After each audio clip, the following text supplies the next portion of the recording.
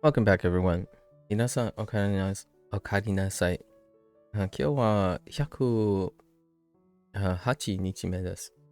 It is day 108. We are finally over the peaks, right? So we got 3 days of somewhat chill. 4 days. 4 days of somewhat chill.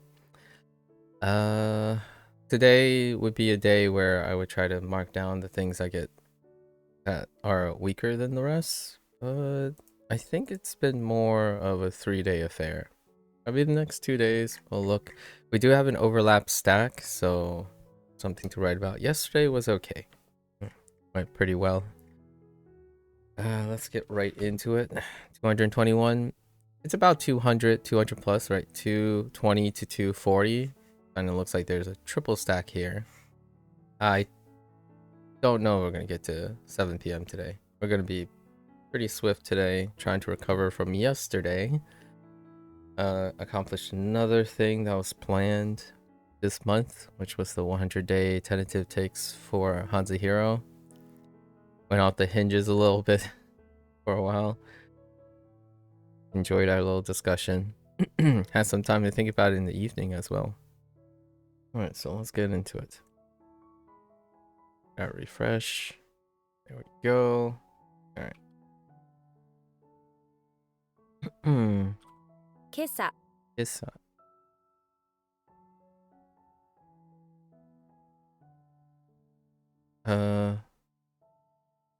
思わず思わ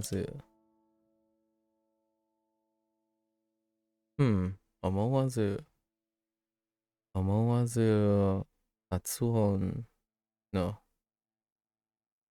思わず Oh no. What is that? On?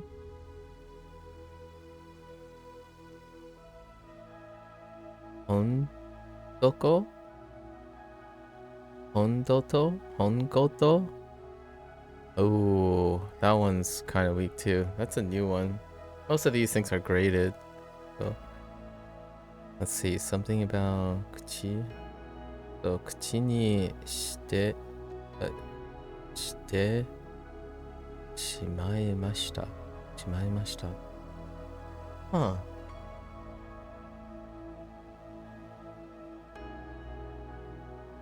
Omowazu. To think, but wazoo. This one seems like a weak one.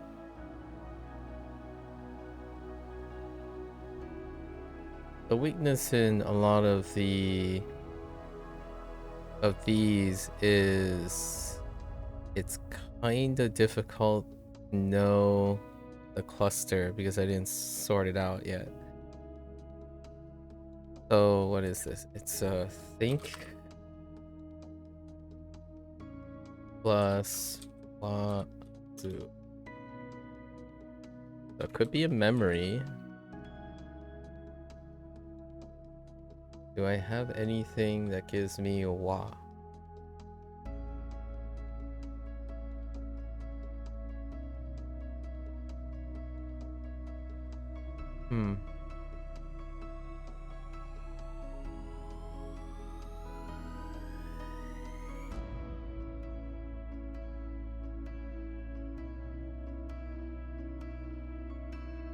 Omowazu.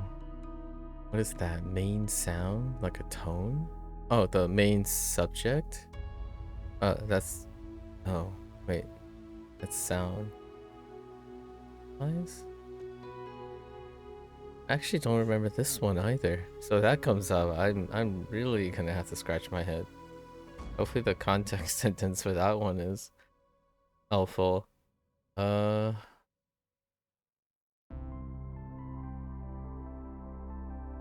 This is the 20%. For sure. Let's go over the stuff that I have, right? We have Omo, which is to think.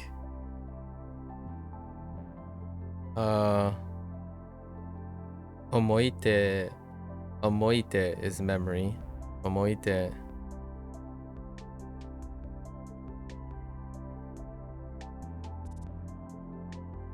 To remember is omoi. Oh, it's related to omoite. So omoi. Omoi dasu. Omoi dasu is to remember. So this is new. Wa is supposed to be negative, right? So when you think, you're deliberately doing something. So this is unintentional. Yeah. What else was it? Reflexively, spontaneously, involuntarily, or not intentionally, or not deliberately. Right. So we knew Omo Wazu. That's fine. It uses the one read we have, Omo. And what was it? We have to think about it as wa. How I usually get to is wa, negative, not intentional, or not deliberate.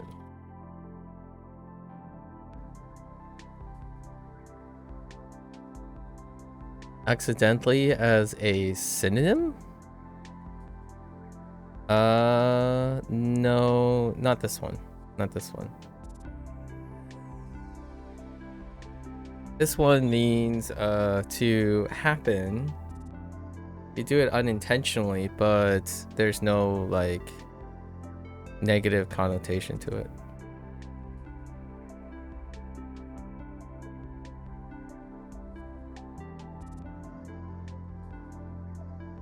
At least I don't think. Roko. At least I don't think. Usually for the expanding thing, for me, I expand whatever that I think I'm going to think about, and it's close to the synonym. So I would more likely type unintentional, non-intentional, and not deliberately than reflexively, spontaneously, involuntary. So in case I do not know the primary, I add synonyms, so when I type them, I'm like, oh, okay, so now I have to jump from not intentionally to unintentionally. That's what we're going to do. So instead of trying to stretch for how many things it goes for, it's to add to encourage myself to get to the primary. So in this case, I would have typed not intentionally. I guess I'd say unintentionally a lot more than not intentionally. And the deliberately is coming from Chinese. A lot of times when you see this character, it's about being deliberate or intentional.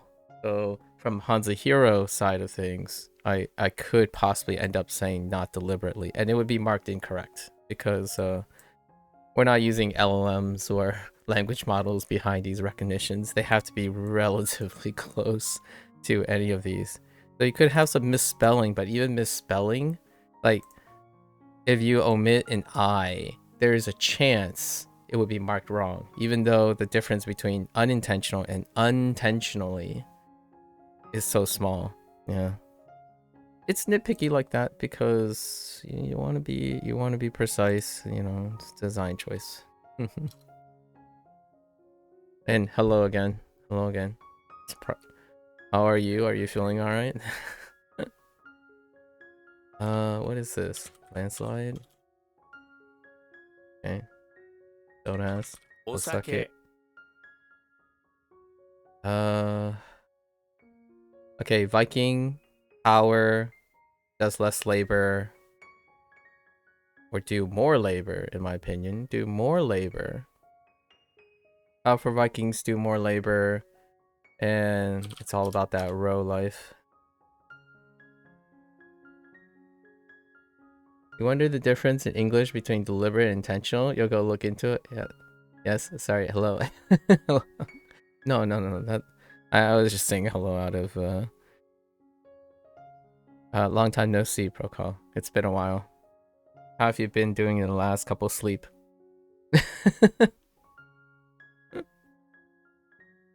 You see what I did there? Last couple sleep. Expressions. So how did expression go?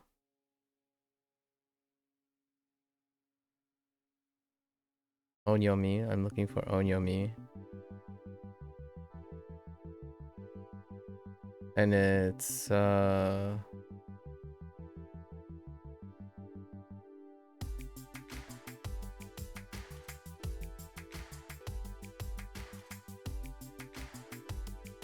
uh-oh.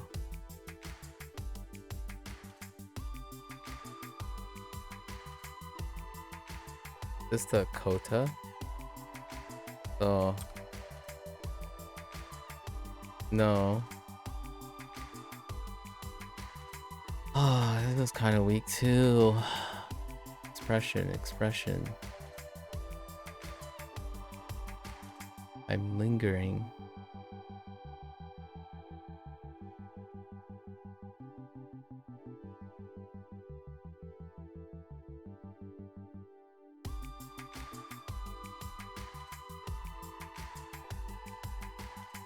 I thought it was kota, but it doesn't sound right.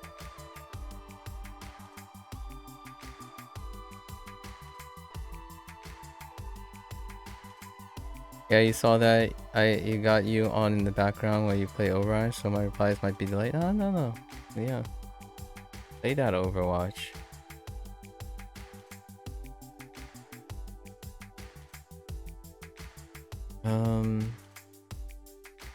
How did the expression thing go?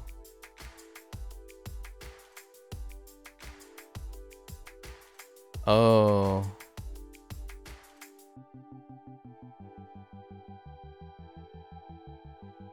Mateo. So,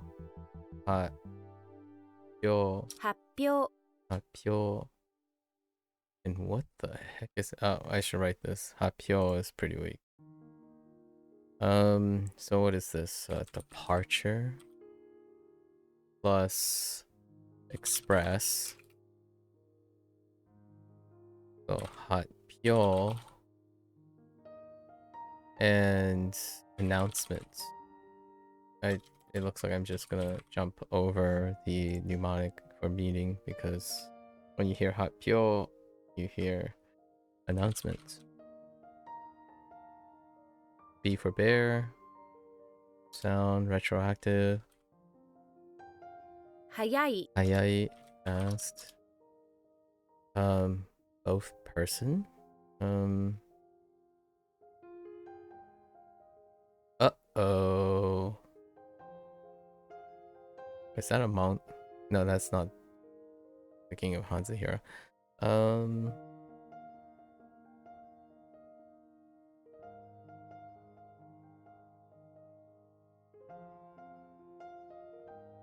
It's like...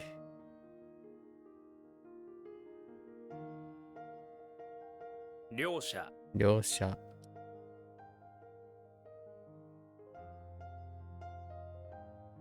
Ryosha. That one's okay. Oh, this is the different one, right? Okay. So this is still part of our new group. Okay. It's not pass through. It's not let pass.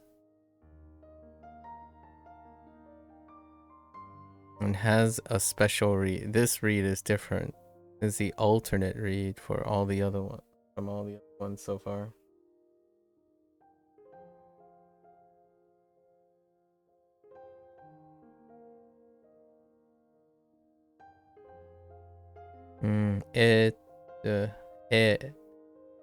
Tokyo kara kita. Oh no, not kita. MAKU. Hokkaido. Tokyo kara Hokkaido made mainichi. Oh, that's commute. That helps. That context sentence helps a lot. And for commute is kayo, kayotte runo. That helps a lot. Oh, jeez. Kayo. The power of even the simplest of sentences. It is very fun to read graded readers in the like outputting on graded readers and whatnot. And what I mean by outputting, I mean using filling in the stuff in a sentence and then finding out what the input is. Oh, interesting. So helpful. Sometimes, you know. Kenkyu shitsu. Kenkyu shitsu. Laboratory.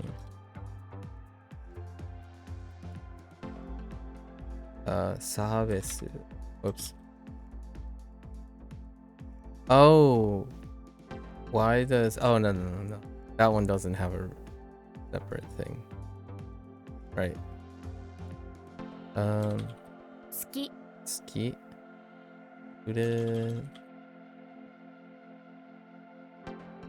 Age retroactive. Oh. Which one is geo? Who has the geoduct? What seeing in how many words they say what they're trying to express? What seeing in how many words they say what they're trying to express? Wait, I'm missing something there.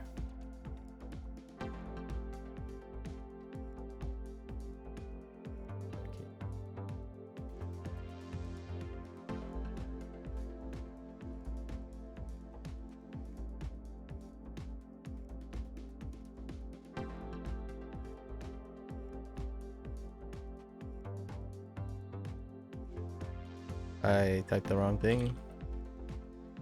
Shinko. What do you mean?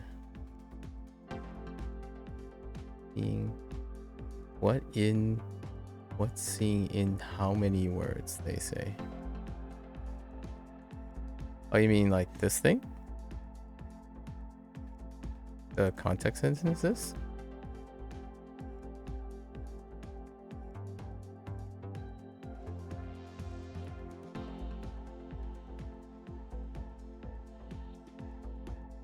Referring to input and output. Oh. So lots of times when I input and output. Oh, okay, I see what you mean. Yeah. So I've been adapting.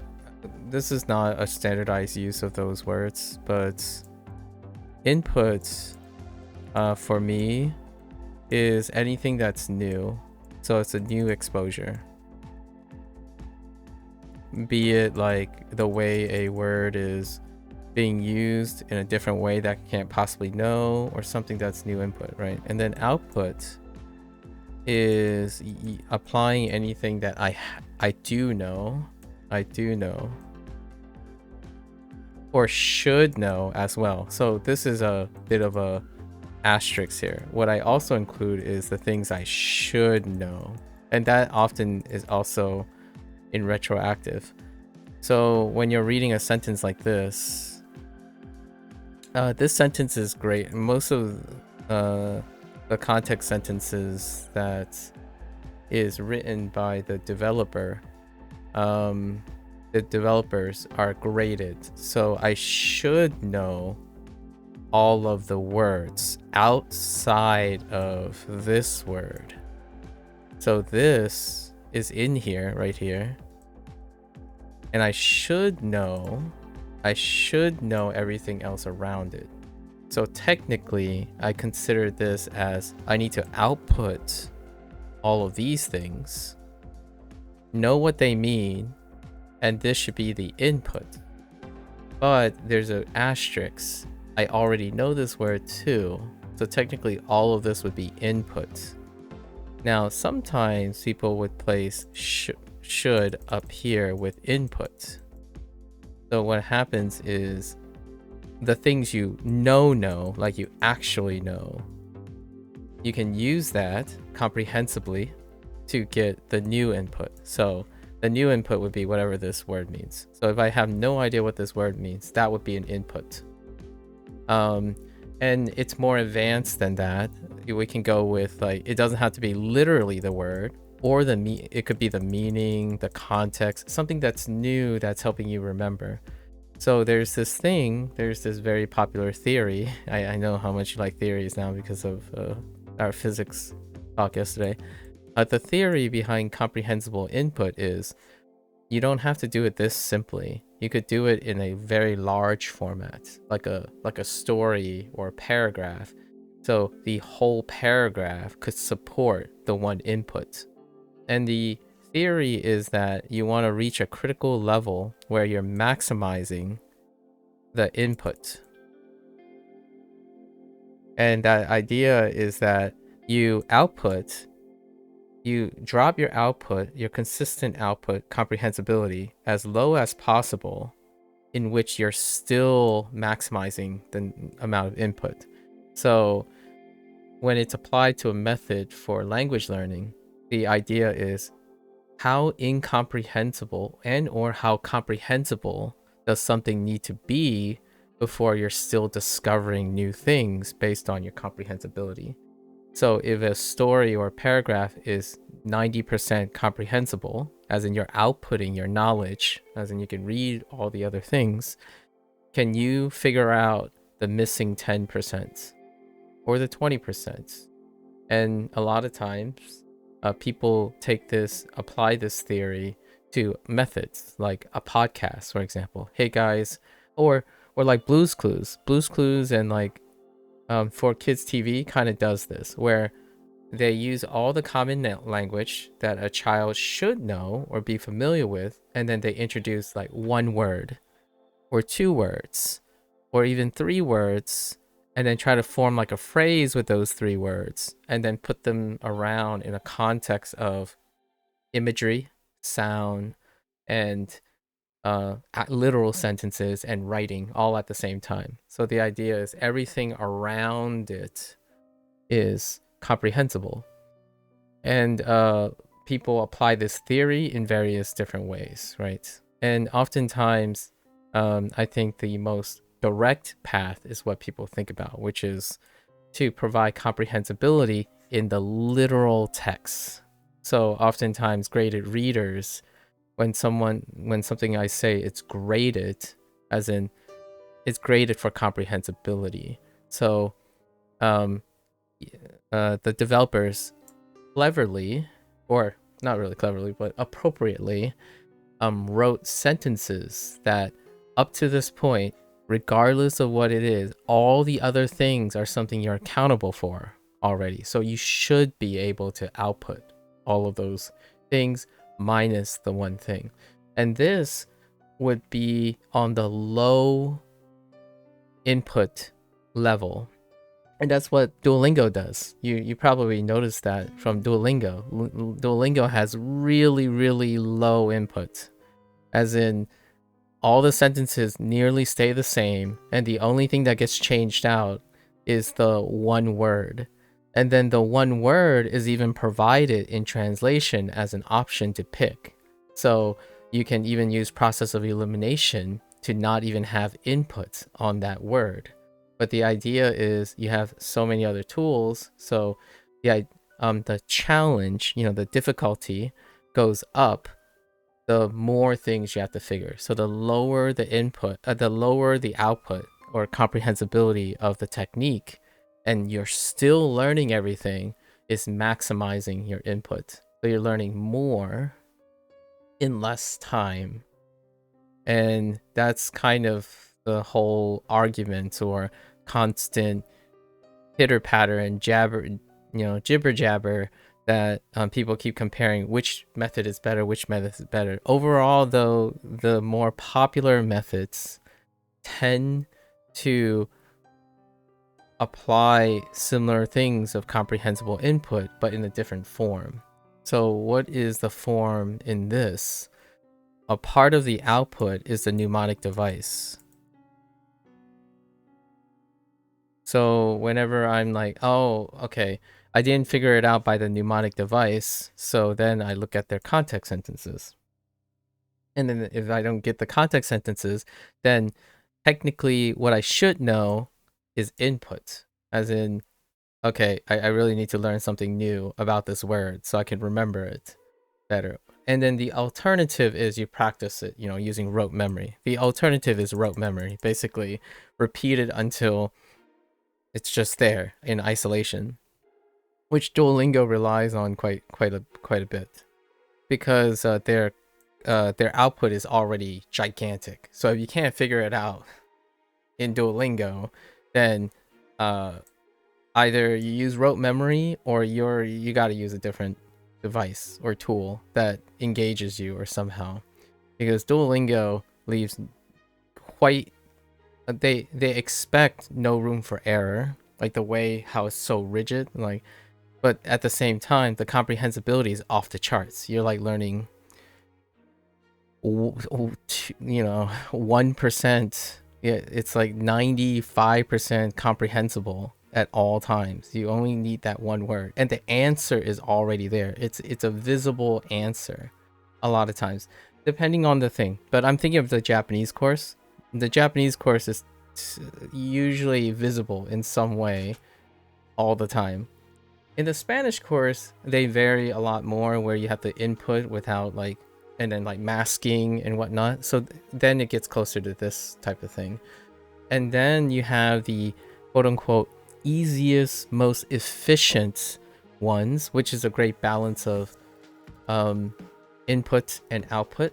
And that's like reading or listening. There are actually lots of content creators who literally write and act out scripts by talking at a specific level that's prescribed based on the Japanese scale of competency.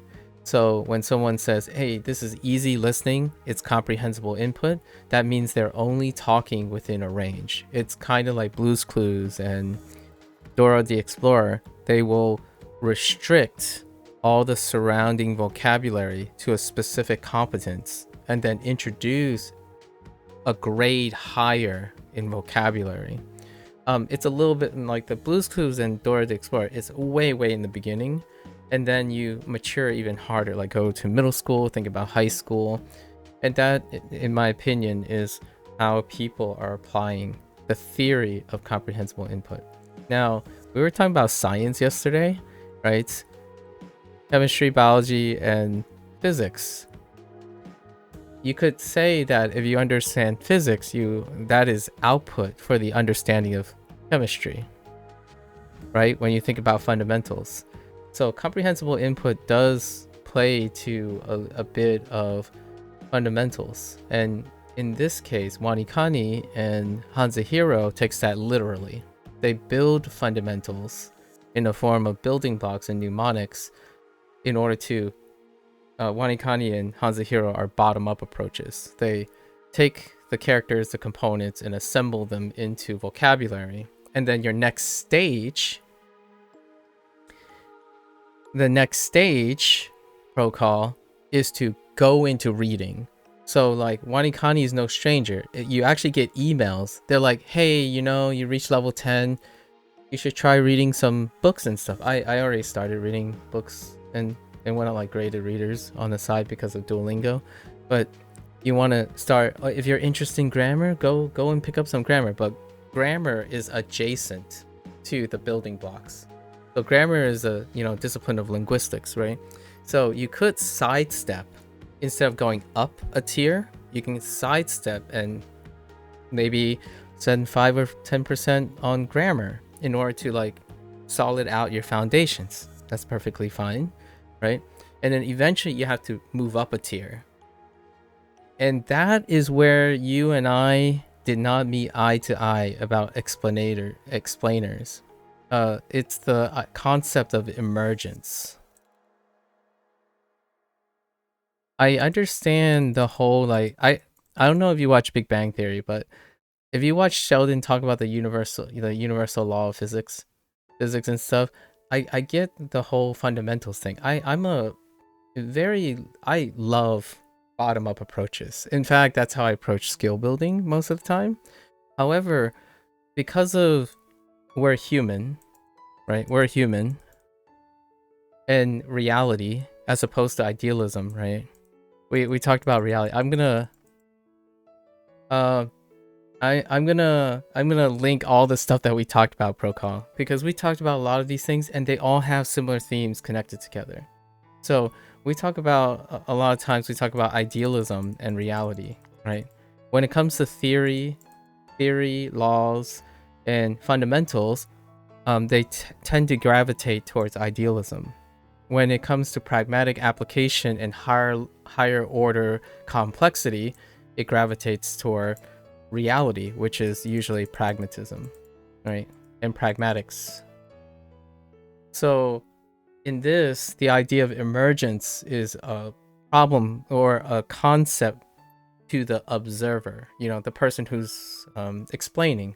It's not saying biology and chemistry is fundamentally different from physics. That the idea of biology, chemistry, and physics are agnostic. It doesn't matter what they know, they don't have an opinion on this. When we look at information and try to explain to each other things, then we gave those concepts names: physics, chemistry, and biology.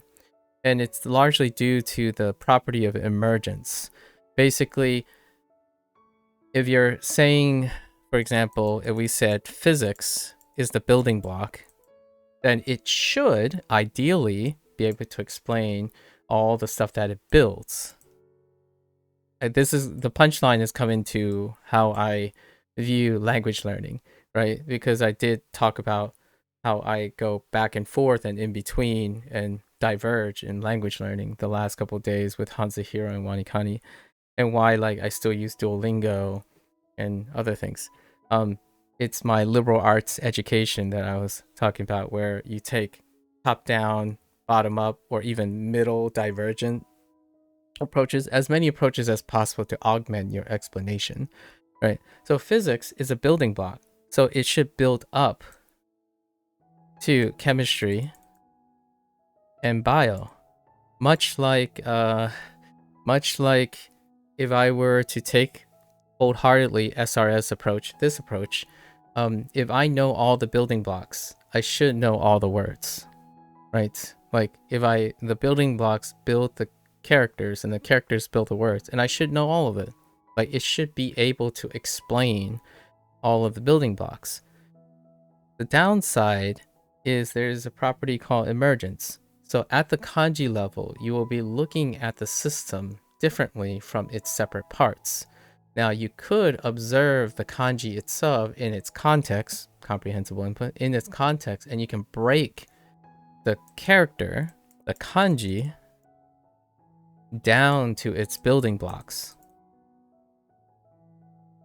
So if you're wondering if you needed a counter argument for, well, if physics explain everything chemistry is, does that mean chemistry is encompassed by physics? Ideally, yes. In reality, no. Because if you study the kanji, which we can allude to chemistry, then you can observe in its emergent properties of chemistry in order to inform and explain physics, physical chemistry. And then if we go higher into vocabulary, this is biology, which is where I spent most of my later career. Bio is the vocabulary. It's another tier within the building blocks. So if physics built chemistry and chemistry builds bio, does physics explain all of chem? The answer is ideally it should, but it doesn't because of emergence. So the reality is physics explains the fundamentals of chemistry, which we both agree, and then chemistry's fundamentals explain the fundamentals of biology. However, biology explains properties of chemistry, and chemistry explains properties of physics in reality, and vice versa, because there are certain emergents that we can, as human beings, we are observing a system that already exists. And the idea is, yes, biology can explain chemistry, and chemistry can explain physics, largely due to the perception of human emergence. The idea is, oh, this is a complex system. All right, now we observed it. Can we break it down to its chemical parts? And then if we have chem, can we break it down to its physical parts? And hear me out, it's not actually linear either. When you suggest that there's a linearity to this series, it's not linear. Biophysics or structural biology or actually skips chemical considerations, and they use the phenomenon that's observed in biology in order to ascertain physical properties. This involves something like simulation based on observed models of biological phenomena, like the interaction of a neuron or something, which can be broken down both to its chemical state and its physical building blocks without interacting between chemistry through chemistry. And that happens quite a lot because there are disciplines where, like for example, my molecular biology tends to involve a lot of physical properties, but they can involve chemical properties, but not both. It doesn't have to involve both disciplines. And that is one of the ideas of seeing, like, I was aiming for more, like, if you're asking me the question if this exists now, because I typically think of science and stuff as it is, as opposed to what is theoretically possible, because I'm not a theorist. Now, one other really interesting thing about this is this, you might be able to appreciate that in the way they're going about this. This is like the physics approach to language learning. It's also, if you add grammar on top of this, right? Grammar from linguistics, then you have the foundation blocks to technically write any sentence you want. Now, because of emergence from a explainer point of view, the humans, kanji will ever be inexplicable in some ways due to its building blocks. No matter how much you know about radicals, the building blocks of kanji, you would need to have an emergent understanding of kanji. So they synthesize to create a tapestry that is more than its parts, which is what you said. Yeah, it's similar to the argument that the whole is no more or no less than the sum of its part. But emergence is the idea that the sum of its parts is the whole is greater and or different. It's usually I would use the word different. It's different from the sum of its parts. So physics, while it can explain the fundamentals of chemistry and biology, by transitive identity, transitive property, as in A equals B, which then encompasses C, so A encompasses C's. Physics does not have the predictive power to account for the emergence of the complexities of chemistry. And then chemistry does not for biology. And those are the fundamentals of chemistry and biology. It's not the fundamental particles, the fundamental physics of chemistry and biology. It is the fundamentals of chemistry and biology. So physics does not explain the fundamentals of chemistry, and chemistry does not explain the fundamentals of biology. They explain the fundamentals of the fundamental physics that are in chemistry and biology. So, for example, what is the fundamentals of biology? Even though this is outdated now because it's more complicated than that, the cell theory. Physics does not have predictable power to explain the fundamentals of biology. It's not the focus of physics. And then at the end, I was talking about focus. So, for example, what is the focus of this vocabulary word? It is not the same as its kanji. Meanwhile, I'm still trying my best to use my chemistry to figure out this biological term. However, I could go even further back and use physics, right? If I use physics, I'm even farther away from explaining this. So how would physics look like? I would say, oh, here's a flower. This is flower. And this is a headstone, or this could mean old. This is the kana shi, and this is the kana mu. And I don't have the quirks of this. So if I were to go even deeper into like lower level into my repertoire, I could make an argument that this is shi, this is mu, as in this is what they look like to me, right? Even more fundamental than that.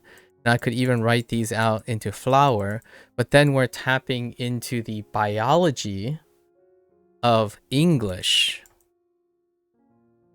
Because this is the upper level of English, you're forming words. So you would have to go through physics. So what is the physics of English? You need to know each separate one of these letters.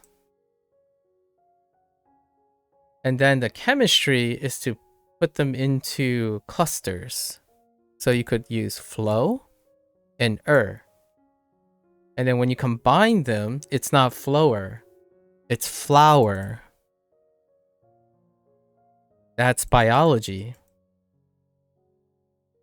Flower is not flower. So you can't, because of emergence from a human perspective, when you're looking at something, the whole may not represent what the parts you see. And then when you keep breaking them into parts, they no longer resemble their next tier. So that's kind of the most elegant way I could think about when I was trying to pair up our conversation yesterday. So they all exist and they have inexplicable things towards each other, but that is more of a pragmatic answer to that question, because idealistically anything can explain anything with universal knowledge. So what I mean by this is, if chemistry becomes omnipotent, right? Like if a chemist decides to focus on a universal law, what will that look like, right? What will that look like? Physics. If physics focus on a universal law, what would that look like? Chem plus bio plus physics. And this would look like physics, but it would also look like bio, because a universal law is going to try to explain all of it. So because from the viewer standpoint, we're emergent in clustering and categorizing these things, in the end, when you're saying in an ideal case, the answer is, if something knows everything, then it is everything. It is not as a standalone of itself. It will encompass everything. It becomes everything. If physics can explain everything, it is both chemistry, biology, and everything else. And if chemistry's focus, right, which is not chemistry's focus, by the way, or biology, in terms of like the fundamentals, right, that unifies things, they don't focus on that. But if they attempted to, it would look like having physics in biology. And then when physics tries to explain everything, they would have to be able to explain chemistry and biology. So then physics become all of the above. So that's kind of what I'm thinking about when I was trying to say, well, if we're talking about explaining, there would be no explanator. There would be no differentiation between chemistry, biology, and physics. If, in fact, if ideally we are saying that one discipline can explain everything that exists, it would be the only discipline. And that's really cool. And we know from human experience, right? We know from human experience that you can do a top-down approach, which, by the way, this is the favorite version. Top-down approach is the favorite version for people who believe in comprehensible input as a way to relate back to language learning, they do the top-down approach. And for me, most of my language learning experience was like Duolingo is like mid approach. It goes up and down. And WaniKani now, SRS, the way I'm going about it, is actually more of a bottom up approach. So you do the building blocks. So I haven't, and in my spare time, I use a top-down approach. So that's kind of how it goes. So in Duolingo, you're slapped in the middle. So you need to do something tier up and you need to do something tier down. So when you enter Duolingo, you have to go back to grammar. You go down, back to grammar, learn your kana, learn how to read things in its components, and you have to go up to form paragraphs and whatnot. And this, you're nearly at the bottom and you have to go up. So the stuff you have to do is start to form sentences, go read a book, have an emergent opinion, like take on that type of thing, learn to paraphrase and integrate like bigger complex things. Because no matter how much you look at the bottom level, it does not encompass the purpose of the whole. So what is language? Language is an upper tier of linguistics, for example, or the focus of linguistics. Like no matter how much you know about etymology of the origin of a word, it cannot predictably, accurately know what that word is going to be without observing that word in application. Right? Like all your predictive models cannot ascertain it should ideally, but in practice, limited knowledge. Yeah, you're right. The fact that there's two names, sums of parts and whole to describe the same thing shows it's different. Exactly. Yeah. And I like that. That's what makes humans really interesting, in the sense that when you learn a lot of things, you just gotta come with the grasp that it's rare for someone to say, we can focus on one thing and understand the whole thing, because that's what happens with emergence. When you understand things at the fundamental level, it's because we're reducing it to a level in which we understand now. So where do you enter? There are things that occur all around us in the field of biology, because if we try to, at this moment, break them down into their parts, we don't know how they're put together, they're placed together. And so things, when it comes to like unilateral explainers, it's great that physics can explain chemistry at the fundamental level, because, and here's the catch, there's one thing that was lingering in my mind, and it was the first statement you said. You said, and I quote, or vaguely quote, that biology, I'm gonna make it in one order. You didn't say it exactly in this order, but biology is the simplest of science, of physical science, right? It was implied we have physical science, and then chemistry is next, because chemistry informs biology, and then physics, right? And this is not it's not that that's what you mean, but I thought it was funny because the word you initially used was simplest, and I had a funny thought in my head. Biology is the way biology is because it is the most complex. So the irony here is, in order to form a universal law, it is reduced to its simplest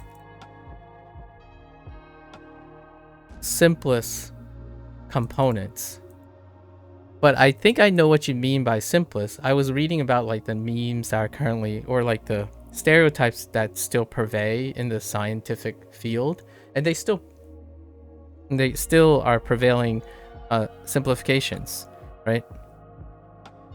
And one of them is the idea that biology is the easiest to comprehend,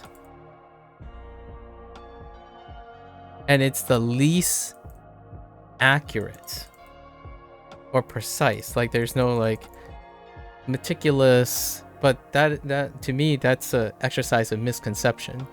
So biology looks at holistic things because it is too complex to break down yet. But when they observe this complexity, then biochem comes into the picture, where it breaks the hardest, most complex and obtuse things down to a simpler form,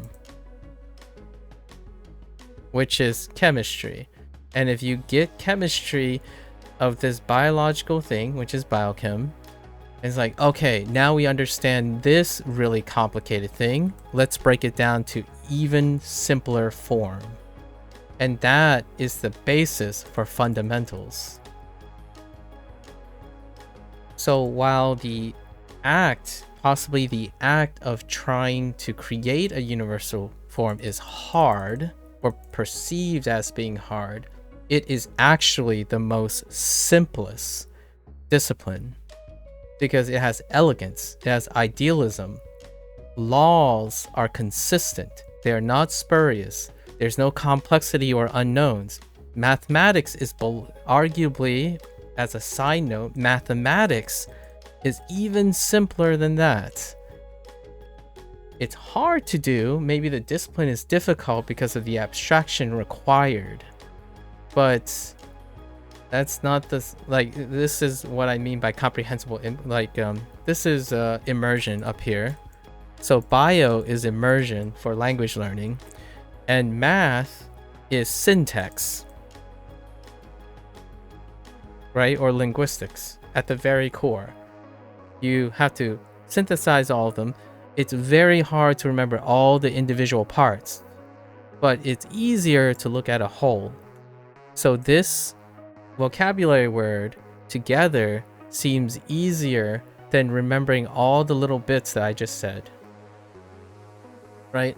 So this is easier to grasp because of emergence, right, from us, but the parts are both harder, interesting, and less efficient for the appropriateness because of emergence, right? So all the stuff, all the tools and mnemonics I was doing is physics. It's breaking down the parts, but is it really necessary in order to get the holistic meaning?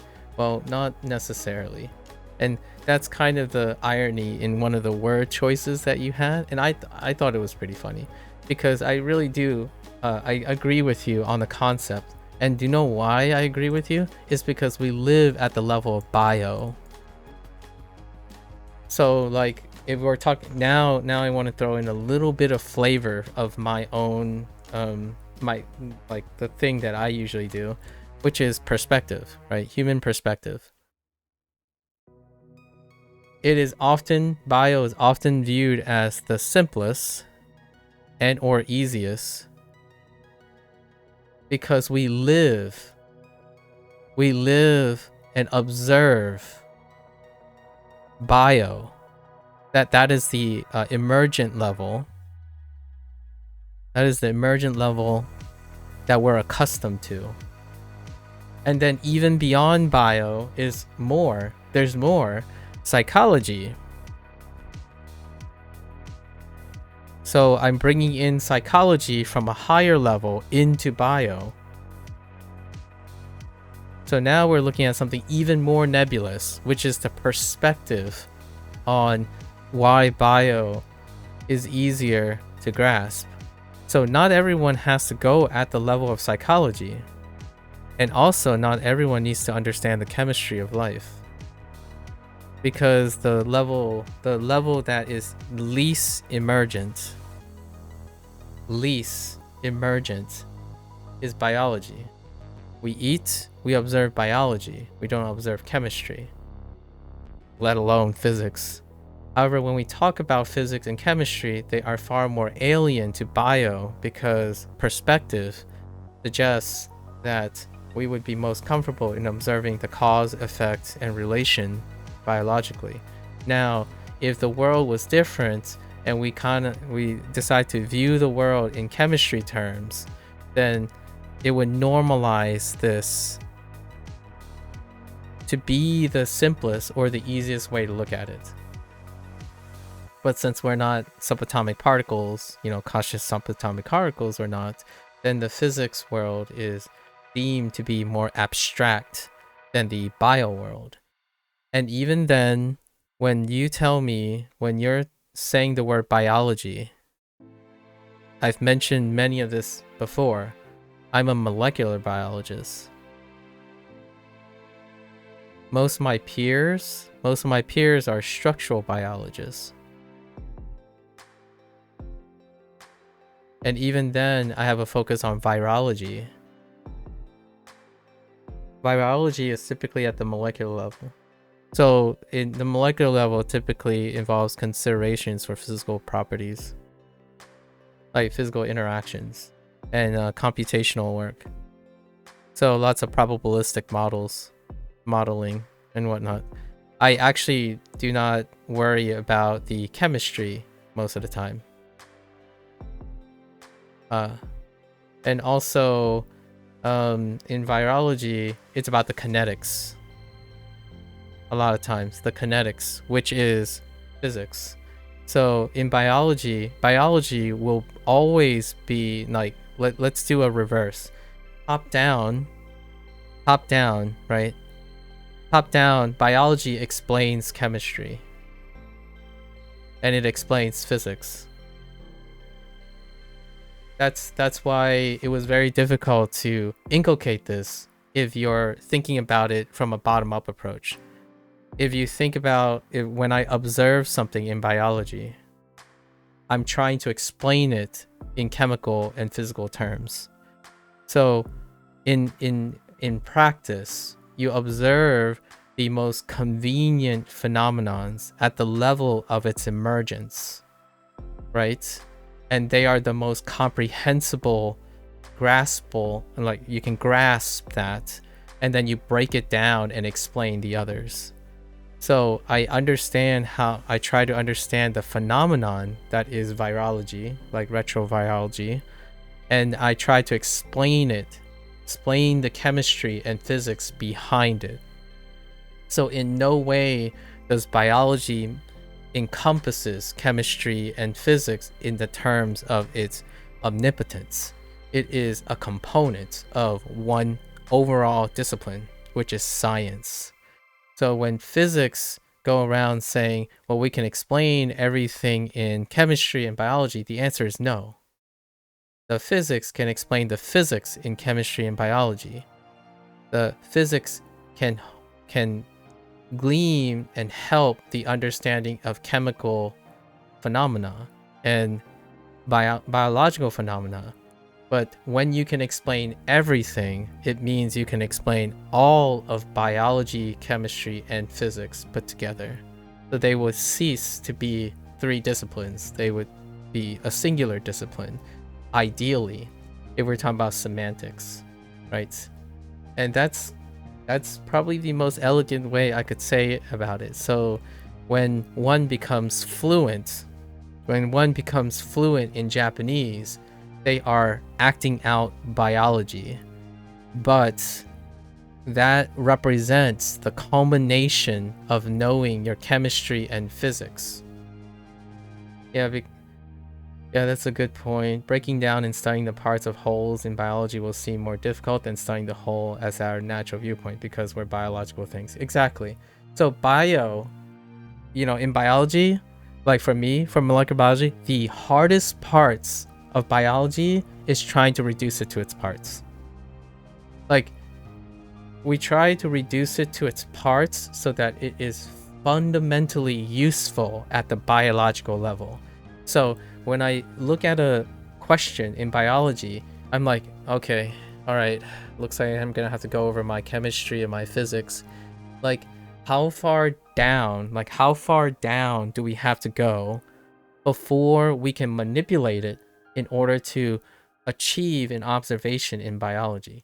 We don't want to go too down, because if we go down all the way to physics, then we might not be able to ever climb back up to biology, to explain biology.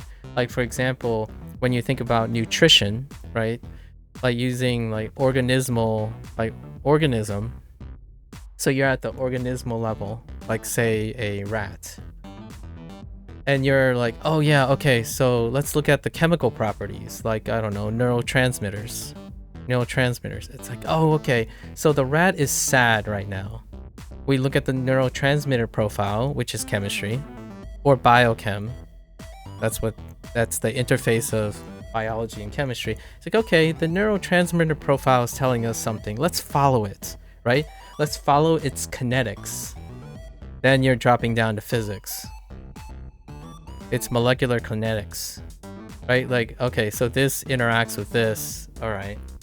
But what if we get even deeper and say, maybe it's maybe it's subatomic interactions.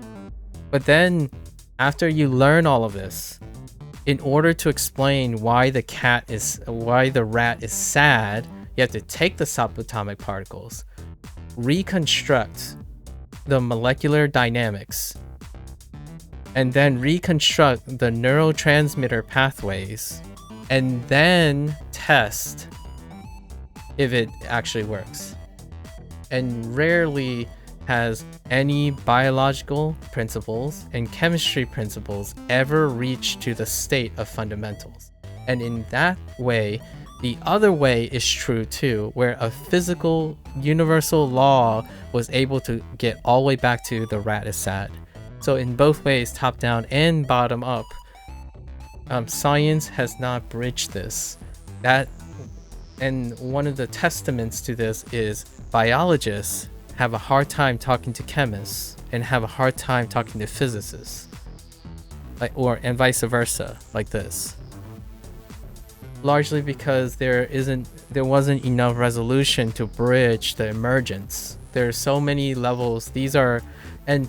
And we have new terms like biochem. So now biochem, the hierarchy now is like bio at the very top, but then bio gets ripped into biochem at the early stages. This is like this is when I was in science, and then you get to chem, right? But then you have physical chem, pchem into physics, right? But now it doesn't look like this anymore, because when you take bio tends to leap this way. And this is called molecular bio. You sit from bio to physical chem. And then sometimes biochem gets jumped by, at a higher level, you have neurology and like neurobio. These are system stuff. So neurobio, and like, I'll just stick with neurobio, because neurobio is a great way to jump to chemistry and over skipping like the bigger arc of bio. So it's really, really fundamentally wonderful that it's chaotic and it's interesting, and somehow we still find ways to try to simplify and organize all this information. For me, I'm interested in the physical chemistry of things a lot of times when I'm in the discipline of molecular biology. And oftentimes, hear me out, there is also hierarchies between that. Oftentimes, molecular biologists are often viewed as doing the harder work than someone who's doing like behavioral biology, because behavioral biology is at an even higher complexity, but behavioral biology is at the very emergent level that most humans perceive, right? Behavioral biology, or in other words, a leap, behavioral biology or neurobio, for example. Neurobio, oops, I already wrote neurobio. So behavioral biology or neurobiology is otherwise at the highest level. At this level is psychology. And between behavioral bio, neurobio, and psychology, you also have like, I don't know, endocrine and like human body. I don't know what this is. Like maybe cell bio, but cell bio is a stretch because people don't see cells.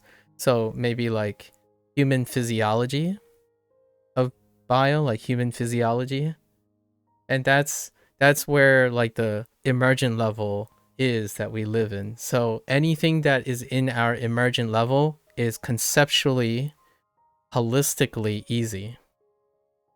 As a whole, holistically is easy to contrive, so we have opinions, and it's fundamentally simpler to look. Yet the irony is, under the guise of a scientist, it is so complex. We must only look at it that we try to only look at it that, and most of the time, I would say 100, nearly 100% of the time, the labs, the like laboratory tests and stuff you're looking at is not looking at these things like that. It's looking at the lower level of the components. It's looking at the biochem, the physics, and whatnot added. So to say that biologists are not chemists or physicists, for me personally, is I would be doing a disservice to physicists and chemists to say that I do not pay attention to chemistry and physics when I'm using biology. It would be incredibly myopic to think that I don't need chemistry and physics to understand biology. But then I also expect, which is not true a lot of times because of like prevailing history and understanding, because there's arguably more fundamental understanding historically as well and culturally in the science community. There is more fundamental understanding of physics than chemistry.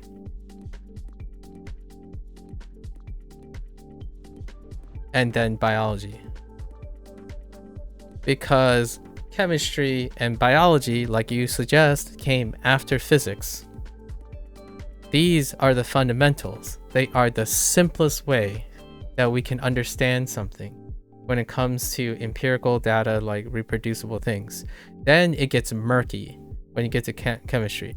It gets even murkier when you get to biology. So maybe in the future, biology can be reduced down to physics, and chemistry can be reduced down in an ideal world, perhaps. And then we will end up calling them different things.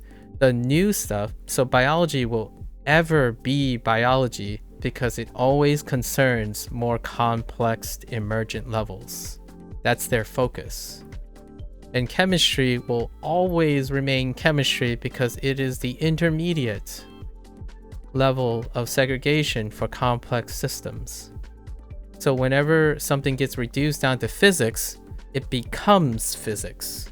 Biology's phenomenon, when they finally get decomposed to fundamental things, it is now officially, like when you think of a phenomenon that you observe at the biology level, the biological level, when you understand its like lower level stuff, it is the chemistry of that biology. And then when you understand the kinetics and the basic foundations of that, it becomes physics. It is the physics of that chemistry. So in no way, it's more like it's the bubbles are more like this sometimes. And not like this.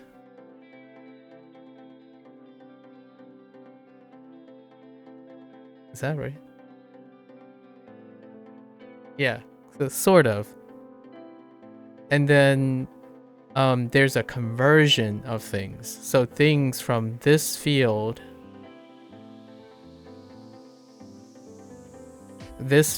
gets converted to this. The difference? Oh, no, this didn't illustrate my point on the because of the middle one overlaps.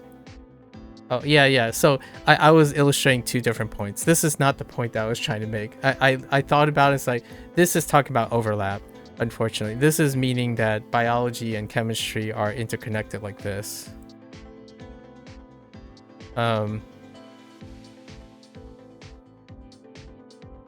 like this, but that's not what I meant. I thought about it and it's like, no, that's not how that works. What happens is you could think of it like this for like your independent things, but what happens is there's a conversion between the concepts.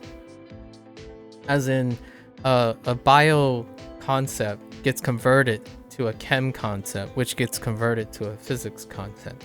In no way does the biology explain the physics. The physics explains the physics in biology. So what you were talking about makes sense when you do this, which is great. Although they're not like smaller circles, they're more like right now the reality. So this is the ideal case, is what you're trying to observe, right?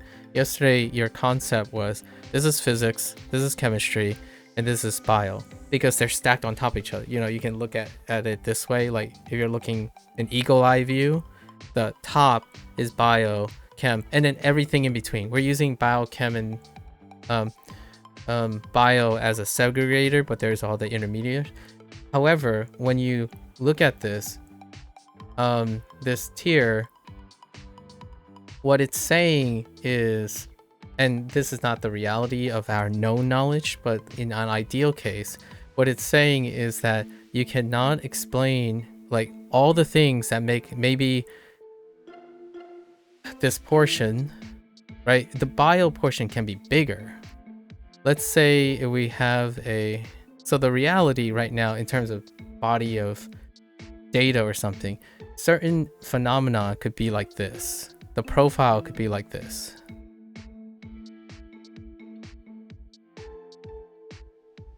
Because of our emergence, there might be more observations in biology, right? But it is still on top. It is the top layer, and this is the bottom layer. The fundamentals are here, but you might make an argument that it looks like there are a lot more things we understand about biology than we understand about physics. However, in an ideal world, it would stack like a pyramid because of the idea of fundamentals, right? It would look like this. But in reality, it's a kind of a mix. It might even be like about negligibly across the board. But what is true that I agree with is biology is staggered at the top, right? But the understanding of how much we know of each field varies on phenomenon. Like for instance, for me, what I think about virology is more like the breakup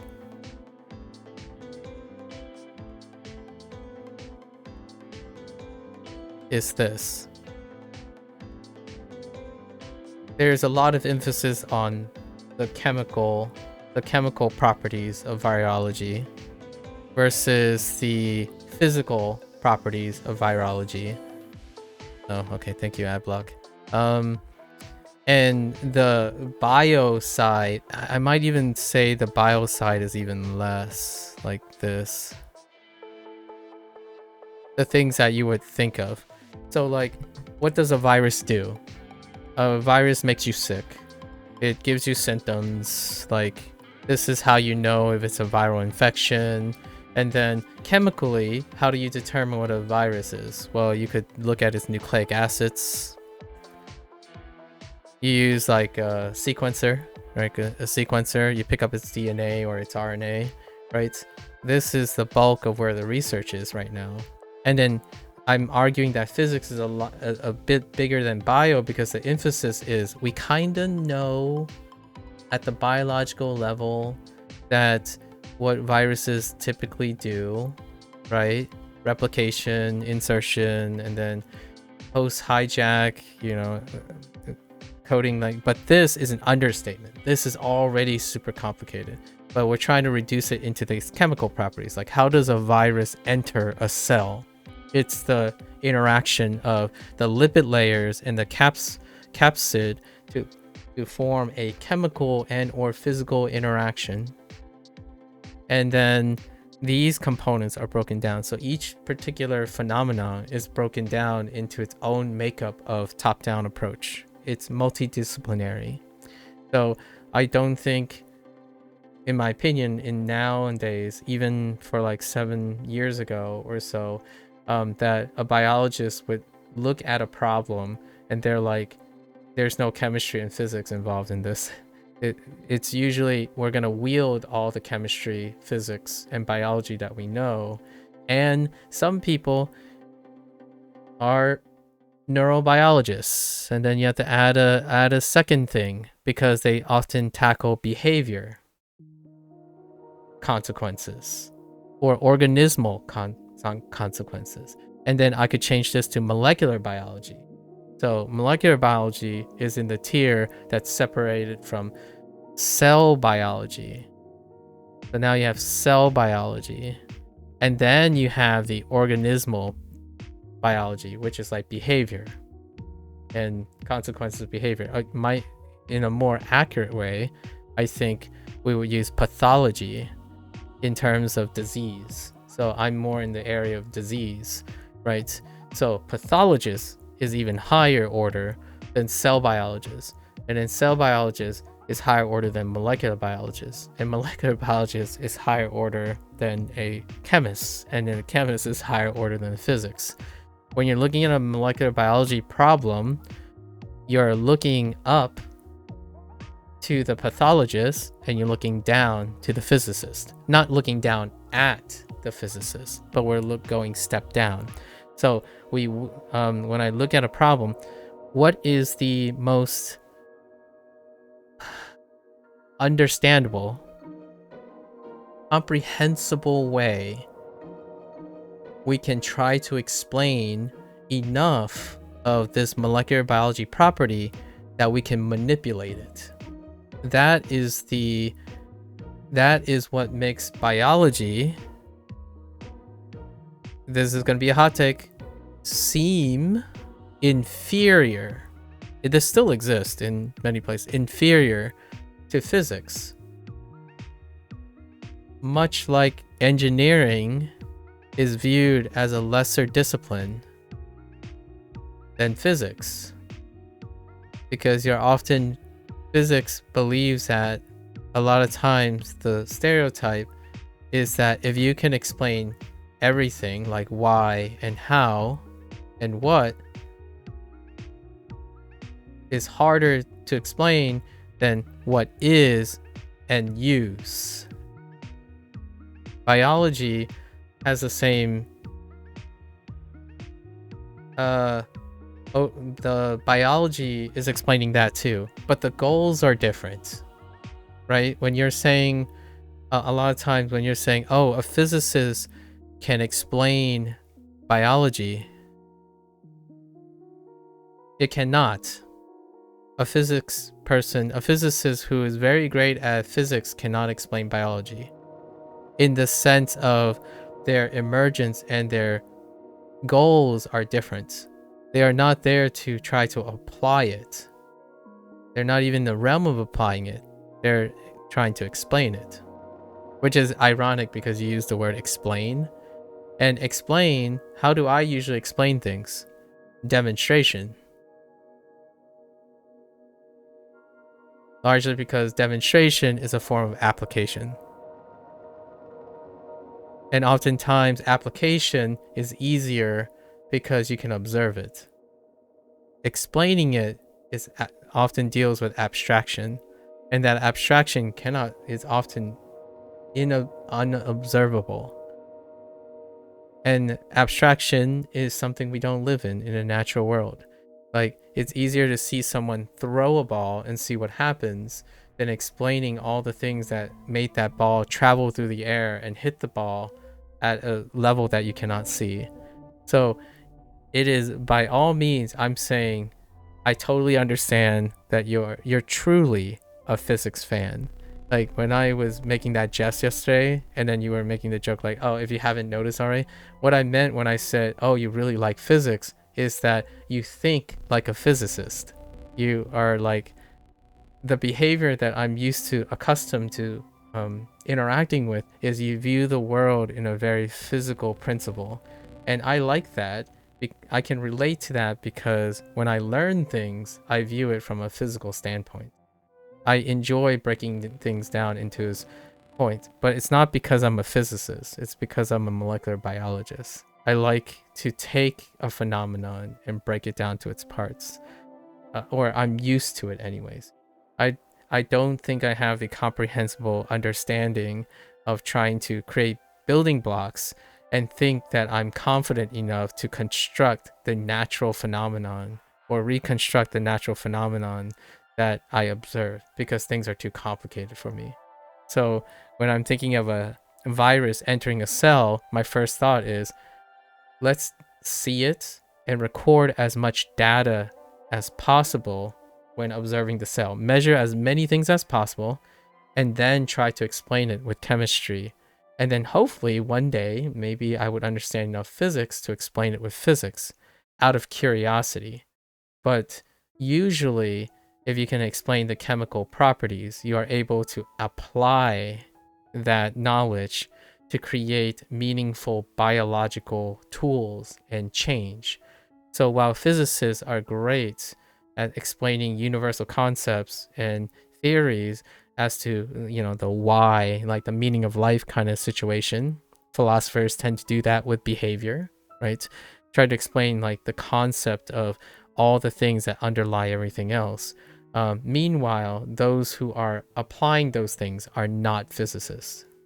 They are a higher level order of physics, be it astrophysics, aeronautics, engineering, biologists, and chemists. So it's really interesting to look at it from a purist point of view again. I actually haven't had these discussions for a while now. I think oftentimes the higher the level you get into like scientific inquiry, like the more multidisciplinary it becomes. Like at the college level, it can still feel like you can learn everything with physics, right? And then when you get into the graduate level, the early graduate level, it still feels like, yeah, I'm good. I can just stick to cell bio to explain things. And then once you get to like graduate level, like the pre-graduate to the graduate level, you're like, oh man, now I really need to brush up on my chemistry and physics. Like there's no way I can learn enough about this system without all the other disciplines in line. And then when you get to postdoc, you realize my life's too short to learn everything. That's the punchline. Like, all right, we're gonna pick and choose our battles because mortality is rough and emergence sucks. Emergence sucks so much to the point where I use psychology. When it comes to emergence, here's one that deals with language learning and quality of life. I love to view the world in a way that I could understand it in all of its fundamental parts. Like I wish I had a book where I would say, these are the fundamentals of physics, which translates to all these human behaviors. So as long as I maintain this, I can tell everyone the same thing and do the same exact thing so that they'll always be happy, right? The unfortunate part is emergence happens.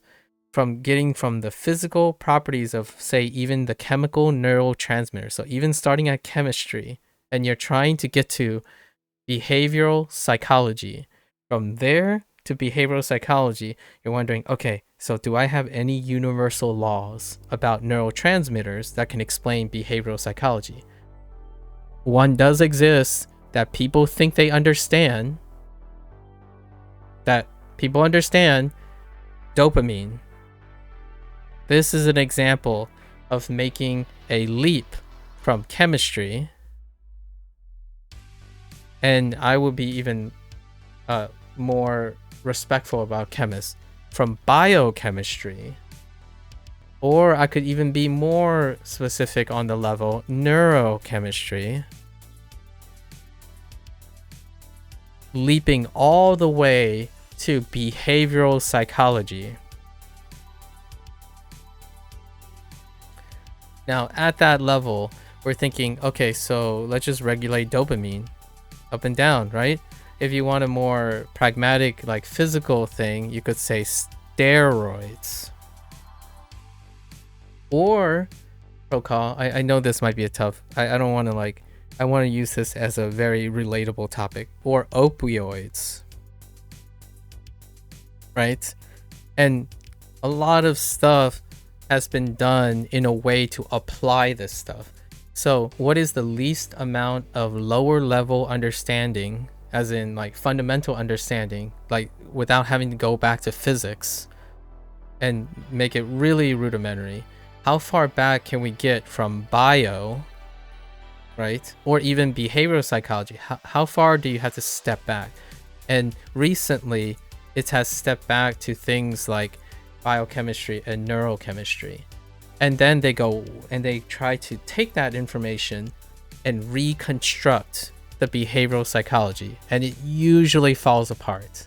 Like a lot of times, it comes down to, we need more information. We need more information.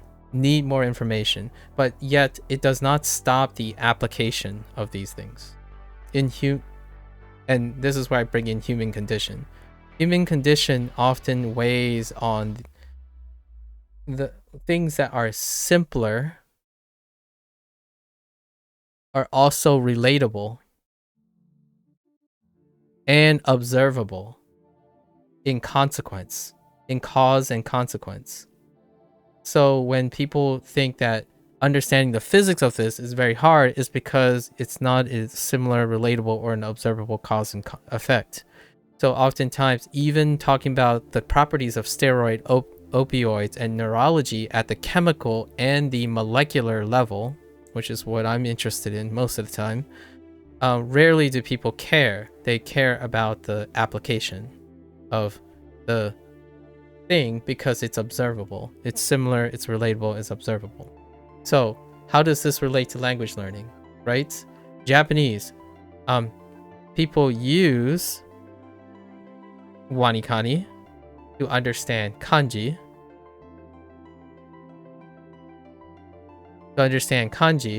But kanji is like meh. We want vocabulary words. And then vocabulary words like meh. You know, meh. It's meh. We want to learn how to speak. Speak and write. Because this is the order in which we want. But no, not even speak and write. We want to use a language. We want to become fluent. So oftentimes it's building up. And whenever you're observing something, you're only breaking it down, human condition, breaking it down to simple enough in order to manipulate it for a high order result. But it's not the highest order result, a higher order result in which it results into an application of it.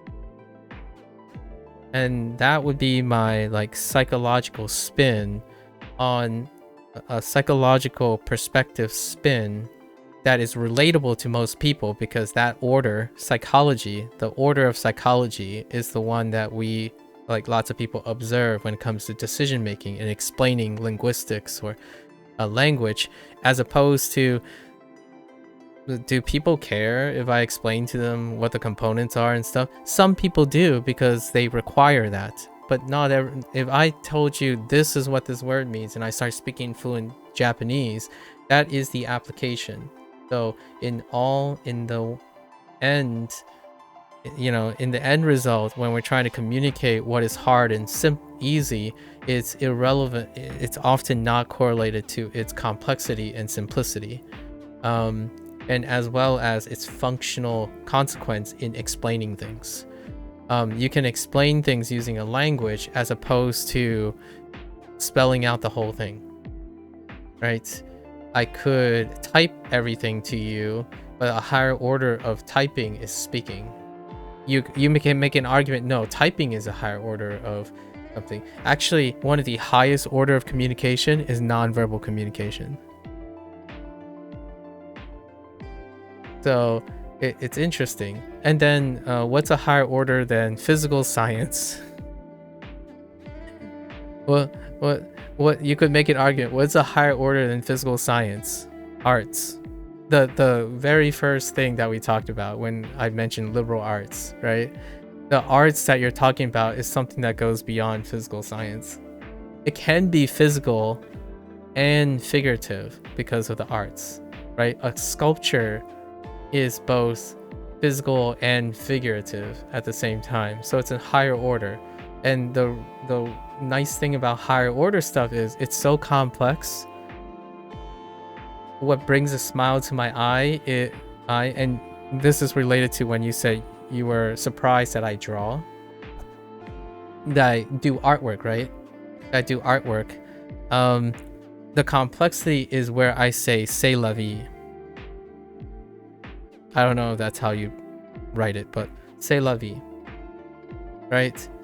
There are many things that science has taught me that I can't handle, and without my human rationale kicking in, and that's being dwarfed by the understanding that no matter how long I will live, or could live, I will not know enough to feel comfortable if I do not embrace complexity, as in holistics, instead of fully embracing reductivism. I don't know what it's called, but that's how you get to physics from bio. If you're getting from bio to physics, it is a full commitment to reductivism, like to reduce the reductivism or something, reduction versus holistics. So I have a balance of both. I try to balance the two. Things that are too complicated for me to understand, holistics. Things that I can see myself potentially reducing, I embrace the reduction of it. Solving a puzzle, for example, playing a video game, you can reduce it to more fundamental parts in order to understand the whole, right? Learning a language is very much like that, but most people prefer to take the holistic approach for language. I think this is really fun in that.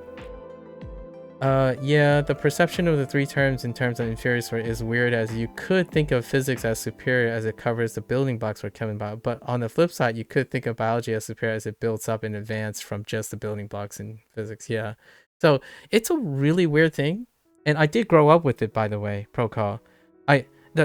By the way, I did do all of this reading. I spent another 4 hours in the evening, seeing what the prevailing thoughts are, if these are still pervasive, and it's still there. It's still there, by the way. The whole like remnants of what constitutes, like, using psychology, right? This is the irony here. Most people are using a higher order rationale, higher order discipline like philosophy and psychology and logical systems to explain lower order relations of inferiority and superiority. So you can see when a physicist tries to defend that meme, and a biologist and a psychologist, there's like very different order reactions in itself. It's such a meta game, like an inception of disciplines. But at the end of the day, when we think about perception is one of the higher order of the things we observe. Consciousness, biology, consciousness and our explainer linguistics are higher order things. Using language and semantics is a higher order thing. So it was wild to see still existing threads about who's bigger or who's badder, who's more important, and my only thought was everything. That's like, but that sounds like a holistic person. Then I would be called out. It's like, oh, you're just looking at the thing as a whole, and I'm like, yeah, I am, because it's too complicated for me to understand. That's my default. Like, if I can't understand it, I have to see as a whole and then try to explain it empirically into smaller parts until I no longer can understand it. And one part that I don't understand is, how can you say that something that is advanced in your axiom, like your argument is that biology is a consequence of another thing, and yet it is inferior in the same way. And yet you can go around and say something that's fundamental is more complex than something that is complex. It's a weird thought, but behavioral psychology at the highest level could explain that. And that's attachment disorder, or not really a disorder, just attachment. Attachment and association is what happens. When you're very familiar with something, it feels like it's less complicated, but at the same time, it is very important. So when it's very less complicated, it tends to be universal. Like, one should all appreciate this. So you go around thinking maybe everyone should appreciate biology because you're a biologist. Everyone should appreciate physics because you're a physicist. And things come easier when someone's accustomed to a point of view. And that's using a really high order of discipline of behavioral psychology to explain the relation between disciplines in their like importance. It's just such a vast, it's like a cyclic, it's a pandemonium of cyclic arguments. It's fantastic. Absolutely fantastic. I was down deep in a rabbit hole yesterday, Procol. You've heard scientists have had trouble when observing a signs of certain chemical reactions on other planets, as it can be hard to differentiate from biology. Yes, exactly. So here, isn't it crazy that one of the things that you would have to consider is you hope that there's artificial life form on another planet, because whatever is happening on that planet is too hard to break down into the chemical reactions because we live on a different planet. Isn't that such a funny thought? Like, what level of understanding do you think we're going to enter at understanding another planet? Maybe observing another organism on another planet. You see what I mean? Like, what level of entry is it that we can be able to understand another planet? Is it water? Is it chemicals? Is it the physics of the planet? Because I can tell you that it's funny, but I would argue you probably know more about the physics of another planet than the chemistry of another planet. But is it relatable or useful? I don't like applicable in a way that we can use it. Not yet. So you could try to build from the physics of the planet, which is what's happening right now, by the way. I think most of the time, much like human history, physics was the precursor. It is the fundamental, simplest way to look at something in order to build up to it, right? But we don't live on the other planet. So what do we start with? I think the most fundamental understanding of other planets is through physics. And then occasionally you would observe some water or some chemical stuff. Like, oh, okay, now we can infer something from our physics to the water. And then my only thought is, boy, howdy. The only way we're going to be able to verify all these things is now we have to find alien life forms. Because, like, what is higher order than chemistry? We're going into bio. What are we going to do? We're going to look for cells or like something that's living of some sort. And that is one of the most elegant way of contrasting between reality, science living in the system we're observing, versus we're observing something else. The planets, other planets are separate from us, right? So we have no intrusion or firsthand, but we're trying to.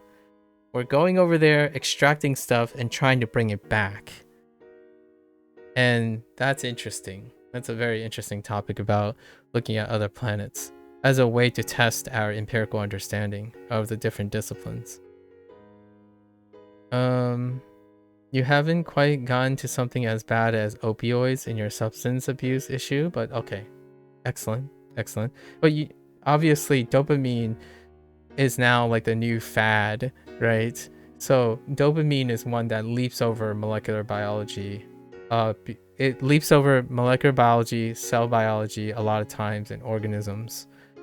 Now, a lot of the studies come from the organismal level, which is great, but it kind of leaps forward into human biology, a lot of time behavioral, right? But that opioids and dopamine studies and stuff did come from a molecular standpoint. So there's a great understanding of the molecular standpoint, but translating it all the way to behavioral psychology, it has been quite a leap when it comes to the translational work. And that kind of illustrates emergent properties. You know that saying that saying, oh, these are just animal models, right? Before this was just animal models, like only on animals. Before that this was just a chemical. But actually the entry point for chemical and animal points was brain. So it was at an organ level, and the brain then introduced neurotransmitters, which that's the molecular level. And then you're breaking it down into components for synthesis and application that ends up leaping back to chemical. And then due to all of this, it was eventually goes back, reconstruct this, and animal testing happened. And then now it's a vague jump to behavioral psychology. And this huge leap is crazy because emergence. And what is the common saying that is an illustration of emergence because of the limitation of human observation? Like it's from the human perspective, like predictability, right? Emergence laughs at predictability because of our limited knowledge. And that's, oh, what happens in animals,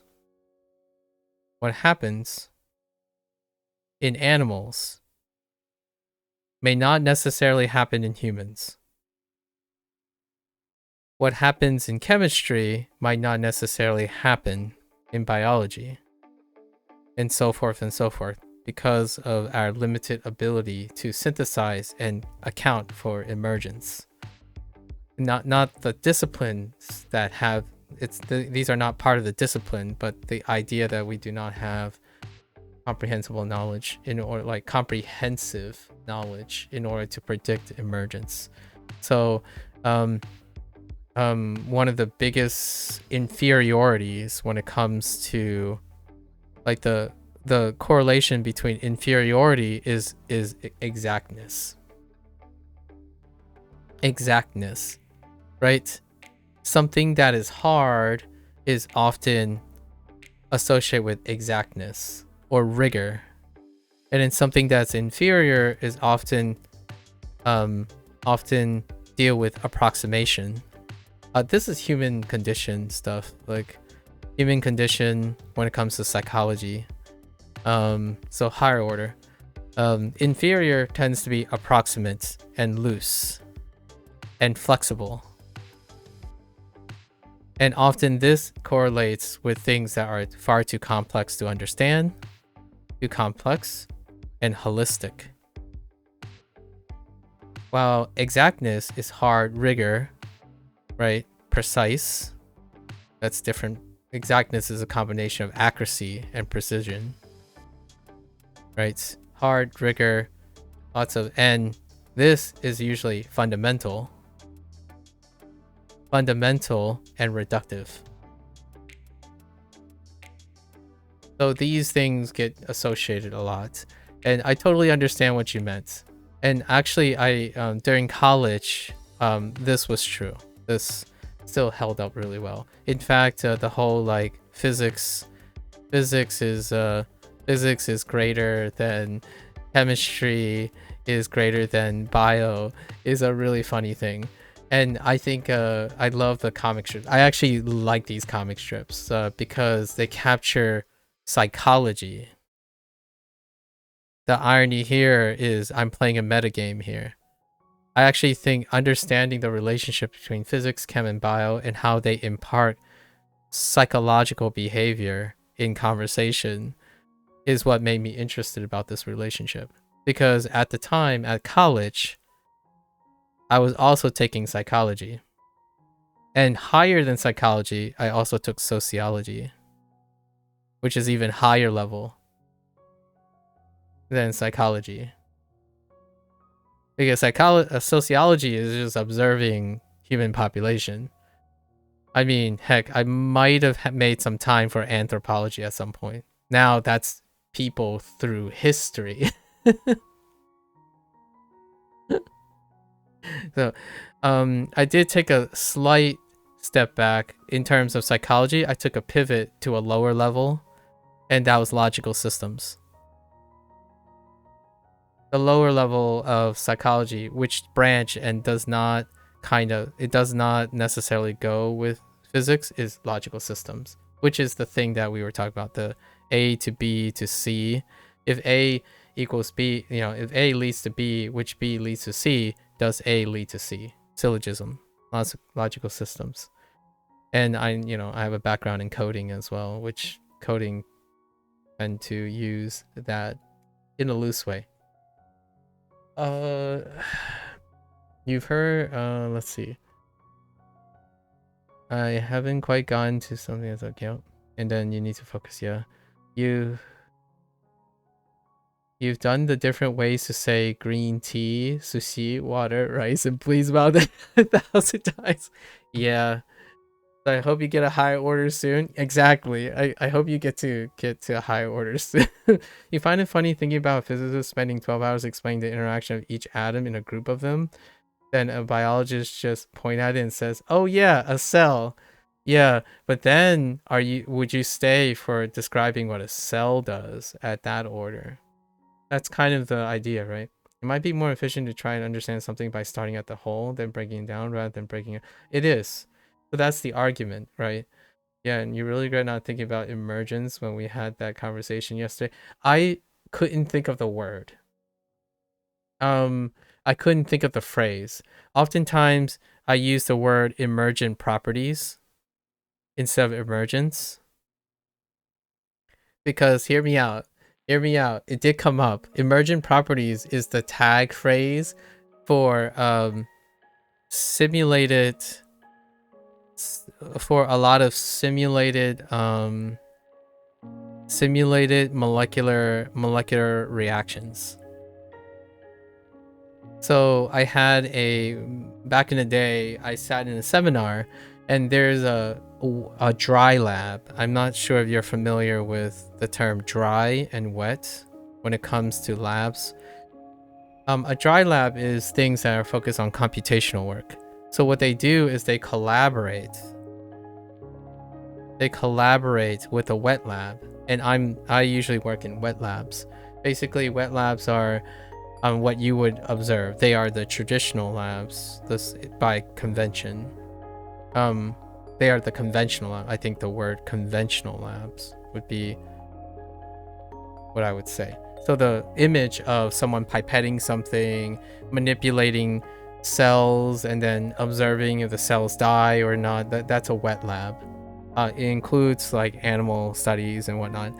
So a dry lab usually collaborates with a wet lab and use computational work to reconstruct what they observe in the wet lab through simulation of molecular, and that involves lots of physical properties like physics, because in order to calculate and simulate these things, they need the parameters in order to reconstruct that situation and simulate it in order to make that thing happen, right?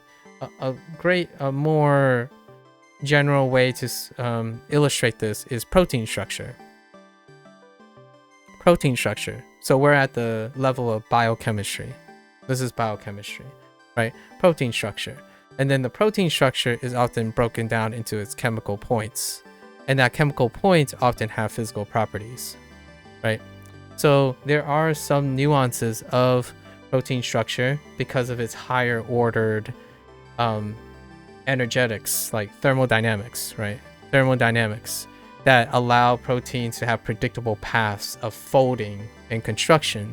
So if you take the chemical properties and the parameters of the physical properties, you can place it into a simulation in silico work and use the computational things starting with a unfolded chain and then simulate it and iterate it over and over again until they found the lowest path of thermally stable way to fold that protein.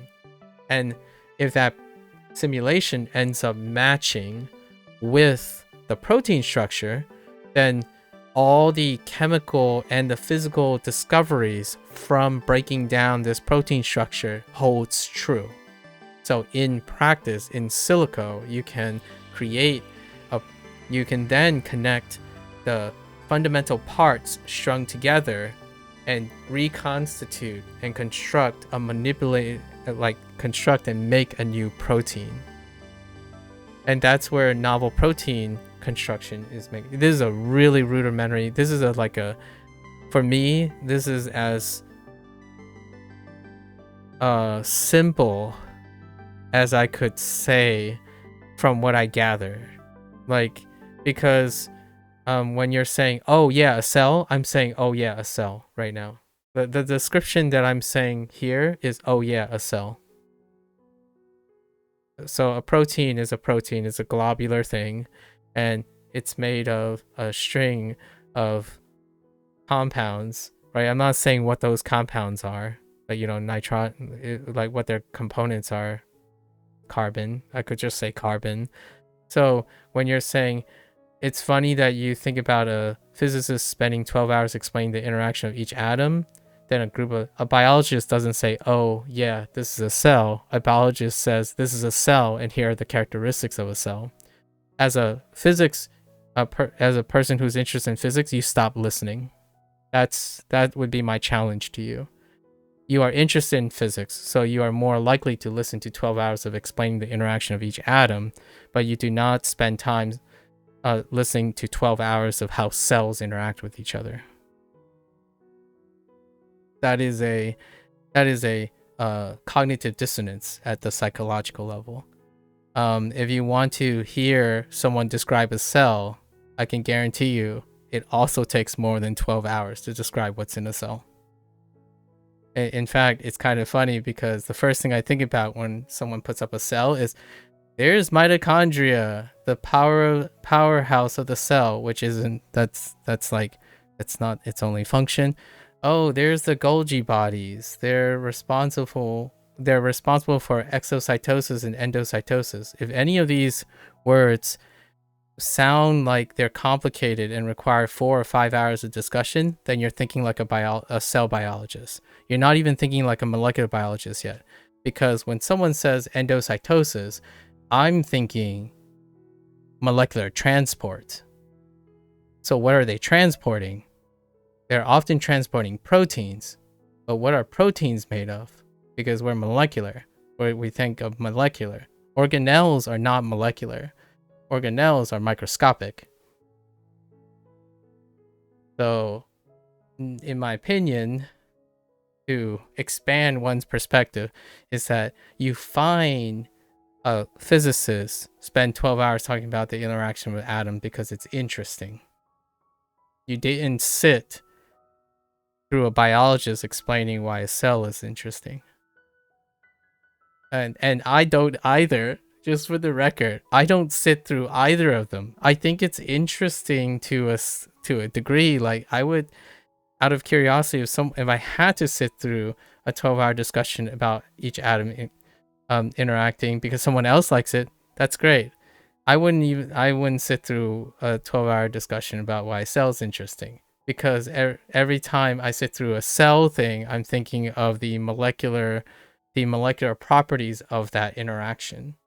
So when someone says, oh, you eat protein and you get stronger, I'm like, oh, be still, my heart. Like, first of all, do you know what happens to that protein when you consume it? And that's not even molecular yet. It's biochemistry. So we're still at biochemistry right now. Like, do you know what happens when you put protein in your mouth? And that's kind of the idea of interest at different levels. Like, explain to me what happens in your mouth at a molecular level. We're not even talking about physics right now, so I mean, in one way, you could probably say things like molecule. I don't know how a physicist would explain what happens in the mouth.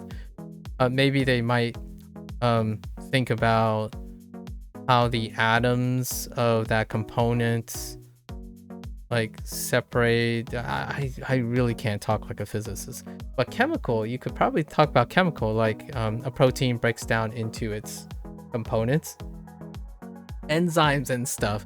Yeah, now you're thinking like an endocrinologist. And for me, I think about how like the concentration gradients. So for molecular biologists, I'm thinking like concentration gradients, and maybe like how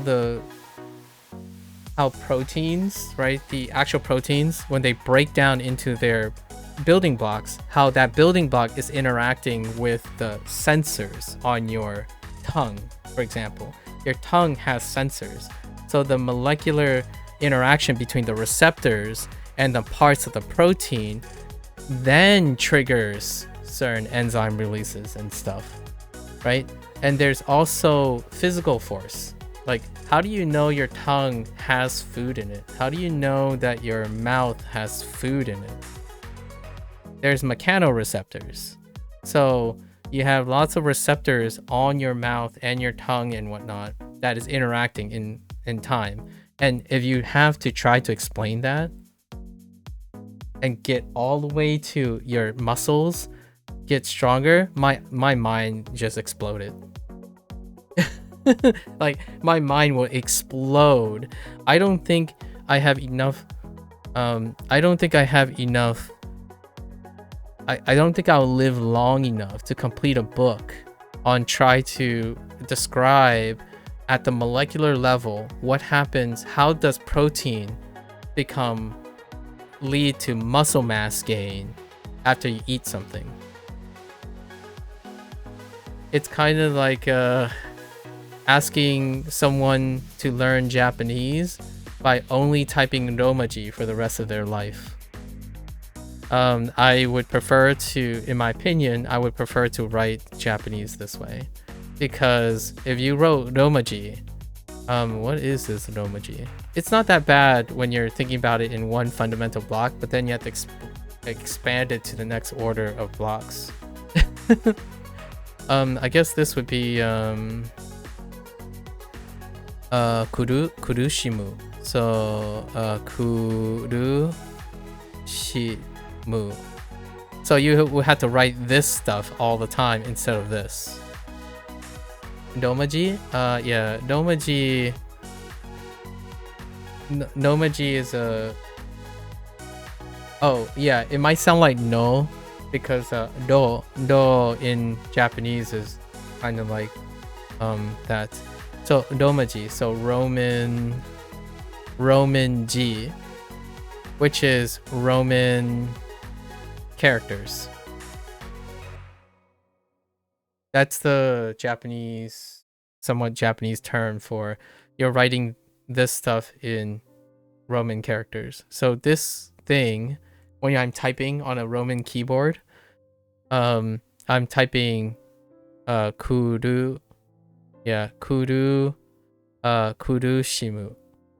So you have to type this instead of typing this. Oh yeah, romaji, yeah. In Duolingo. Yeah. So domaji is I guess, in my opinion, this might not be true. I don't have etymology at all. No etymology.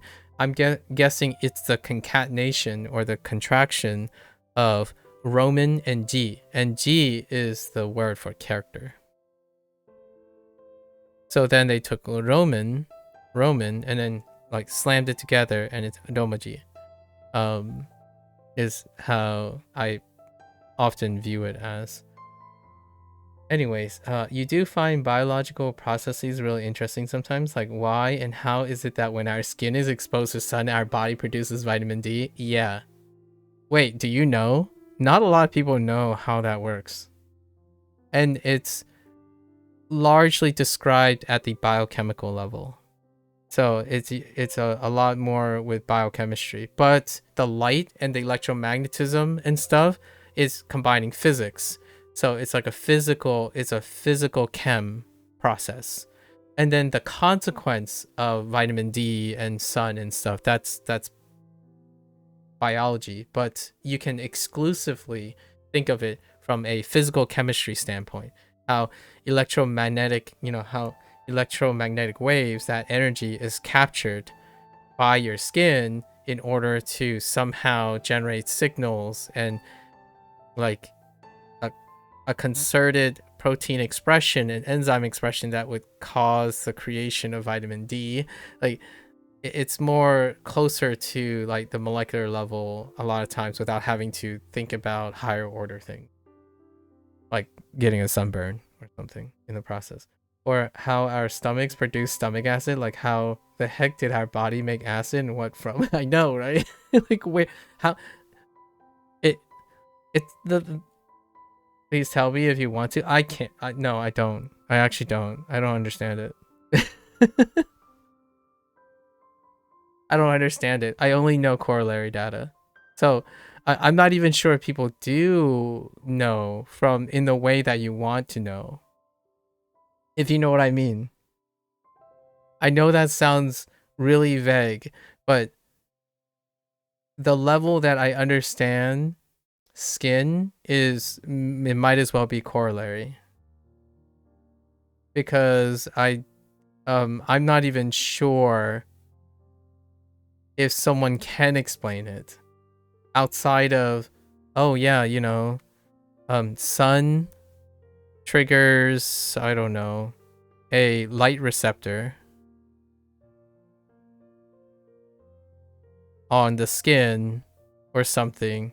The skin then, right, the skin, or maybe it's a property of the sun. I don't even know. Like, is it actually the electromagnetic wave, or is it interacting with a light receptor on your skin, which trigger a downstream endocrine pathway that's only sensitive to the light receptor that is triggered by sunlight, that leads to the synthesis of vitamin D. And that synthesis involves the entire process happening in host. Like, the sun itself might be the trigger for a nascent chemical reaction in your body. Like, for example, when someone thinks, so where does the acid come from? Well, it comes from other building blocks. But how does the stomach know when to produce acid?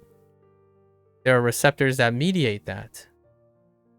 So it's not like the food you ate, for example. The food you ate, that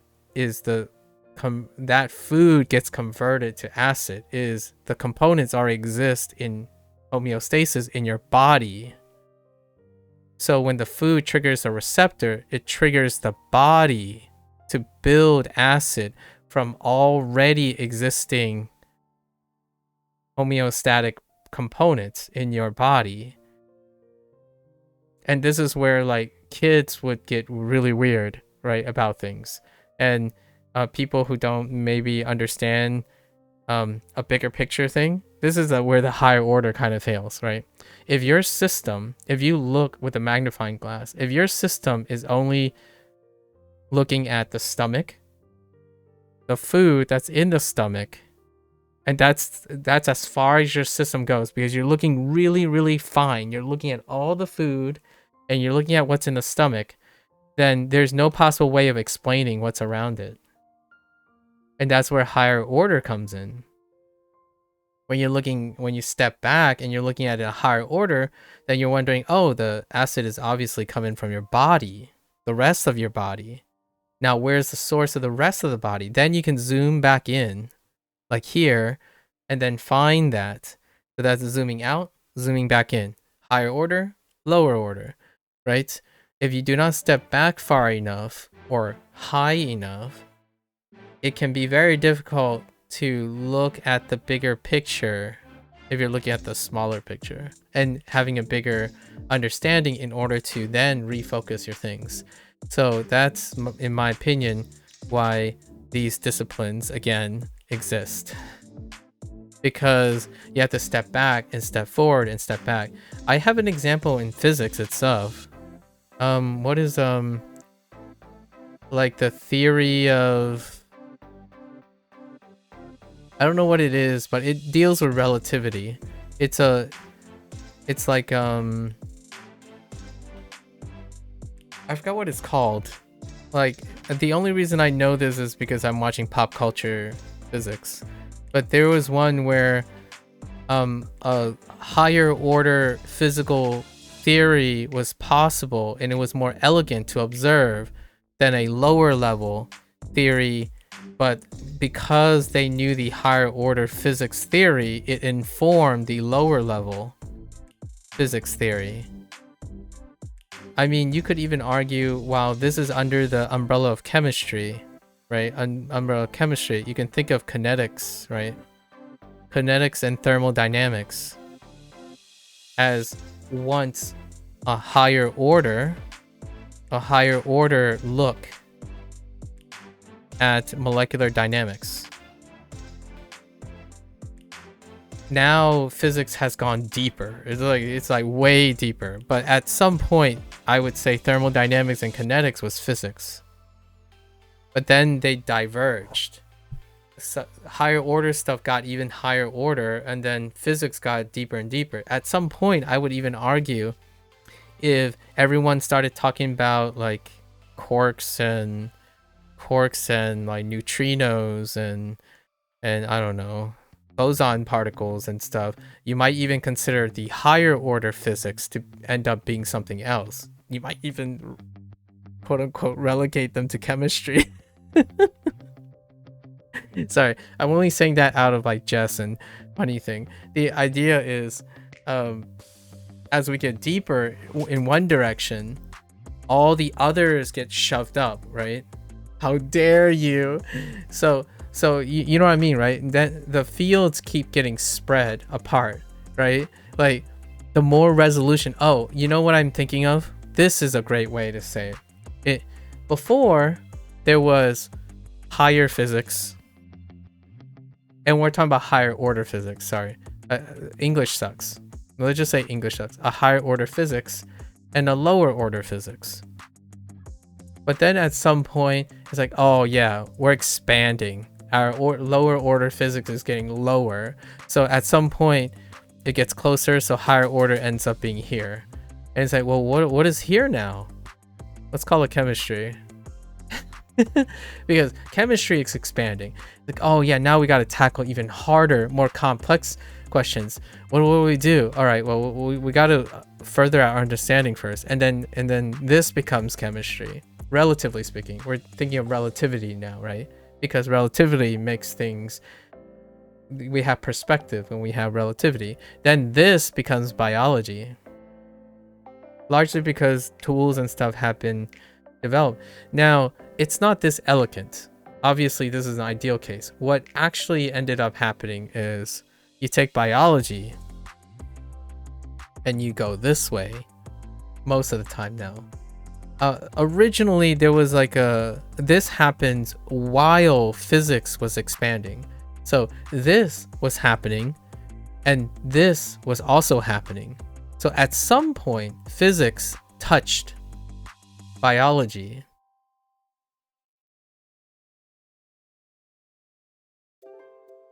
In my opinion, a more realistic outcome, more realistic understanding of how science, quote unquote, the physical sciences really happened, in my opinion, in historics, is that there was, you observed biology and it went higher order and lower order at the same time in the physical sciences, and physics at the same time was getting higher order. and lower order. So at some point there was an intersection.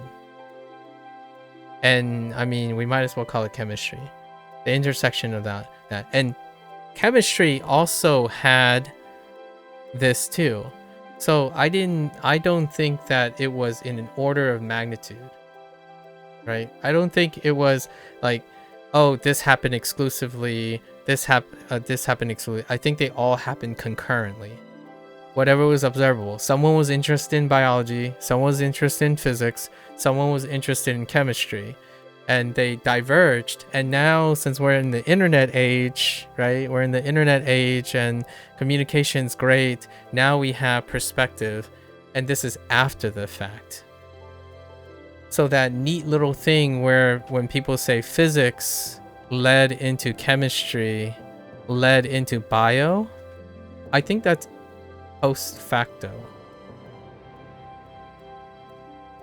After the fact, it is very neat to arrange these disciplines like this.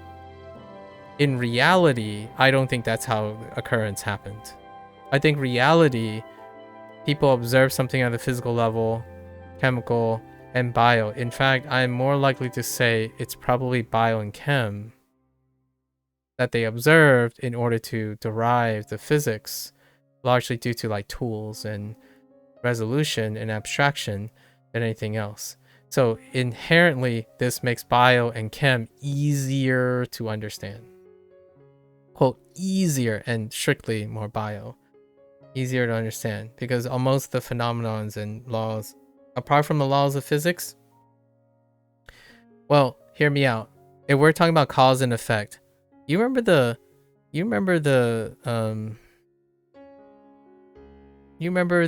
tale of Isaac Newton, right? The little like funny story. It didn't actually happen that way, but the tale we keep talking about and stuff. Would you consider this possible if he didn't observe that the apple fell from the tree? So what do you attribute this to? Do you attribute the apple to physics, or do you attribute the apple to biology? Do you attribute the existence of a tree and an apple and the environment they live in, observing the biological effects of getting hit by an apple from a higher place to a lower place, an attribution of biology or an attribution of physics? The answer is both to me. So, like, I would say it's very difficult to live. I say physics as the thing that fell is irrelevant to the fact that it falls, but the thing existed in order for you to conceive that it fell.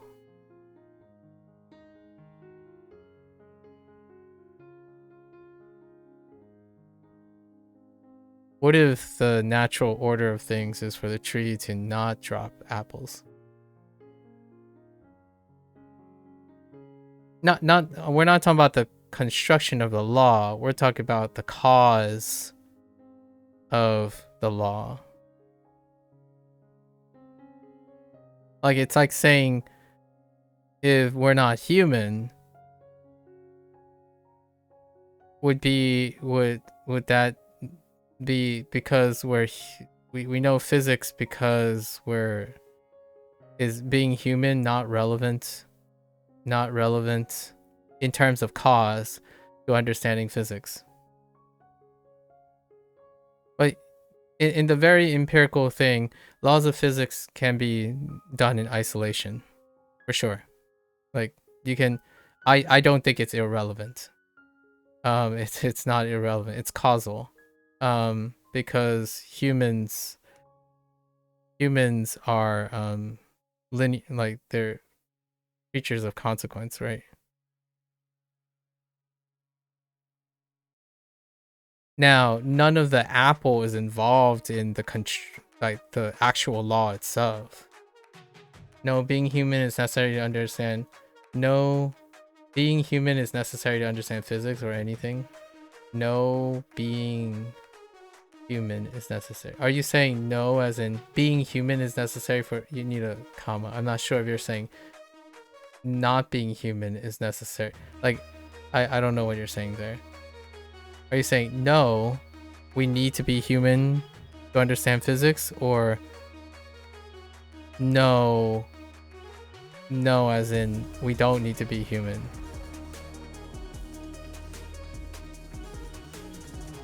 It's an interesting thought, and I think the laws of physics are a great way to. No, it's not irrelevant. In fact, being human is necessary on this. Yeah. In fact, it might not even be called physics if we weren't human. If you know what I mean. Like, if it, like, let's say, it would be so fascinating if we had another intelligent life form in the world. But it would be kind of interesting to see what they would call it. And then how they would, like, interpret, quote unquote, our physics, if you know what I mean. And it would be elegant to understand maybe if physics is universal. Wouldn't that be such a wild ride?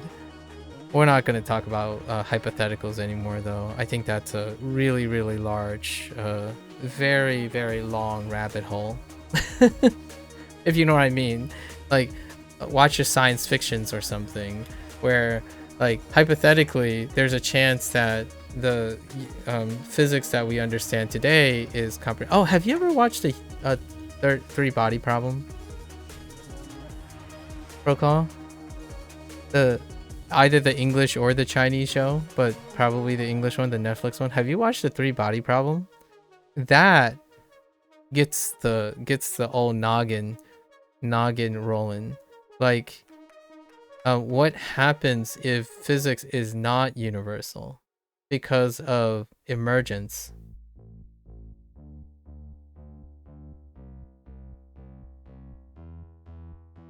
Or even fundamentals.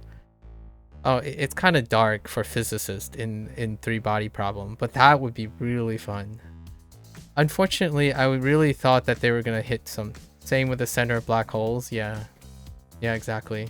Like event horizons, or even the aspect of time, right? Aspect of time and aspect of light.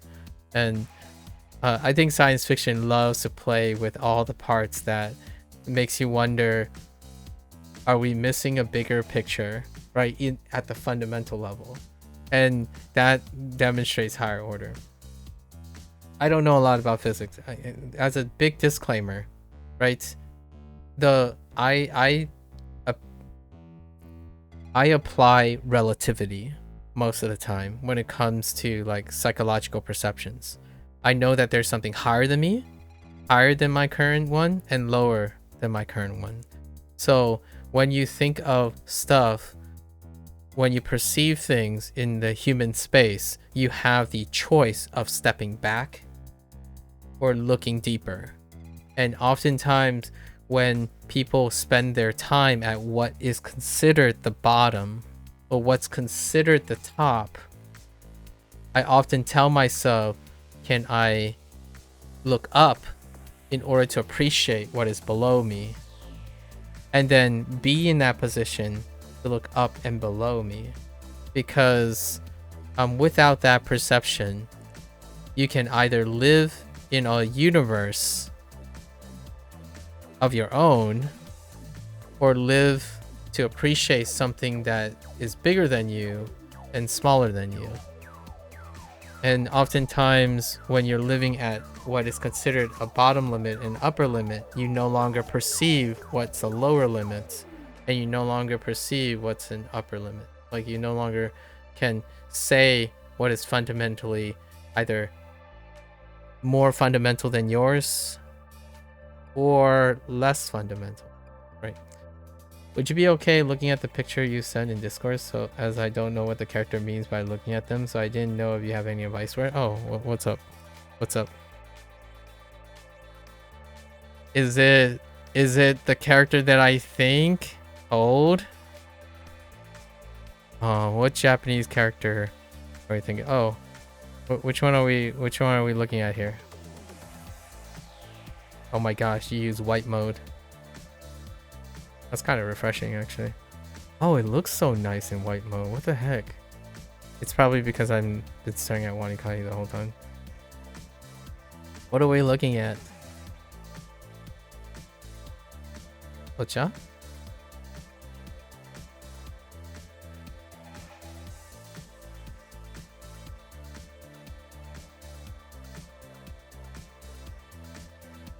They what are we looking at here?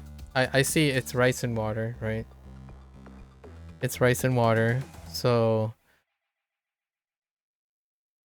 what are we going with?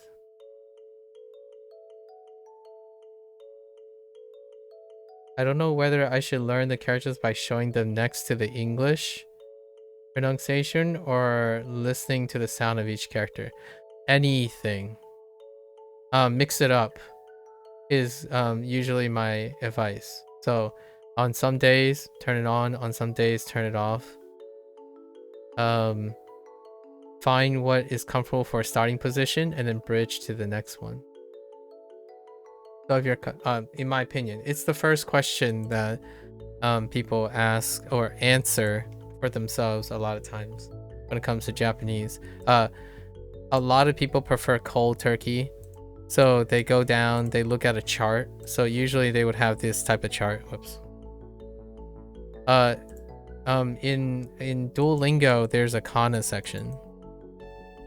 Right, in a kana section, they would start with their hirakana and do those exercises like on a daily basis. You would expand like 4. I think they go by 4s, and then eventually you get your kana, so you can read your kana. Some people learn top down, but the way a lot of people did it was you learn the characters one at a time and associate them, and then you'll get the sound and stuff. I just went along with Duolingo, where okay, at some point I turn on Romaji, but I went back and forth. So what I ended up doing is I did everything I can when I had Romaji, and then I did everything I can when I had Kana. And then ask myself, if I see a Kana, what's the Romaji? And then if I have the Romaji, what's the Kana? Back and forth. I think a lot of times people are looking at it as a progression. So when they're a progression, if you're already comfortable with Romaji, you got to make yourself uncomfortable with Hirakana and then make it comfortable. So if you already can read it, like you know what the sound is, right? When you hear do, do you hear do? When you see do, do you hear do? And like do, da, whoops, I wrote da, like, or ji, right? If you can hear those things already, then you're already ready to make a bridge to kana. So now every time you see ji, are you thinking ji? And you start one at a time. You don't have to learn all of the stuff, obviously, all at once. Some people like it doing it that way, where you learn all of them all at once, so you just work on it. They don't even start with Japanese at all, like vocabulary or anything. You sit down, you look at this grid, right? This is how the hardcore kids do it. You look at a chart, and that chart is in your Duolingo app, by the way. It's the big fat chart that you'll see when you're in the kana section. It's on the left side and it looks like a kana. It looks like ah, probably. I think it's the ah. And you'll see a grid like this. And the grid is arranged purposefully. It's the most common grid for it. So like ka would start here, and it'd be ah, e, u, e. I started writing it. Oh no, I started writing in Roman characters and suddenly changed to, but you get what I mean. And then what they do is, you remember all those characters at some point, or you try to, and that's eventually you'll do what I just did here, where when you say ah, I would type a, I would write a, and then e, I would write I, but eventually when I say ooh, I start writing the kana instead, largely because there's no difference between them anymore. So if I'm thinking of ooh, which is you, and which is E, and O, which is still O, you would no longer distinguish between these in the sense of they're equivalent now, and as opposed to they're different things. It's a tough one, and I would say those people who are like me, who dabbled as they went, about a month plus, a month of consistent solid plus. Those who go like ham, like they just go ham and they just sit there and drill 1 week or 2 weeks, 1 or 2 weeks, and then it'll be enough. We're not talking about consistency, but it'll be enough that you start reading the stuff, so you don't really need to go back to Domaji. I use Domaji still to this day. Most people have abandoned Domaji. I use it as a convention a lot of times, and for typing I use a Roman keyboard. So most of the time, although you only see me, you know, when you see these characters right here, when that character show up, it's automated on WaniKani. I actually typed RO here. So in a way it can still be useful, but most people find it optional. There's also other forms of keyboard input that you don't need to use Domaji anymore. It's like a flick keyboard on a phone. Why does it's go at the end of a sentence? Is there a name for those type of words? Oh, so you're talking about des, probably, right? This one, desu. Desu is a formality marker. However, it doesn't imply the is. Is always there. Interesting enough, it's one of those things, like there is a name for this when it's functionally necessary in a construction. Is a copula verb, but overall you'll notice this will be dropped. Was it tricky to remember which key means which characters on a Domain keyboard? No. For me personally, no, for me, because of the sound. So when I say, like for example, this is kurushimu, right? Kurushimu. I know that ku can only be the keystrokes. When you hear me say kurushimu, you probably heard ku, du, shi, mu. So for me, it wasn't a big deal.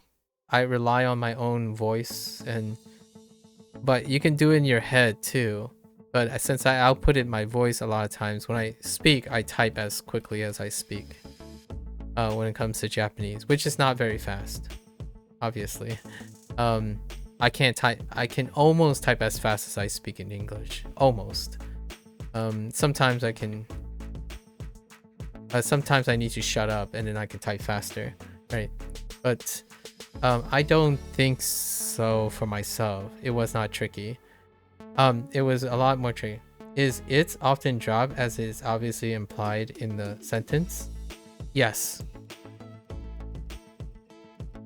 Or it helping verbs don't really exist, I would say, and subjects don't really exist for a while. So oftentimes the subject is implied in short sentences. Now the problem with Duolingo is you don't have long sentences or paragraphs. There are times when you need to specify a subject for clarity. And right now, in the beginning, Duolingo doesn't care about that. Duolingo doesn't care that you need subjects. Largely because when you're talking to someone, the subjects are already inferred. And that's kind of a thing that people don't like about not using context for Japanese, because Japanese is not fundamentally like Spanish and or English, where oftentimes it's very normal to indicate the subject. So Duolingo is trying their best to give you the common phrases but those common phrases tend to not have subjects. Yeah, like I, he, she. Yeah, those kinds. None of them. They do exist in the Japanese language, but they're used for specificity, as in, oh, I want to talk about this person, and I'm not talking about myself. Then you would specify that it's he. But whenever you speak and you say nothing, the default is you, or whoever's around, or whoever's you're talking to. And the downside, one of the restrictions about Duolingo is they're using conversational talking for the first things, like asking questions and stuff. And it's already inferred in the Japanese language that the person asking the question is you, and the person you're talking to is that person. It doesn't matter if it's he, she, them, they. You're talking to the other person. If you are reading like a story or something, right, you would have to specify sometimes, oh, this is that character. And usually they use names instead. So this character did this. This person did this. And there's a cultural aspect for he, she, they, them as well. Oftentimes they default, a lot of times Japanese culture prefer to refer to the person by name and at a distance too. Hence the, MAKU-san or Prokal-san. And yeah, pronouns are not very common when you're speaking to obvious dialogue exchange. And you get none of those contexts in Duolingo. Duolingo is purely contextless when it comes to situational awareness. And Japanese suffers for that. For most people, especially coming from a, like, this is what other people would agree, and I would agree with them, that English and Spanish, for example, do that fairly often, and Japanese does not. And Chinese actually does do that. So Chinese do specify pronouns quite a bit, but their pronouns are not gender specific. That's kind of phrase, but they still use subjects. In Japanese, a lot of the common phrases do not. So you're implying it. So in the future, you're basically saying, oh, well, who could possibly say it? He, she, they, them, or I. And in Duolingo, most of the time, if you're given the option, you can use any of those subjects. So as in, like, if somehow, for some reason, which doesn't happen very often, if it says he, like if your choices are he, she, I, and all you got is water, or something like water please, or like water please, you could put I, he, she, or them likes water please, because it can be any of them. There's not enough context. So for Duolingo, that is something very disagreeable. The structure that Duolingo has, in my opinion, is prototypically based on Spanish and English. So when they, like, quote unquote clone their approach to Japanese, that's where all the criticisms come from when it comes to Japanese language learners, because there are idiosyncrasies in Japanese that fundamentally do not, for lack of a better word, but fundamentally do not coincide with Spanish or English. And since we're translating, like, since Duolingo focuses on translation, you fill in the blanks. So you have to elevate, you have to use your own judgment call as an English speaker and infer those things. And when you're like, in my opinion, when I started out looking and listening to people talk, I infer all of that. And that's kind of alleviates that problem. But there's a big catch. I'm used to omitting subjects because my parents omit things. Like, for example, the helping verbs, right, in English, they're optional for my parents. My parents don't use helping verbs. And Japanese rarely use what I would say very much helping verbs. They don't like say I've been doing something. It's just I'm progressively doing something. Like there's no actual term, like it's not a separate element. It's built into the same like word or something. Meanwhile, English, you would kind of see two components, right? Is, doing. So you have is doing. Oh, I bet that didn't help you learn language. It was fine. I help you. Oh, the helping verb. Yeah. So, here's a thought. Here's a higher order thought, Procol. Think of it as if you're a physicist and you keep having to say, oh, that's made of 16 electrons, 10 neutrons, and 36 quarks, you're basically only saying that's an atom. And you're inferring the rest. Japanese has a higher order when it comes to pronoun context, like pronouns and helping verbs, as in they don't waste. You could say they don't take extra time to indicate that. You're smart enough to do so in context. In Chinese, hear me out, Procol.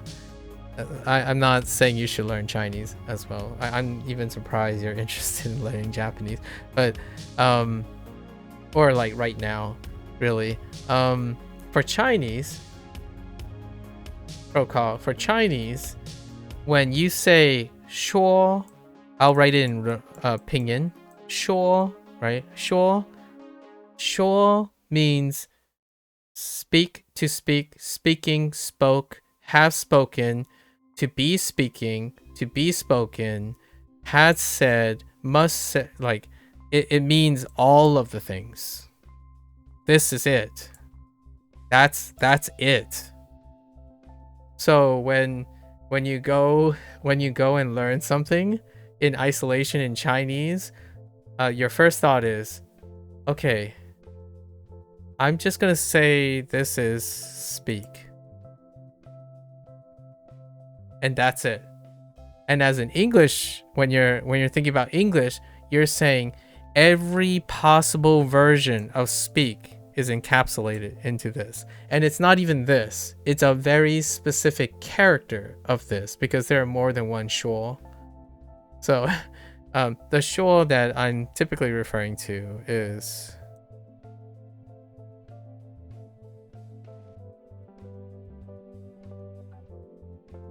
wait, at least I think that's it. Oh no. I think it's suit. Well, the principal character is this. I need to... Oh, hang on. Here's the daily bot. I gotta ban the daily bot. That reminds me I'm reading chat from Twitch, you know? One too many relationships, yeah. So, in Chinese, in other languages, it's really refreshing. So you could kind of say... Oh, this is gonna be terrifying. I know what this is gonna sound. I actually made this relationship yesterday at the end when you were asleep. I was assuming you were asleep by the time I said this. But you could imagine, since English is a descriptor language, right? It has a really funny parallelism to being physics. And we're not implying superiority or anything. And then when I think of like chemistry, I actually literally made this relationship as an analogy. It's not a perfect analogy, but this is Japanese. Chemistry is Japanese, and Chinese is bio. So whenever I think about the sentence, how the level of like the meta level that you require when it comes from the English, the explicit nature, the descriptive nature of English, abandon a lot of those things for Japanese, and then even more so abandon them. Not abandon them in the sense of abandon them figuratively, abandon them literally. So is there. That phrase has is he, she, them. But you gotta work with the chemistry here. It's built in. It's built into their phrasing. Somewhere in there magically has an is he, she, them. And then when you get even higher, it's like, yeah, you could spend the whole time describing all the atoms, but in Chinese, it's one term. That's it. The one term encapsulates all the things you know about the English. So the English, and it's an elegant form. I really want you. I really, I already asked you this. Have you watched the movie Arrival? That's probably what I'm thinking about in linguistics. So when you're thinking about like this, right? Like, I'll give you a synopsis. It's about an alien encounter, and it's about linguistics. So the alien would have this type of language. And what do you see in this type of language? Well, in comparison to like say English, this represents like a whole paragraph. But you wouldn't know until you know the syntax and stuff. And that's kind of where Japanese and Chinese kind of makes me appreciate a movie like Arrival a lot more now, because I could not read these characters. And now I'm like looking at this character, it's like honestly, for me, I'm gonna sound like a biologist in a moment. I think having these characters is like, yeah, I don't need English.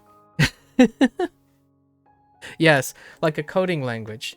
Yeah, so the higher order you get, right? The higher order you get, the more things are implicit, right? You have a lot of implicit things or context specific things. And the lower order you get, the more explicit you have to become.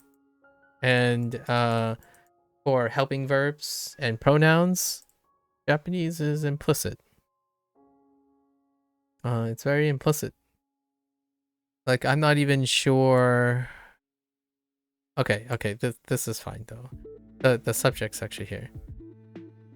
So there's no pronoun here to be in. The subject, the topic is Nihon. It's the topic is in Japan, so that doesn't really help here. Anyways, is that from my viewpoint, like English, Japanese, and Chinese are analogous physics? Yes, from our shared viewpoint, because I would consider that both of us are primary English users. From our viewpoint, it actually, I think one of the embracers, like when that moment that clicks for Japanese and Chinese, is like appreciating how condensed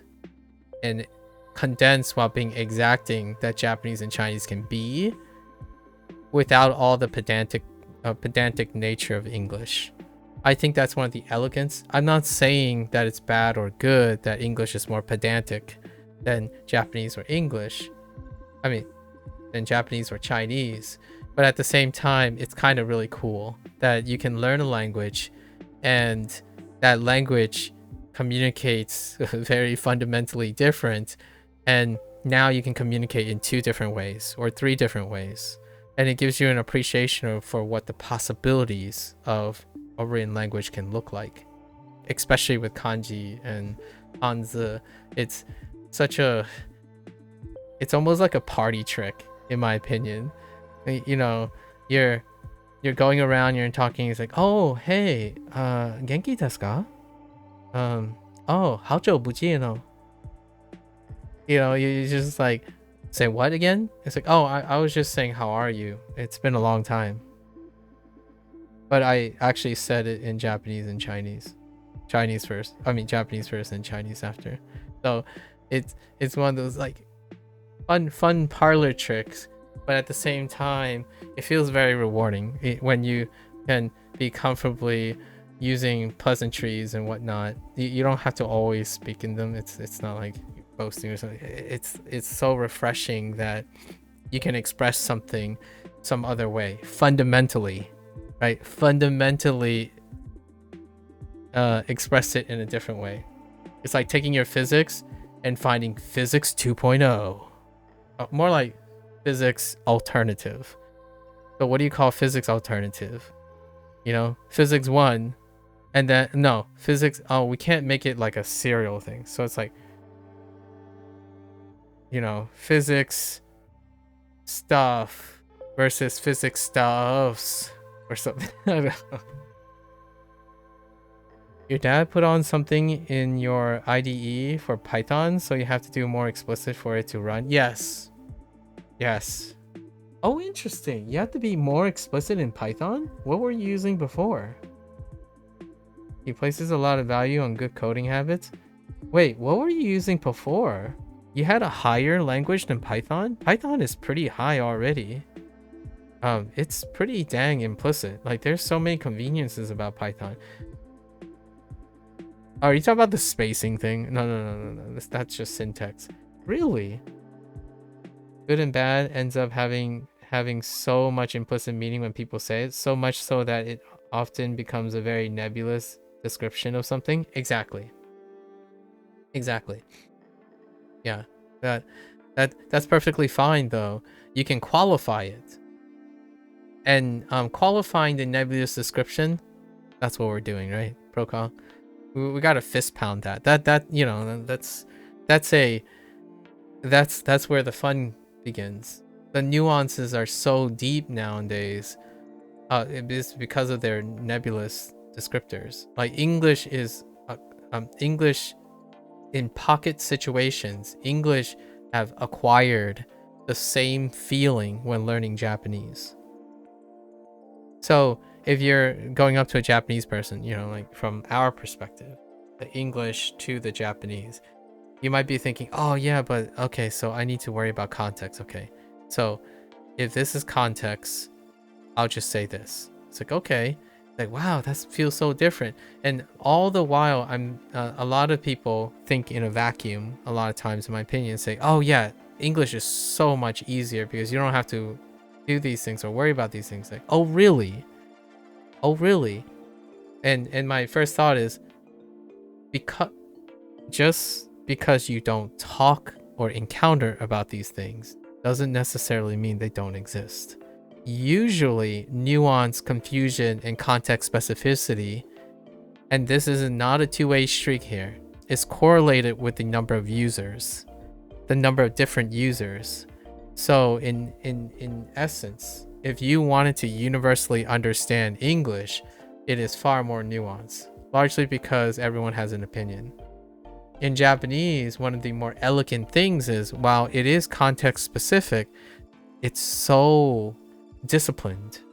It's so well disciplined because 99.9 of the rules and standardizations feel like physics. So hear me out. Japanese is a great combination of the physics side of things and the bio side of things. It's kind of, if you get my drift, kind of like a chemistry. If you know, it's a balance between the context heavy nature of Chinese and the explicit nature of English, but not the ridiculously ambivalent, obtuse diversity of English. They rejected that because, you know, Japan is solidarity, and then they're like, no, we're not gonna go that hard on that end too, like Chinese, in my opinion. So I almost feel, in terms of the coding language, I actually find that Japanese is kind of like Python for me. English is like assembly. English is assembly, and then Chinese, MATLAB. Chinese is like MATLAB. It goes so hard into one end that it's pretty much good, excellent at that one end, and then you know how good it is when you're using it for that one end. But at the same time, like, it doesn't quite have a wider like appeal, like like Python. So that's kind of how I feel. Like English is assembly. Like that I feel that is what like it's not good. It's not like excellent. It's not clear cut. It's because it's like a mess, right? It's a mess. Python, there's some elegance to it while also offer implicit context. So that it's a great natural ending point.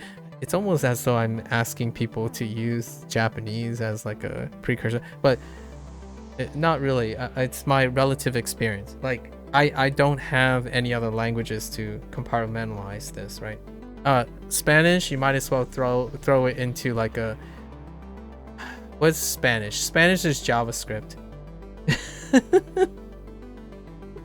If English is assembly, Spanish is JavaScript. That's where we're gonna go. And then when you get to French, you know, when you get to French, that's like French is like a proprietary gaming engine or something, like a proprietary you know, we take lots of influence from things, but we make it French. It's a proprietary thing, so you have to break into it in a proprietary way. Oh man, I can think of fantastic skits. I should really start writing some skits, like humor, not for basic humor thing, because I got some really funny analogies. They're not meant to be serious, by the way, so I apologize in advance if anyone's watching this who thinks Japanese, you know, differently, French, Chinese. I actually quite love all the languages I'm learning. There's no like superiority or inferiority between them. But when it comes to comedy, it's fun to exaggerate, which ironically is far more appealing to content creation than what I normally sound like, which is realistic and grounded. Realistic and grounded sounds very boring, you know, safe, political, and whatnot. But occasionally I get a little sassy and speak this way, so future apologies. But French is proprietary software. If you have to like learn, I equate French to that company when you join, and you have to use that specific fork of assembly. That is French. So it is assembly, but assembly is a mess. Assembly is like open source mess. And then French is that proprietary, curated, esoteric, messy, what appears messy from the outside, but it's proprietarily curated version of the open source assembly mess that is English. That's kind of how I feel about it. Like English is like everyone's got like their input, right? Let's jam some more stuff into it. And then French is like, no, guys. We have to be strategic about this. We're gonna make it look messy and difficult, but we're gonna be strategic about making it the special type of messy, on brand. So French is like an on brand assembly where there's a chaos, an order to the chaos. Assembly is like everyone eventually has to use it because that's just what everyone uses, right? For like corporate infrastructure and whatnot. Like everyone, you just gotta learn it. So, and then it just like embrace the mess, embrace the chaos. Here you go, guys. Everyone has a say in how you use assembly. Here you go. It's the default. In one way, you might even argue that English is also JavaScript, but then we have a competing language that also has this. Everyone has a say in it, and that's Spanish, right? So, and then assembly tends to be a little bit more corporate. And then JavaScript is like, more siesta and a little looser, a little happier. Spanish. Good job, Spanish. You are JavaScript. English is assembly. French is a proprietary assembly fork. And then we have Japanese, which I like to give them the Python position. Chinese totally MATLAB, or MATLAB, R, whatever is very highly specialized because they believe that is the most efficient way. Like, it has to be, and we're not talking about the function of MATLAB, but the philosophy of MATLAB. Basically, oh, this is so good when you know how it works and you're using it for its intended purpose. But it's so unadulteratedly potentially lack of personality. And it makes so much sense because the Chinese culture is predicated on pragmatism. So like, and the stereotype here is I chose MATLAB because math. I mean, I grew up with Chinese parents. You gotta be good at math. I was mediocre at math, so I kind of got an Asian F every once in a while in math. So that's fine, I suppose. Right now, that seems racist. No, that's fine. It's a joke. Joke. The reverse racist card. In Japanese, it's trendy now. I think Japanese is very trendy now, and that's why I'm thinking of Python, because Python is trendy. It's not like it's new or something, but it's trending. It's showing that Python is like kind of a nice entry point where it blends the two. So I feel like it's as appealing as Japanese now is. Python doesn't have the most users, right? Python doesn't have the most users. Japan doesn't have. And despite that, Python has a disproportionate trend compared to its body of users. What does that sound like? Japanese. Japanese has a disproportionate increased number of learners compared to its source. Japan, the population of Japan. And meanwhile, you have like Spanish and English, like they're proportional to their users a lot of times. And French, jeez. I can't say too much about French because I don't know enough about French. But and then Chinese is like in their own bubble, you know. They're in their own bubble. You don't even know how many people use MATLAB at this point. Like what I mean is MATLAB comes up when MATLAB is needed. You don't speak about MATLAB when you don't use MATLAB. Could you think of an analogy to Python having a recent spike of users due to it being the go-to for AI? I don't think it's a coincidence that it is the go-to for AI, actually. I started with Python, by the way, so I'm a little bit biased. Python was the biology for me. Like, I dabbled in like lower language, but Python was the entry point. It's the bio entry point.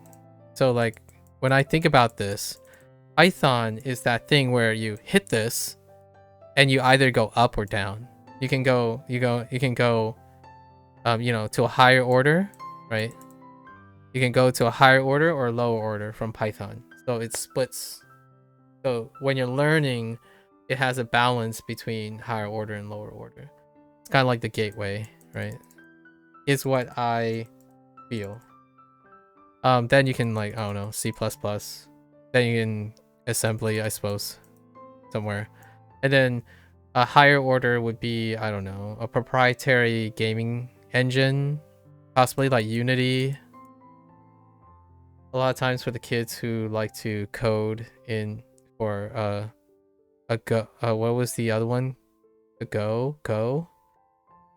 What was the Godot? Yeah, Godot. How do you spell Godot? Like this? So it goes up this way. Java is probably a little closer to Python. JavaScript. Pretty interesting. We're still talking about language, so I'm not cheating here. I'm just saying. Although now I really do have to complete my list. We're gonna move along here. I bet there's a good analogy one could make about those languages in terms of OS. I already have, yeah, I already used that before as well. Yeah. Quintessentially, It I would say at this point, you would say you would think I would ascribe English to Windows, but English is like Linux now. French is Windows. Chinese is Apple. Chinese is Apple. Japanese is SteamOS. Or Chromium. And yeah, I think I covered. Oh, Spanish? Oh, that's a good point. I didn't put Spanish. Spanish is a fork of Linux. Spanish is a fork of Linux. So if you like Ubuntu, that's Spanish. Spanish is Ubuntu. And then English is Linux, because everyone has an input on Linux. Linux have so many forks because it's open source. And then one of the good forks, another collection of good forks or different forks, is Ubuntu.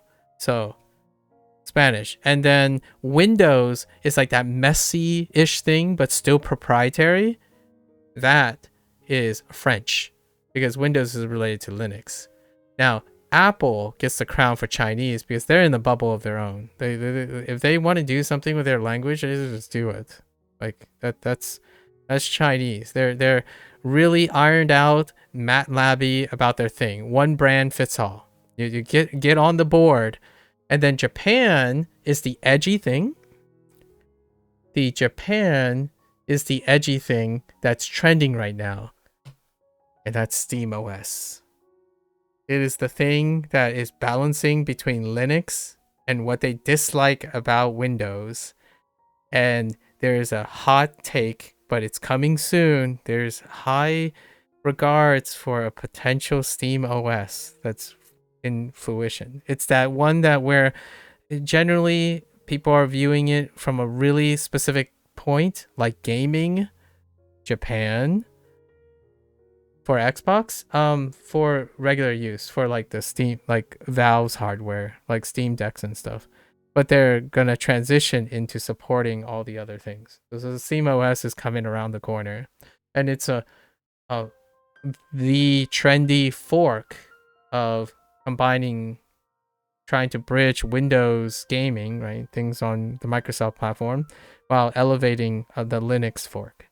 So, and it's really trendy right now, and it's very wishful thinking. It's kind of niche, but it also has a huge cult following, disproportionate to its adoption. Japanese. SteamOS. It was difficult to place where Japanese was before until recently. This is only a recent development about the SteamOS, largely due to the popularity of the Steam Deck, right? And the garnered constant dialogue like, oh, I really like this. Why can't it be like a full operating system? So then I don't have to like boot Windows and stuff. And it's based on a Linux platform. So yeah, that's so one of the best, arguably one of the most applicable trendy forks of Linux, SteamOS. And that's Japanese. So yeah, analogy is on board. And if you're wondering how I got these analogies, I usually think of markets. What is what is one of the most consistent markets for Apple? It's not the US. Because the US is actually Android. So if you're talking about like mobile devices and stuff, which is one of the biggest sectors of Apple, it's China. In fact, right to this day, my mother still has an iPhone. I don't have an iPhone. I usually, the most interaction with Apple products I have is with my parents. They both have iPads, and I use a Pixel. So the Chromium browser, but Chromium, like Google Android and stuff, has kind of like trended slightly out of favor when it comes to OS opportunity, but Steam OS is rising, and it's usually glowing promises and really wonderful. People are very, even though it's a small group and they're often self-selected, that's what Japanese is like. They're self-selected, very passionate, incredibly serious, and often favorable towards the culture and language. So OS, got it. You're saying this because you feel guilty of causing it, but we gotta get back to study. Yeah, we're good, we're good. All right. But yes, absolutely, so many parallelisms, right? That is like right on the nose. I'm basically cheating for the OS thing, largely because the OS thing has fundamental statistics of adoption, right? There's quite a lot of fundamental statistics of adoption when it comes to what OS is popular. Like, for example, right now Japan is still on an island of its own. Figuratively, I know that was a pun, but figuratively, when it comes to like preferences, like Sony products are still competitive with, and like Samsung forks of Android are still competitive with like Apple products like iOS and Android. So there's quite a lot of things in a mobile front where it kind of represents that analogy I was making. Chinese is nearly exclusively Apple, if they could. But hear me out. They did one even better now.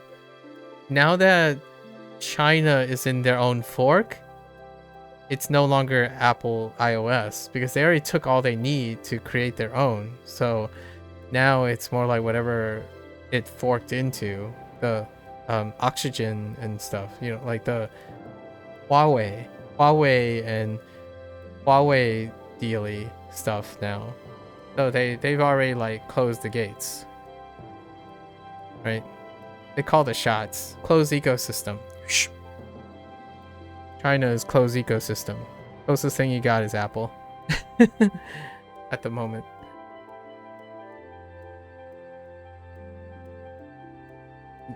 By the way, if you're interested in these types of analogy, I often go down a rabbit hole, Procol.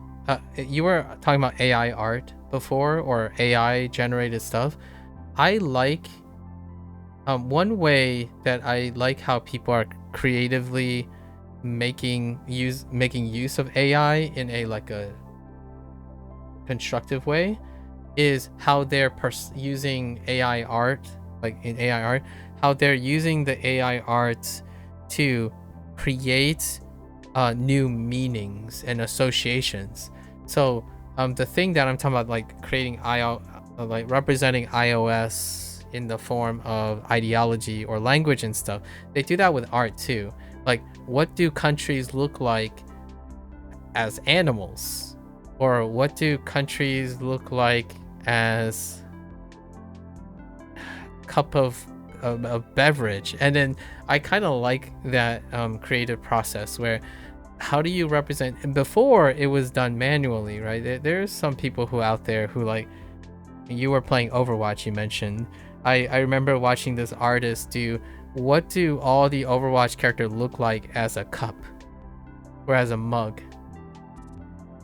And that's one thing that I do watch from time to time when someone has a whole channel dedicated to, what do countries' flag looks like as swords from high fantasy. I'm like, that's an interesting interpretation of the American flag as a sword. And that's what we're doing here. I think that's pretty fun to creatively think about from time to time, drawing analogies, but also doing them in a creative way that can be fairly quick. Obviously, you can still draw all these things, but that's why this is very fun to do. It tickles my neurons when it comes to trying to draw patterns between things in a collective space, a categorical space. All right. For real now. We're good. All right. It's so much fun. Like, what is Brazil as an animal? I'm not creative like that. Like, I'm not creative enough yet. So whenever I see an AI tool, I'm like, can you help me? Like, can this AI tool like jumpstart, spark my creativity? And I enjoy that application of art, of using AI tools. It generates a commitment to starting a skill, not to guide a skill or to substitute for a skill. Because I believe, in my opinion, one of the foreseeable dangers. Or like, what is the answer to the question on your screen? Oh, okay. I see how it is. All right. We're done. 苦しむ Kurushimu. Wait. By the way, this means suffer. Roll call. Suffer under the weight of my diatribe. Okay.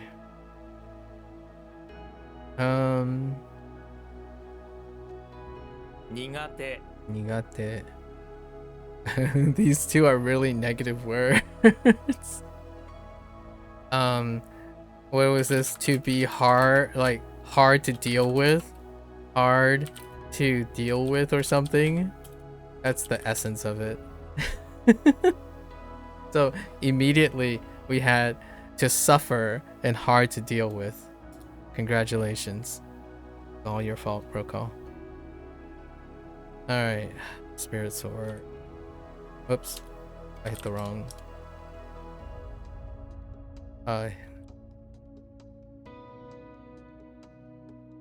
Oh, wait. Go. First, sorry. First. Wrong keyword. I hope you know it's because I've distracted you that I want you to go back to site, not because I don't want you to keep on chatting. Oh, all right. That's an excellent clarification.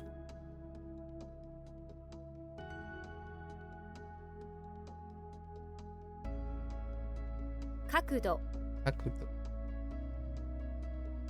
Remember our discussion about angel and angle?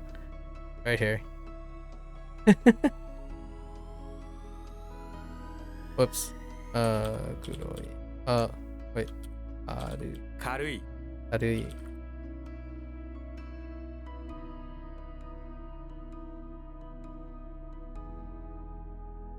At some point, Procall, it really just comes down to if we remember what we talked about.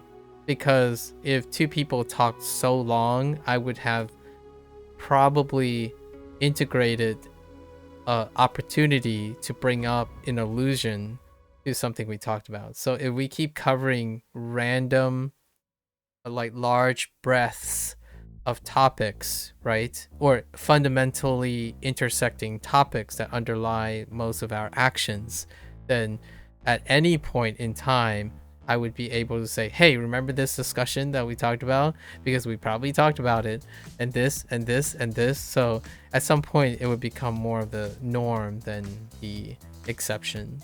I think that's a great indicator that we need our space. We need to have time alone apart from each other. That sounded weird, but I was trying to be weird about it. Like, we might need to take some time away from each other, you know. 病院 決定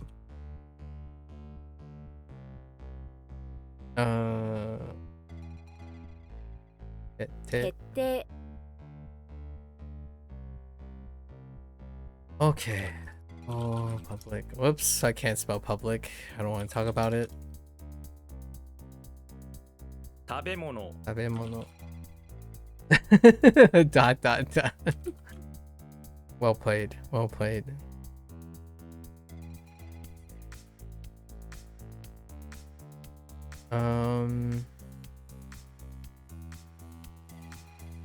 Chuhatsu? No. Shoot. Shuhatsu?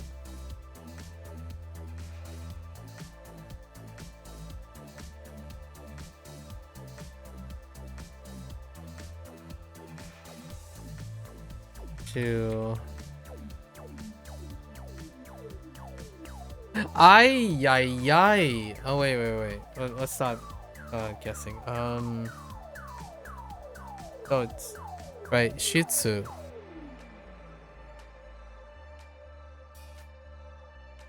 It's gotta shorten, right?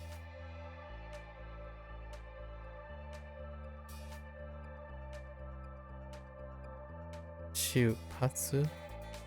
Why do I keep thinking this has to be Shupatsu? What is going on? All right, we gotta write this down. So exit plus exit plus departure, right? It's still departure, and I like to think it's shoot, and it gets shortened. Can't be Shutsupatsu, no. And then Hatsu. So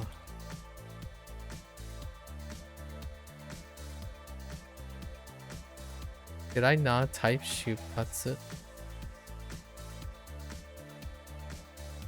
Joking, you know what you mean. I was planning on this being the last stream you joined for a while, so it's good that we both realized that the problem has been arose recently in our interactions. Well, I mean, I was gonna go as far as when your spring break becomes like, you know, you're on break. Have you decided to do something else with your spring break too? What else? What else? Do you have anything planned, or is your spring break? How long is your spring break actually? How much time do you have?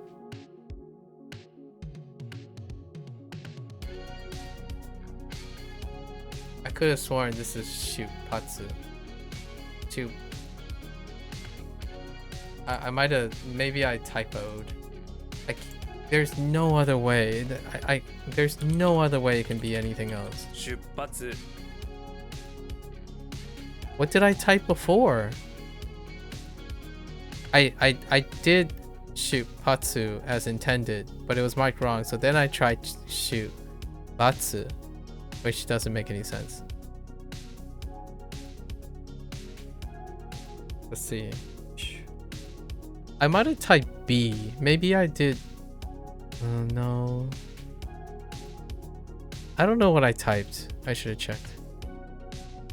7 to the 27th of April. Wow, your spring break is long. Dang, that's some spring break, man.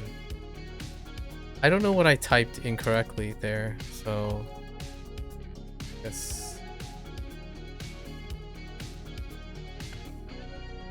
This is still like leave or departure. Okay. Akari. Akari.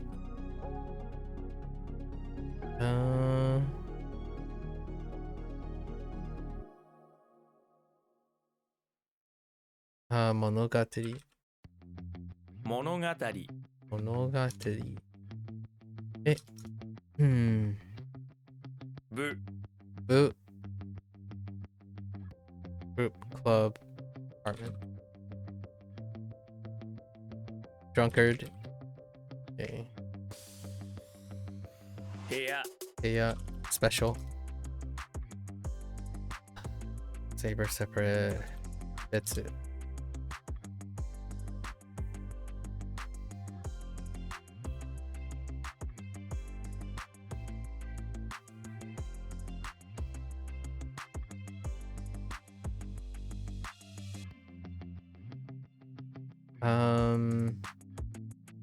Stand. 視点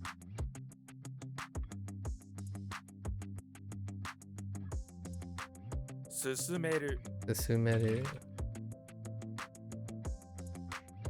That's possible, but it's less ambiguous. Oh, but what's a less ambiguous thing? To continue to progress?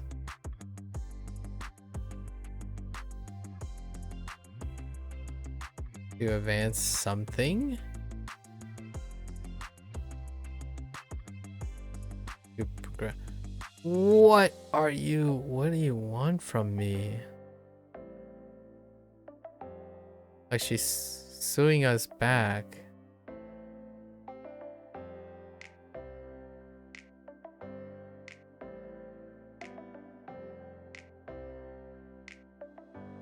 That's what's less ambiguous. Okay. Yeah, because they want to separate between transitive and intransitive. This is transitive. Okay, that's fine. 道路 Dodo.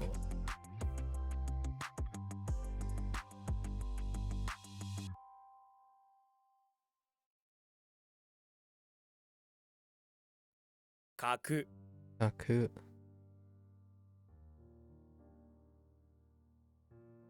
Excuse me? It's oh, it's to wait.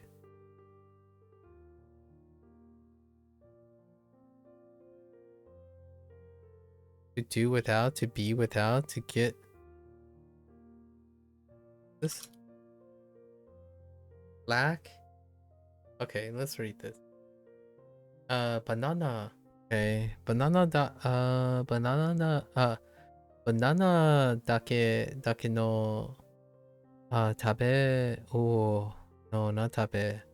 What is it? Shoku. Shokji. Shokji wa. That shokji wa. Shokji wa. What the heck? Baransu. The heck is baransu? What does that sound like? Baransu o... Oh, balance? Baransu o...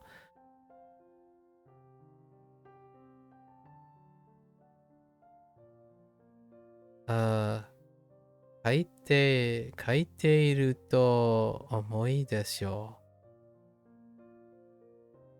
I think it's...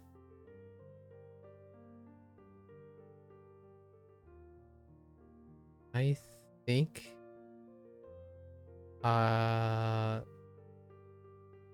Maybe thought this was lacking, but maybe not. Lacking balance with banana. Okay, so banana is a balance food.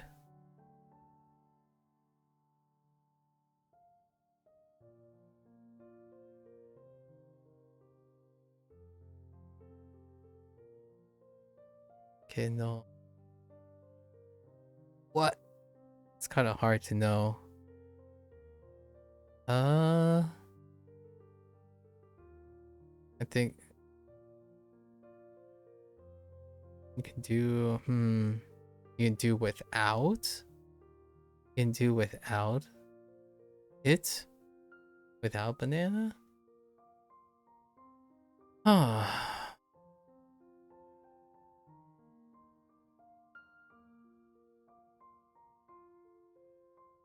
Yeah, it's just to lack something, right?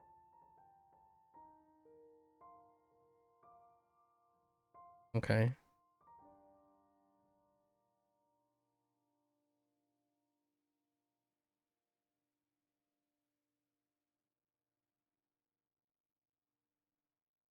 Now I don't remember to be without. What is that? Is it nakasu or something? Probably nagasu. Yeah, nagasu. For it to be without. So this says something about, I think,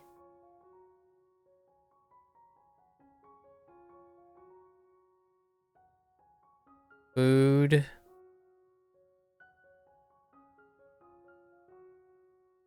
I don't know what the baransu mean.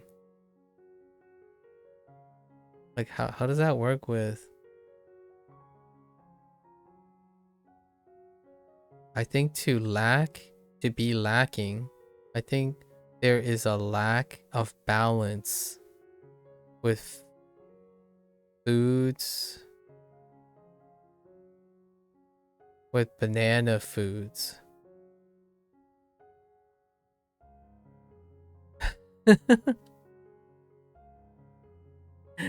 Hold on, no, I'm very curious. Hold up. something is off with my relationship in this sentence.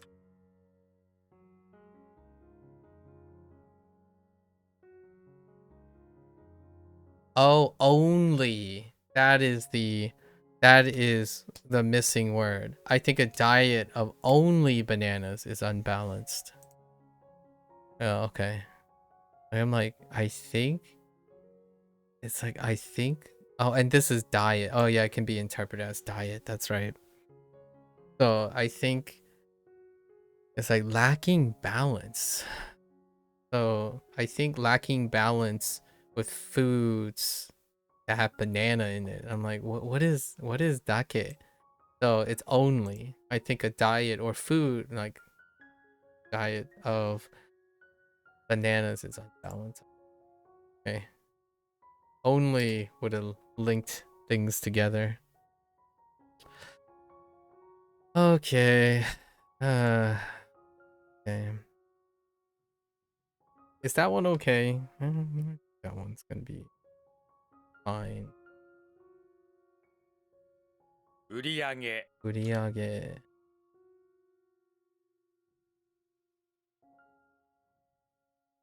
勝ち 같이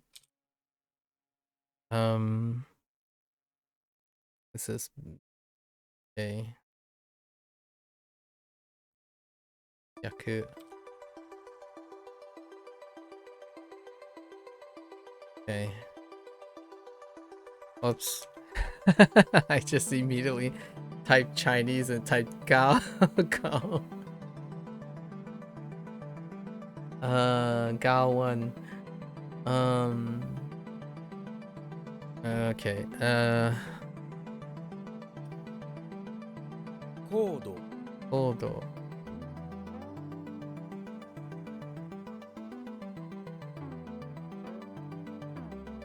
Altitude. 当て字 Deji. Yoko.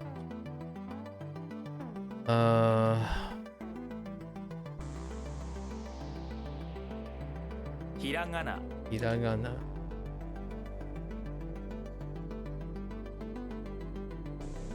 ページ Deji. Tabako. Oops. 楽しみ Anoshimi.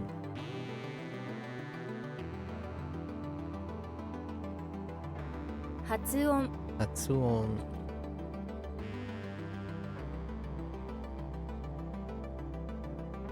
鉄人 Tetsujin.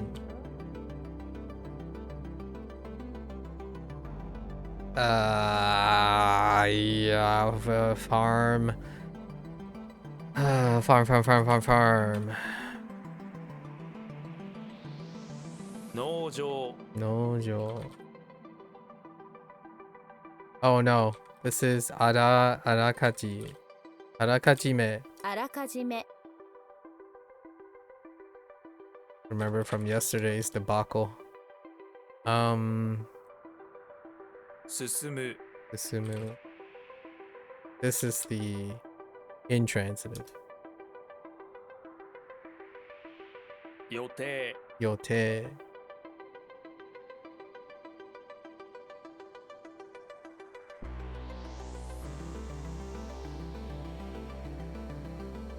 返す Guys.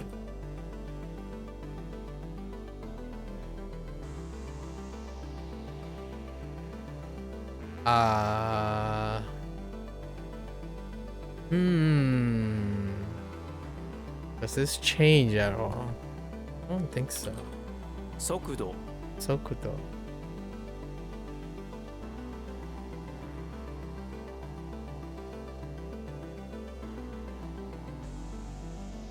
人間 Ningen.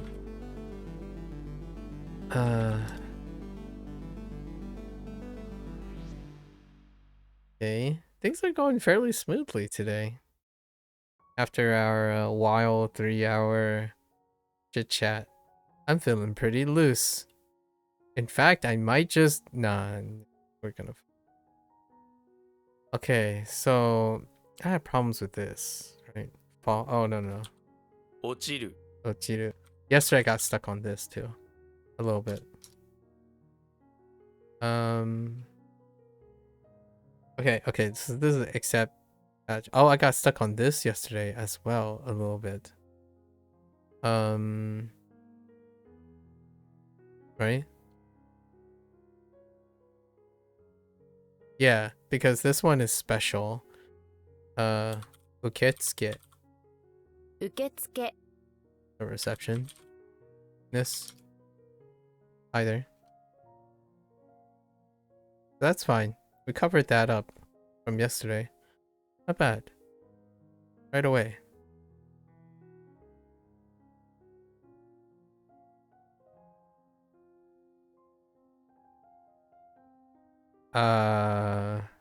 Nani kore?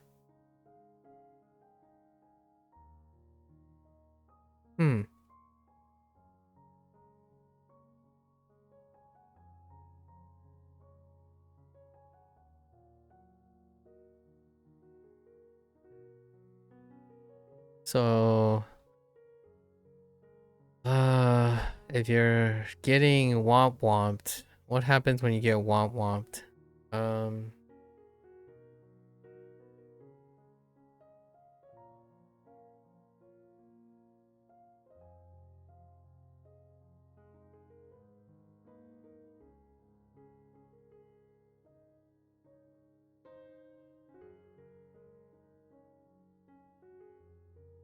What happens when you get sick?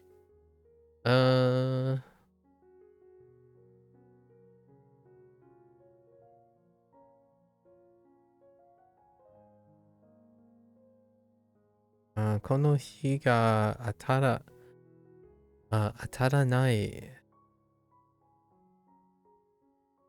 No, tada? Tada tanai. No. Tada? No. Right? Ataranai. Ataranai. Apato. Apato ni sunde tara. Shinga sick.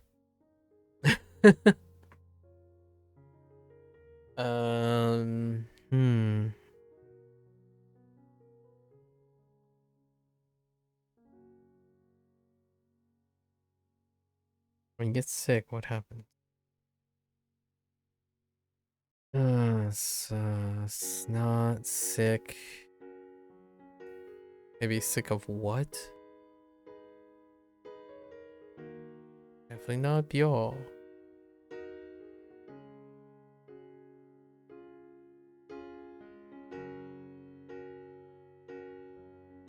Let's write this down.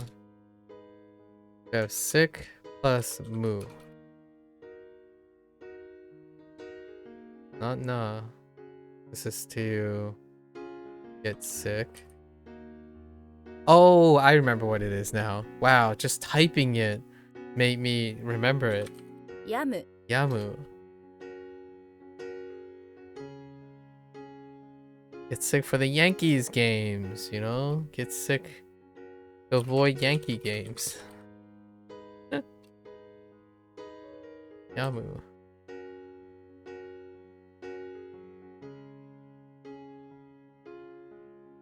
To have it out for the Yankees.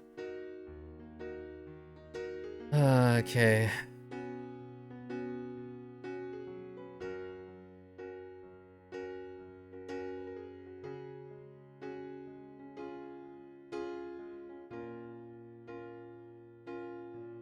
Wait, what?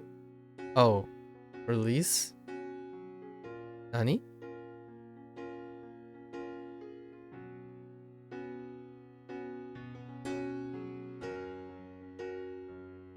Oh.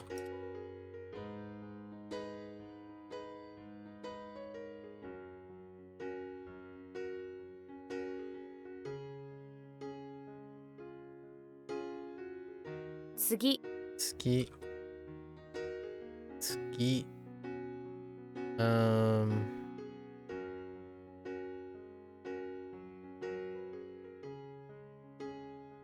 Wait, what? Oh, 馬力 Bariki.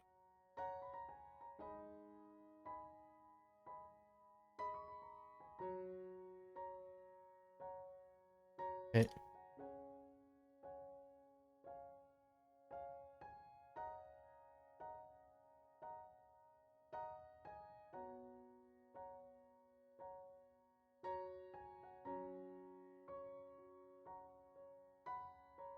Yomu Yomu. 気持ち Kimochi.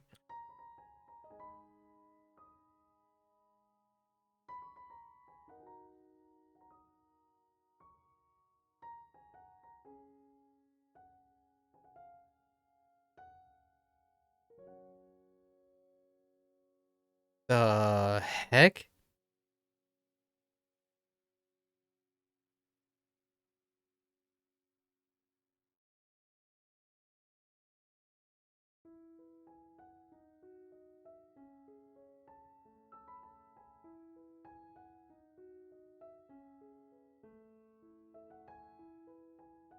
Oh, wait.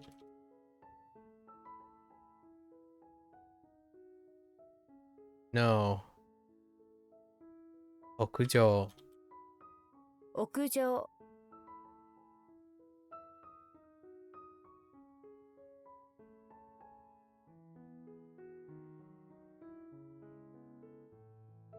Oops. 金持ち Kanemochi.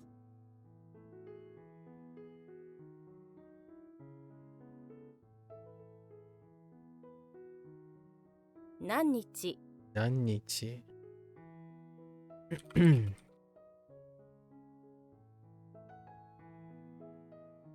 地下鉄 Chikatetsu.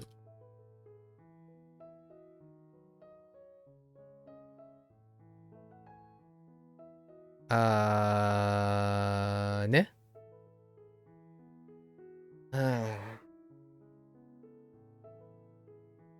Not that. It's definitely not that.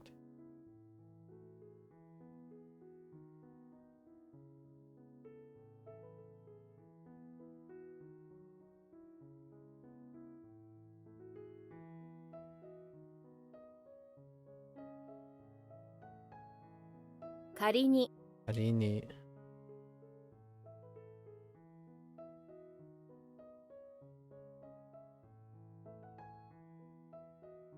Okay. Oh no. Oh no. Which one is it? Hold up. Okay.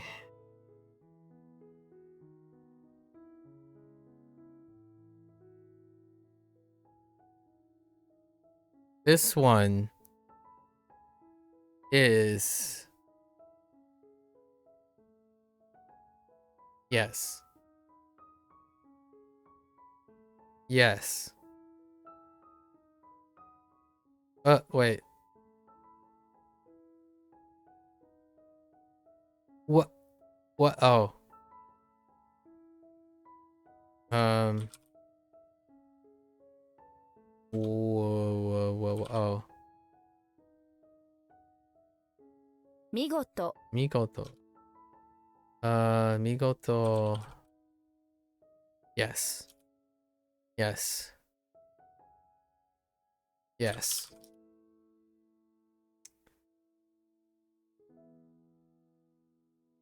配る Ubaru.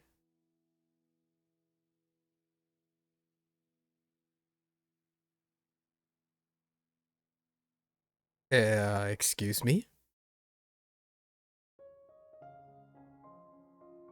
Oh no. Oh no. Something. Oh. Oban this. The heck is Oban? Obun this.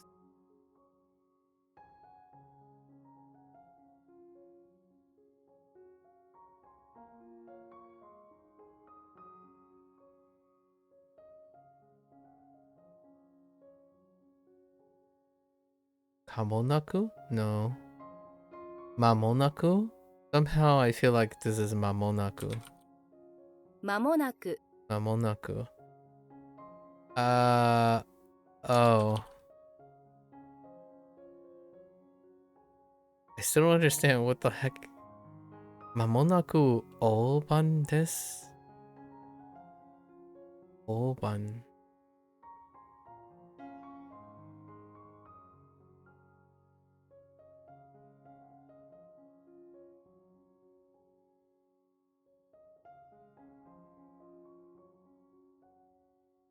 「読み方」 Yukata. 売れる Ureru.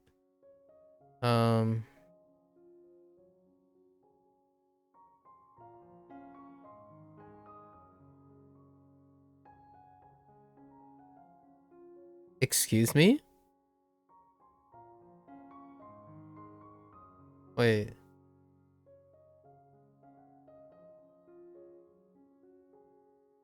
To be sold?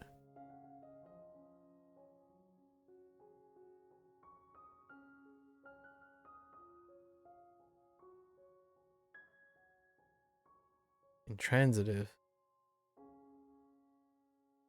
Oh, that's right. The reru for rare.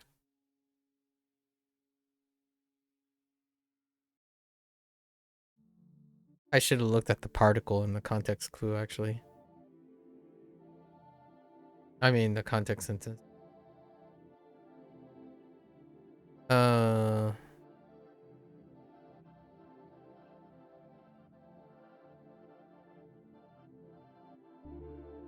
農民」 No.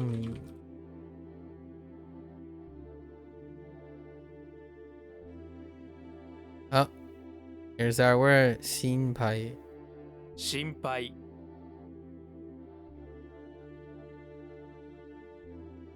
「肉」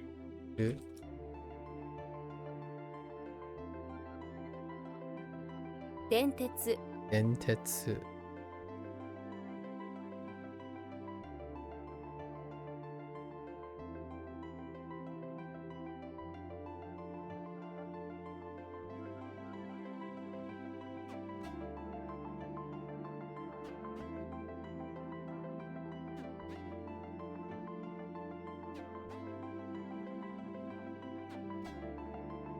受け取る」 Uketoru.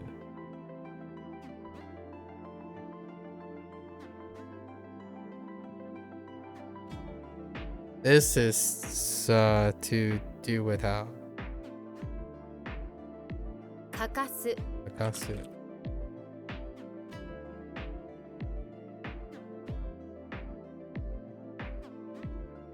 Are you different? Yes. This is, yeah. 仕事 Shigoto.「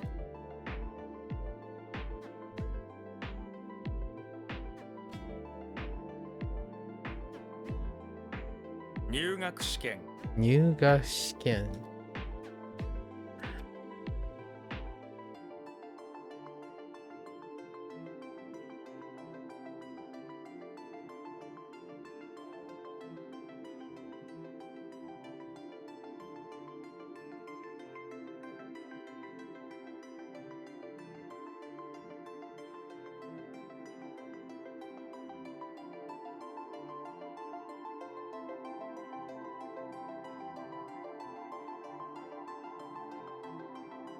Oh, what the heck is this? Are we still going with sick? Yeah. Okay, that's fine.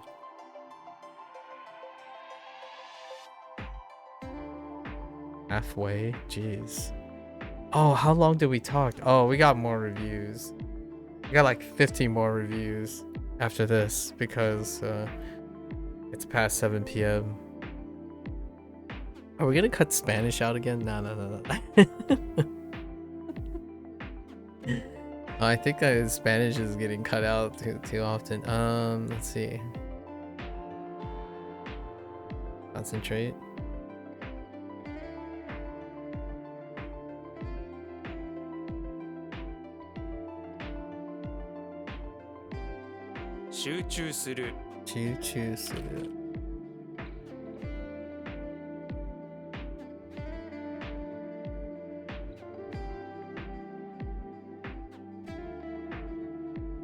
集める 集める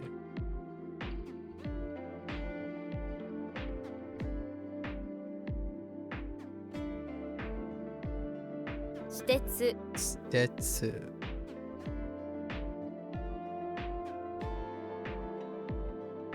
当たり 当たり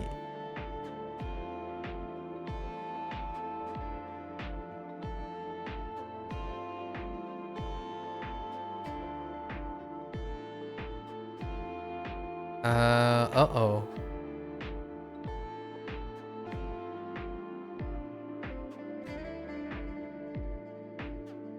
Be decided.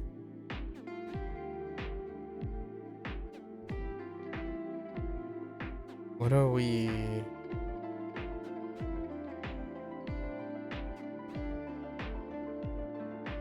Not that. Not that.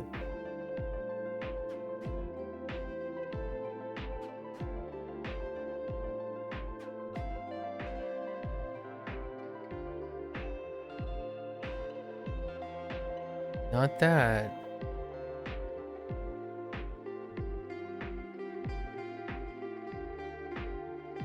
Is this my only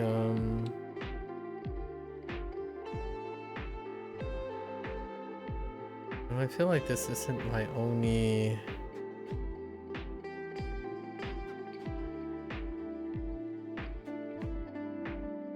So we have to be decided and to decide, right? To decide is kimeru. Decide is to decide is kimeru. This is to be decided, so still related. Right? It's the me ma things. 決まる To be decided. Okay. I think that is definitely a worthy. So decide plus ma plus do. We decided.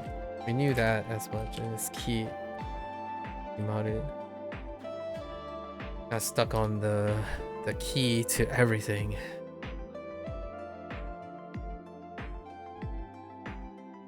What the heck am I looking at?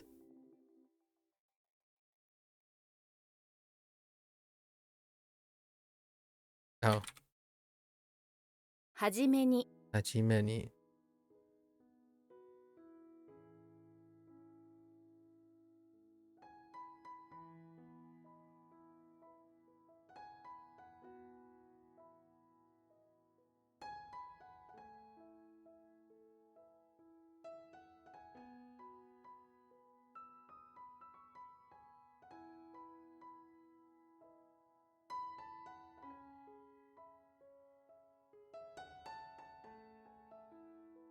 What?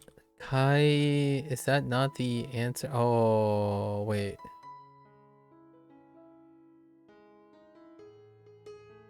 It.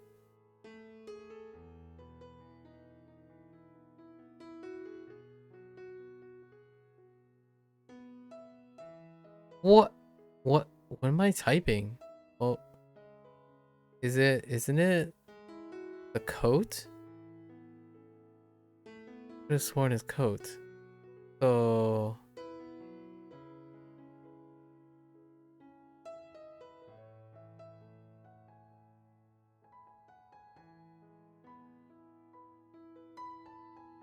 no, that can't be.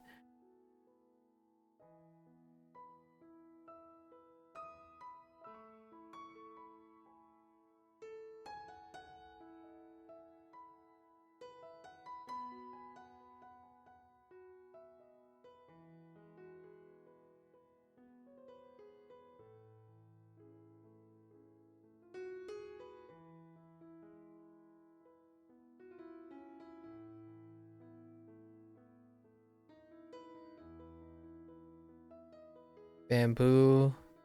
That's answer. That's got to be answer.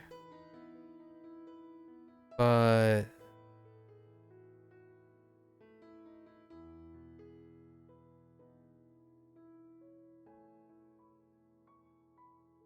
Is this not onyomi?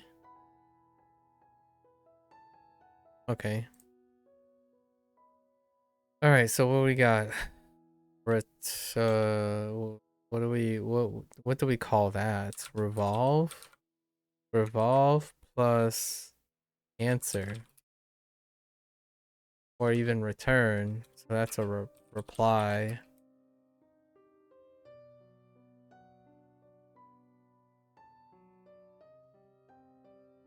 Kai.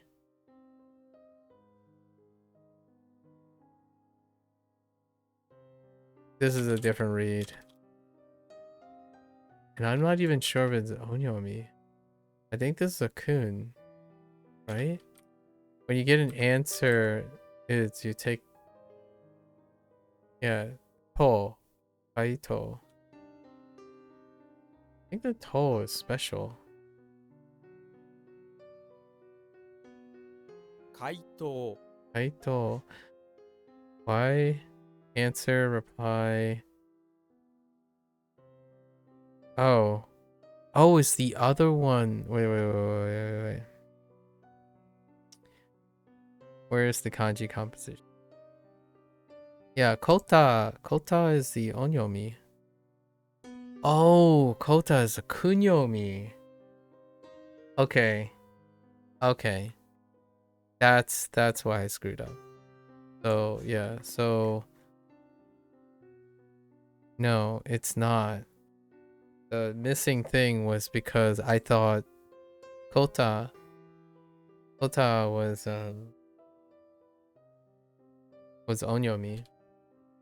Okay.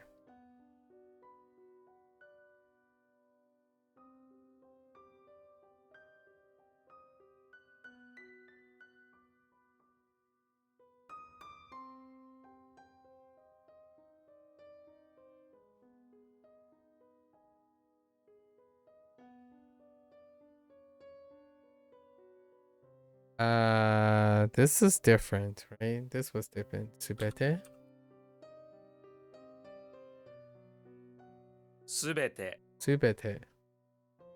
Subete. でも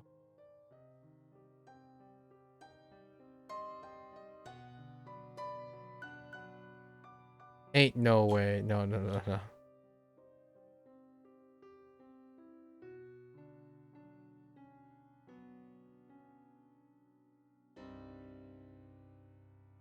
使用使用 use application in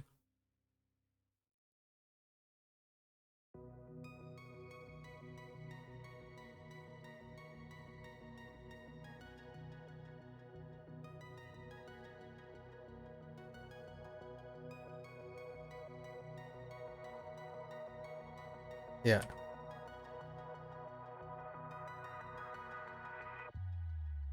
Oh, wrong thing. What? I think I might have typed typo. Let's try that again. What? Oh, I'm reading the thing. No, wait. What?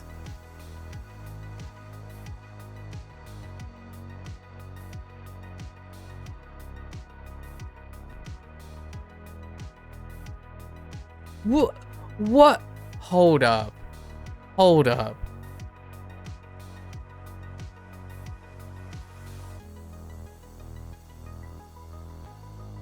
wait. I think I've been typing the kunyomi the whole time. No, wait. Oh, wait. This does use the kunyomi, doesn't it? Bango satsu.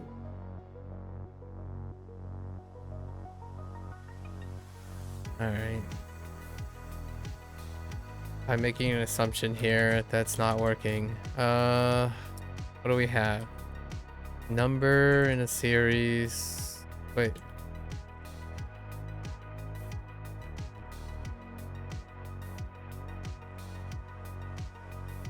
Wait, are those both numbers? This is a number tag, right? Tag. That's a number tag.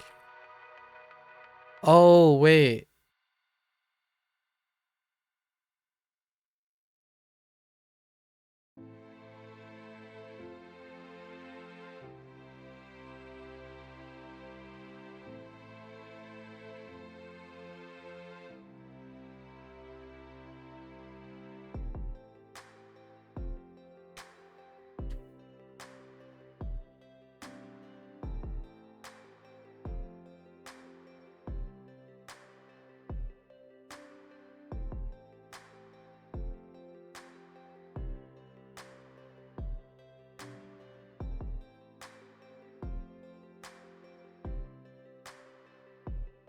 I can figure this out. I can figure this out. Shouldn't have a problem with this. It's kind of aggravating.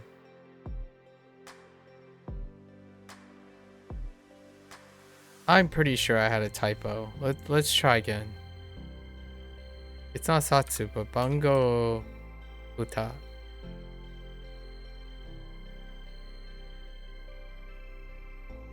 Uta. 番号札 Okay, I must have typed something. Maybe I typed Bango Uta? There is a chance I didn't type Da. Or I could have typed Ba or something. I don't understand what I missed the first time. And then it made me think of Satsu, because if it wasn't Buddha, then it's Satsu. But the first one was definitely an attempt to type Fuda. Well, I'm not so sure if this is a problem or not. That's up in the air. I don't know what I typed. Whoops. Certainly not what I was thinking. I definitely didn't type what I was thinking.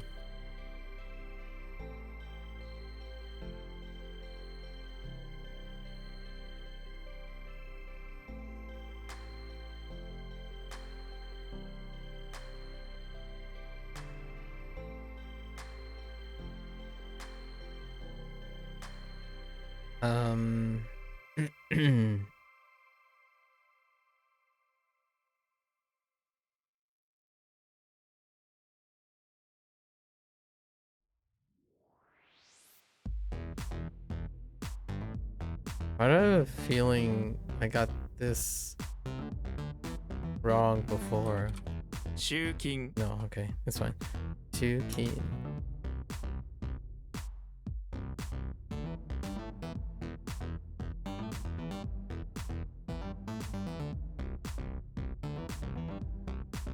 Arata Arata.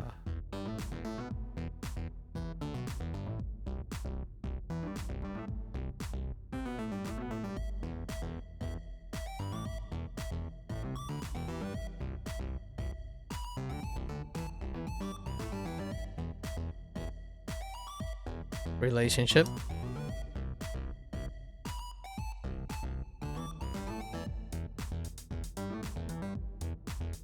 Ain't no way that is it. Is it? Naku? No.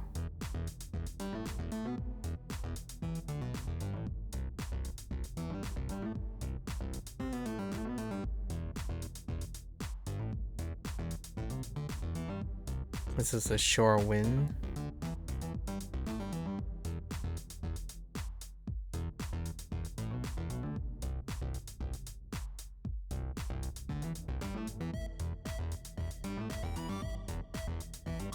Daksho. Sounds kind of weird. Oh no, but that should work. 楽勝 Yeah, Daksho. Easy win. What they want. Easy win.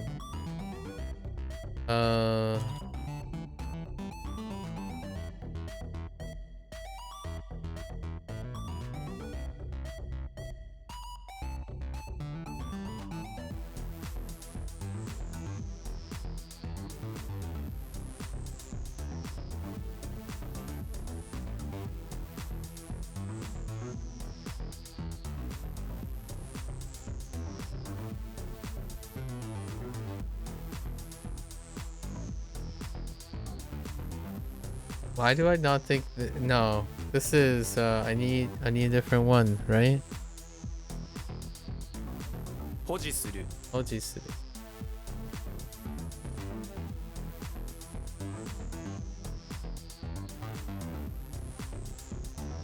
からし 嵐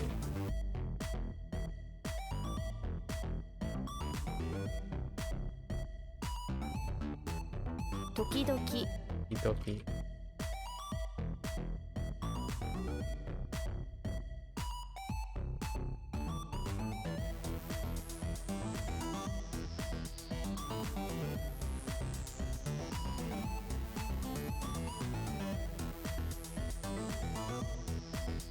メールが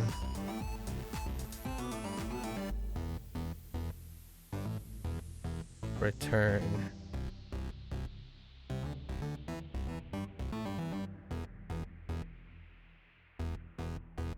This is 帰ってくる帰ってくるまで会社にいます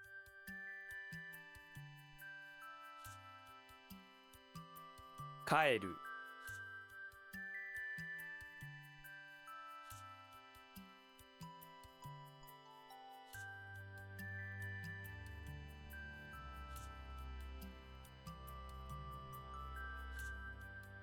ね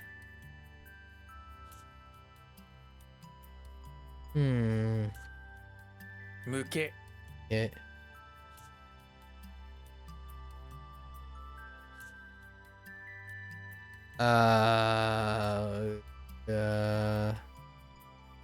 like to cater to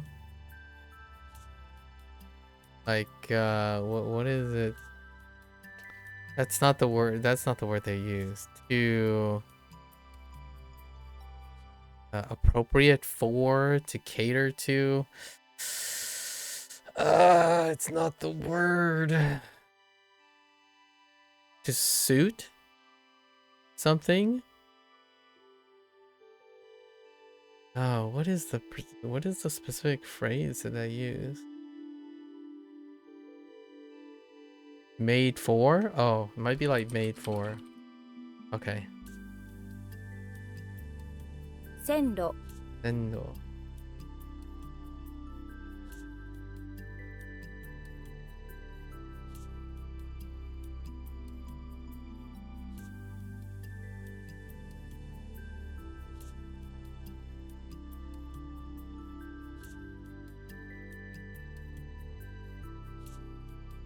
Bakasu Akasu. Uh-oh.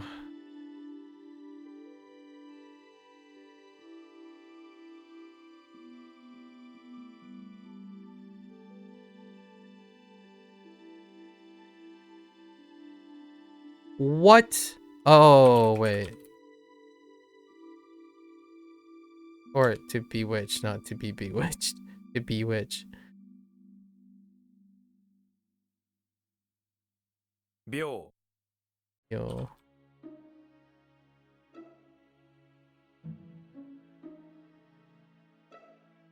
日本酒 Nihonshu.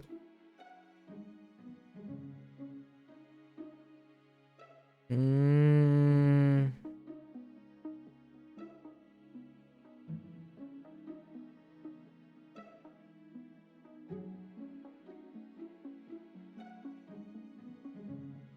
Nagetsukeru Nagetsukeru.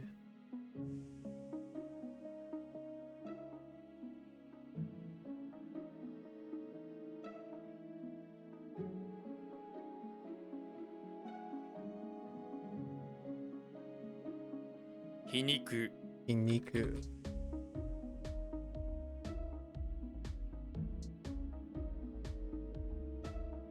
Miyokuru Miyokuru.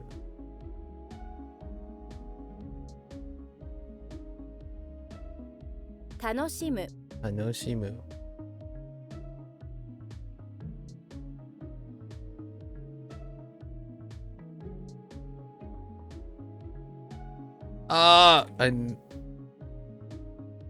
typo. 苦い 니가이. 今度 언도.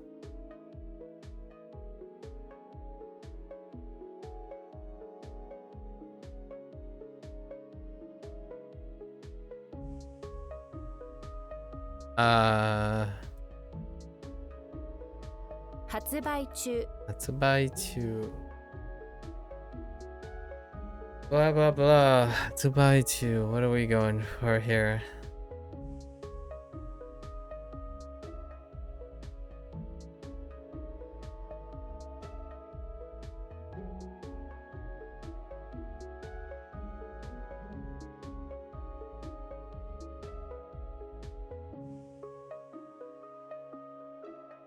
Oh, 何千 난zen.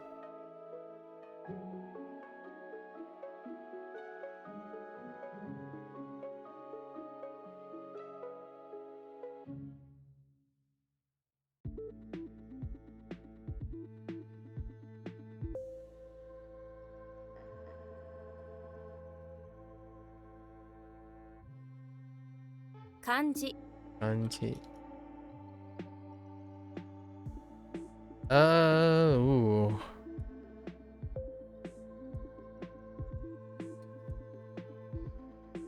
Hmm. 出会う 대하우.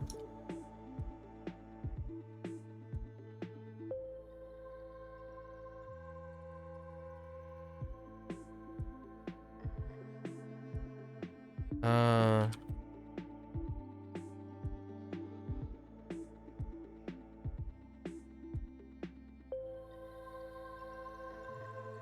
発見 아켄. 買い物 아이모노.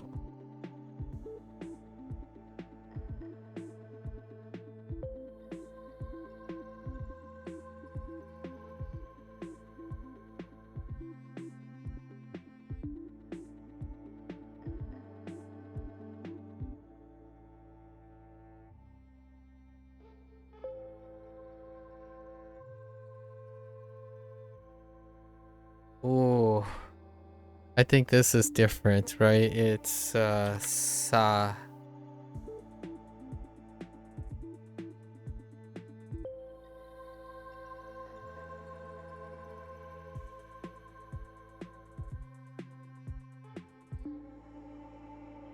Oh, typo. 早速 That's soku.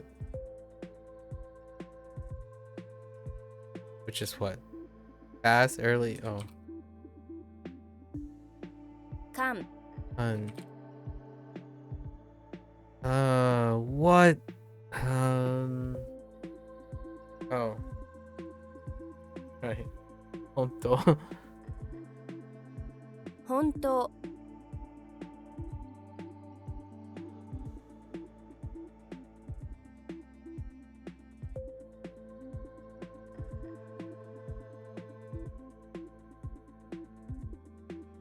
病人 요닌.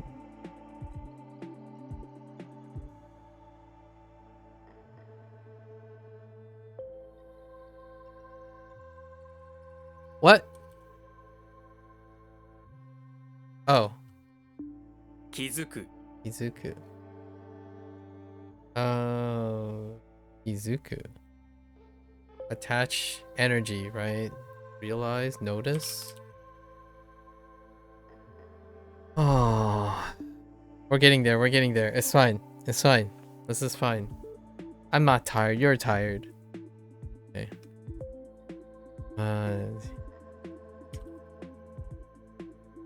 And okay. 天使 And angel. Map of angel and angle in the same review cluster. You know. 路地 Roji. Oops. Ah! Alley. Alley or dirt road.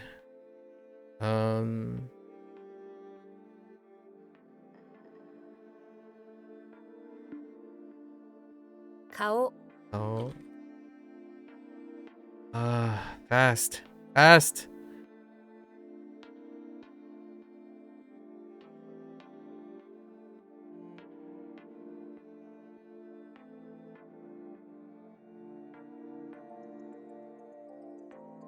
We comparing? Oh.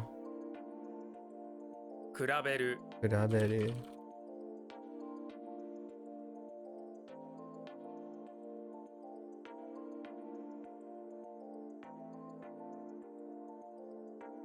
Speaking of science,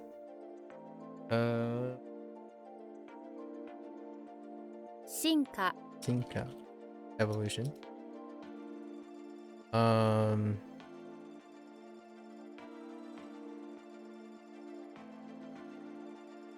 一箇所 Not sure. Ah, the typo. 乗り場 Noriba.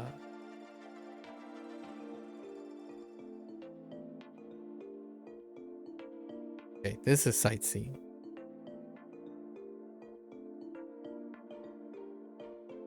見物 And boots. Okay. Right. 映る Doo-doo.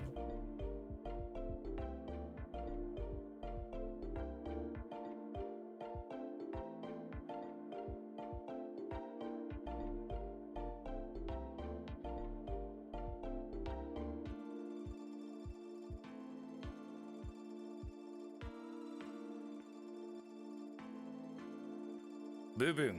Buboon.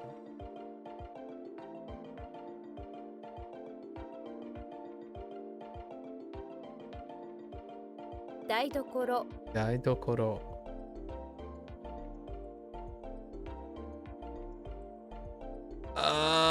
Oh no. I think this is. Wait. I always have to pause on body parts because they tend to violate things. They tend to be special. Kubi would be so convenient. Oh no, that's not onyomi though. What's the onyomi for neck? If we're gonna go, or I could go kun. Oh no. Okay. Or this could be onkun. Oh my gosh, fukubi. Does that sound okay? That doesn't sound okay.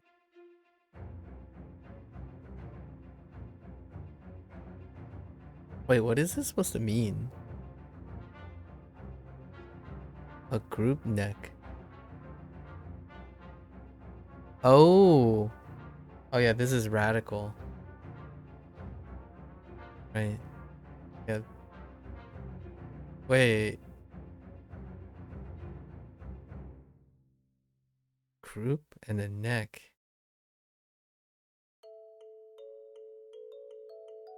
Okay, this one's definitely weak. Most of the body part ones are pretty weak. So we have group plus neck, right? The neck. I want to say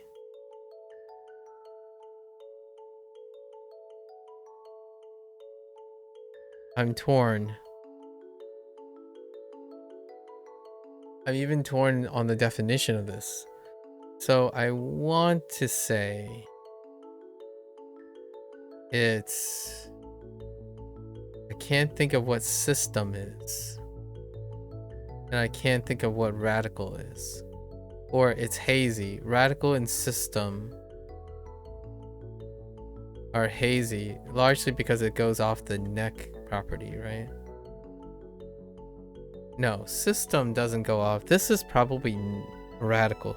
Yeah, we're going with the radical. And it's a different read of neck. The mnemonic for radical is like, oh yeah, you know, we got lots of things, but things just go down the chute, right? Yeah, radical chute. So I think who stays the same and it's bushu. Ah, no. Oh wait. That was a typo. Fine. ブッシュ Bushu. I typed who instead of boo. Bushu. I almost lost it there. I almost flipped the table. Okay, so All right. I think this is the only time I've used shoot so far. So we have group neck. I was kind of 80-20 on the radical. And then, oop, no change. And it's a normal thing, but shoot is a weak one because it's we haven't used it too often. Right, so boost shoot. Okay. Got some weak ones going in today. Oh, Honmono? 本物 Oh no. What? Oh, real thing. Sure. Living thing, real thing. Okay.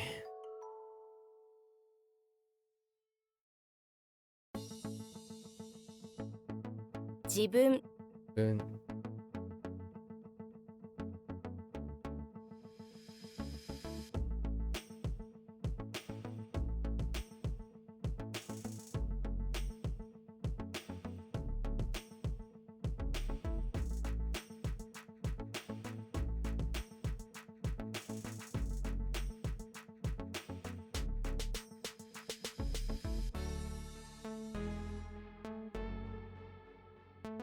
What? Oh, wait. What? Hold up. Oh, I typed the wrong. 名車 That was a typo. uh,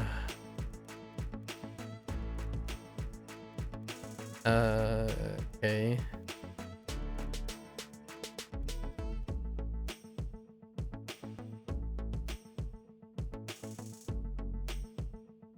The heck am I carrying?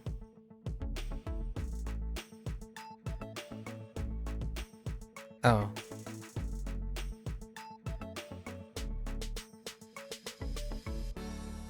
次第 Okay.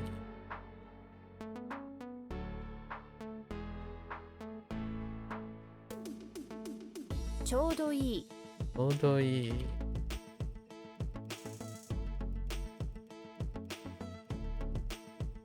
売り切れ Urikire. Oh, whoops.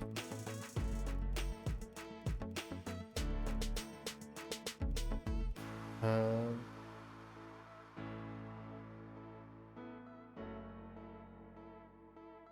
Aotsuki. That sounds fine. 顔つき Aotsuki. Wait, what does this like to attach to expression. Aotsuki.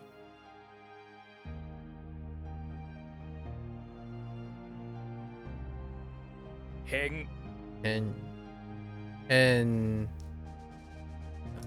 I remember from yesterday. 農業 Nogyo.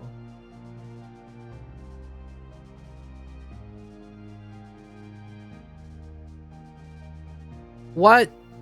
Oh, 安売り Yasuri.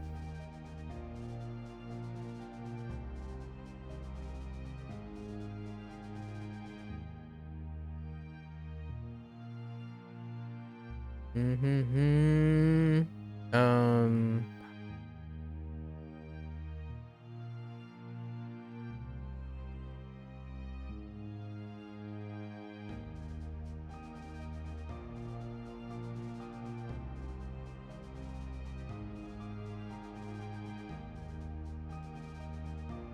Wait. Oh, 集中 YouTube.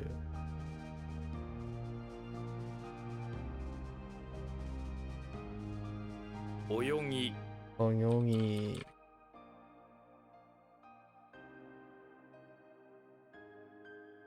心持ち Kokoromochi.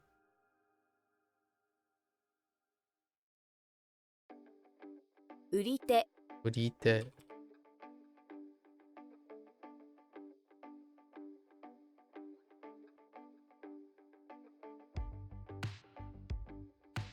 hold. Um.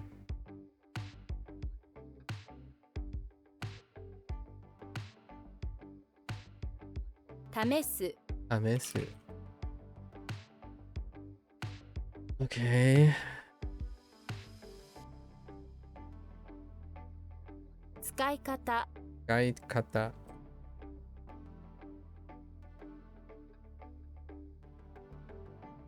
気持ちいい Kimochi.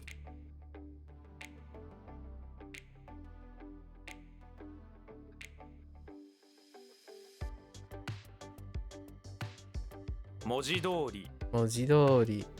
Mojidori. The heck is Mojidori? This one was weird, right? Oh, literally.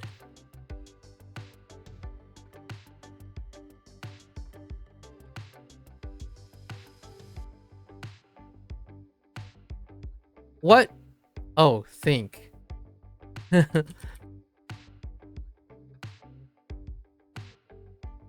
考える Kangaru. Or to think, like to think to do something, or like, how does this, how do they translate? To have thoughts, to think of something, to,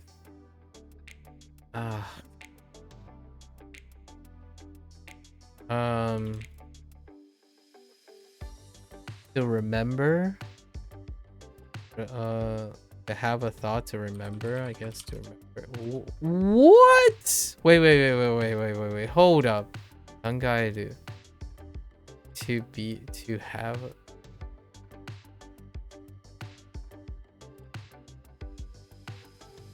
What other way could you, to consider? To contemplate?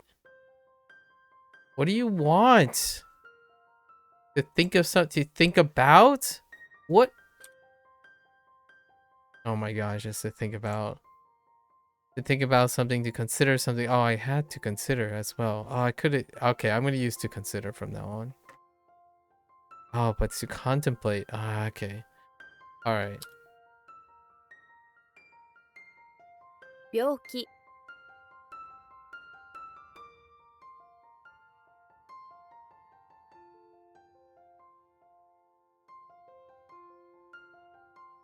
ちょうど Dodo. Help me. 決定する Etesuru.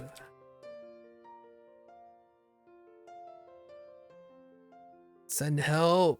Wait. I feel like we already did this. Do we not? Doing. Returning. Return to.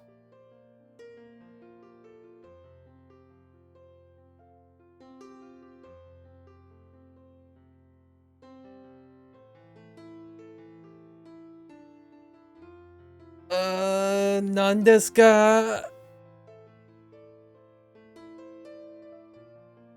Tasukete. Okay, alright.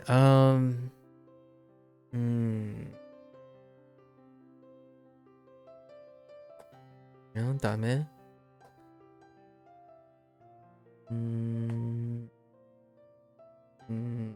Dame.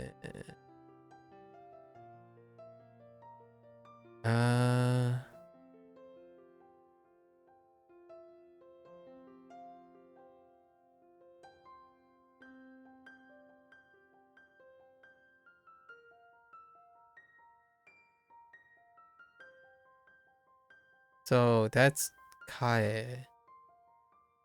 Oh, this is special. Shikaeshi. 仕返し Shikaeshi. No, what the heck? Doing returning?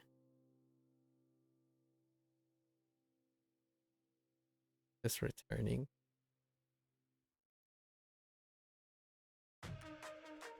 Exchange?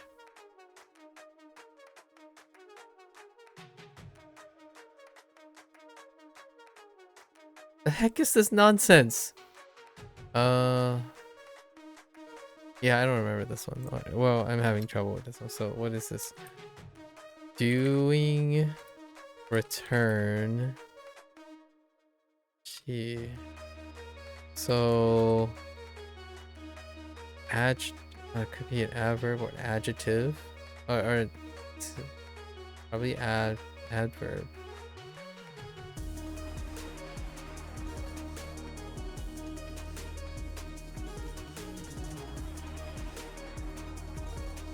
And this is definitely, yeah, shikaishi.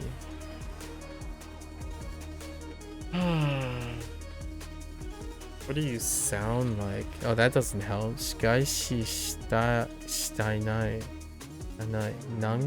Nanka. So what did you do? Makatsuku kara.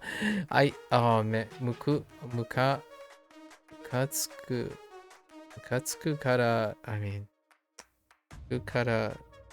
I think. Oh, I figured this out off this actually. Hold up. Nanka. I feel like yesterday I figured this out through looking at the context.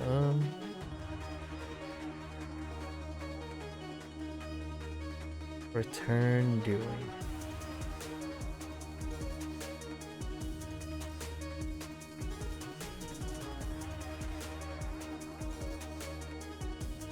Oh yeah, returning what is done. Oh yeah. I remember this. Oh, that's still weak though. That's one that I would say it's probably gonna be yeah, getting even.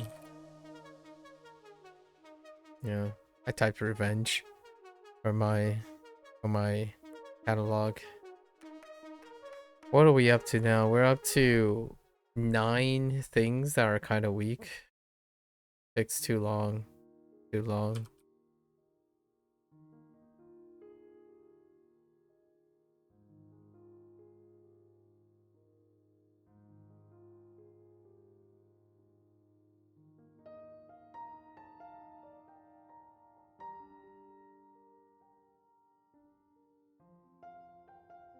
Sando. Ando. Oh, and Yamamichi works too here.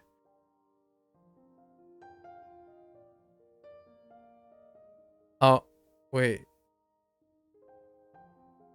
Oh, okay. That was a typo. 負け犬 Makeinu. 頭 Atama.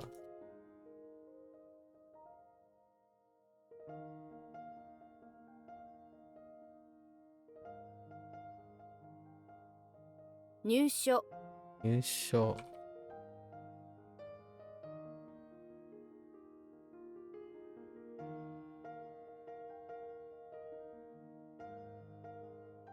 What happens when you accept a test? Oh, like taking.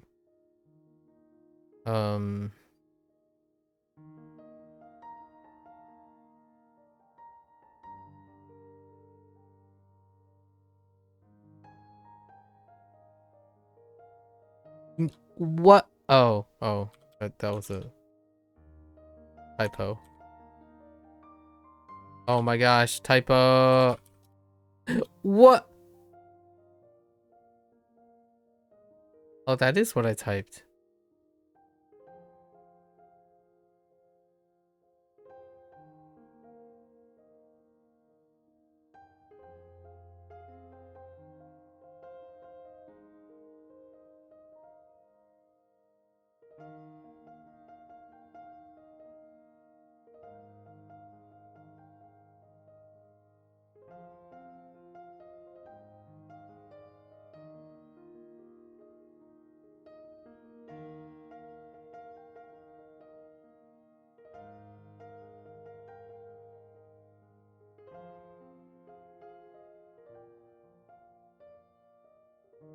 Doesn't apply. That doesn't apply.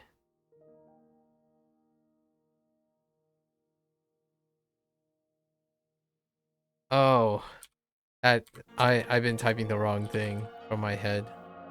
受験 I keep typing goo instead of Jew. Jeez.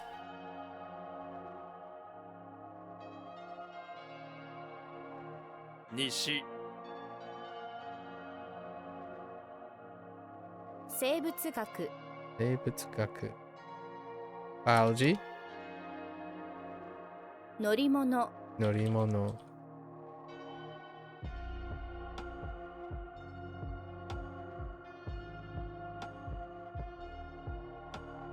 転がす 転がす Got 56 more to go. Let's go. 話 話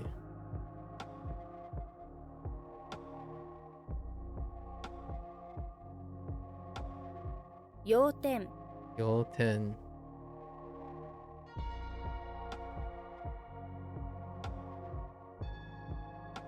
It's an important point or a main point. That's fine. It's fine.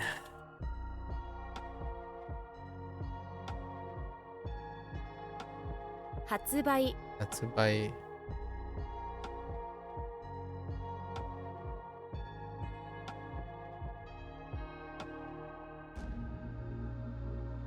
教わる教わる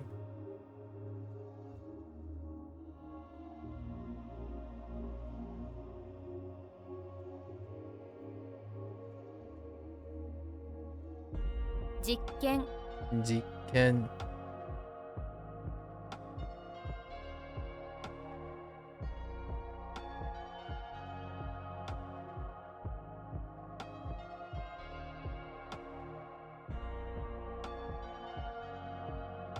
体験体験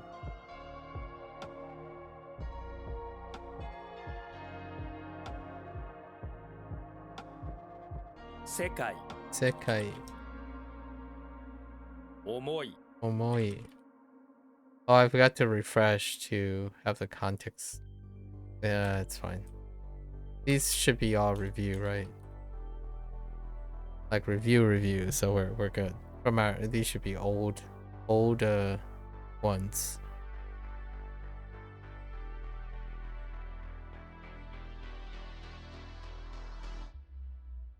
Assumption. 家庭家庭かつかつ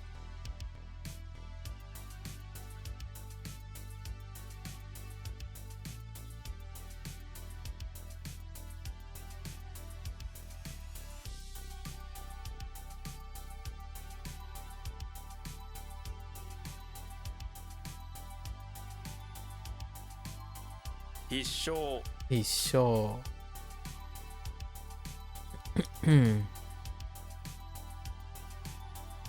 泳ぐ泳ぐ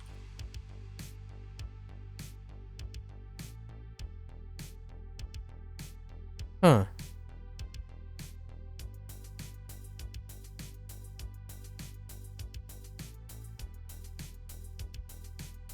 Why do I want to write?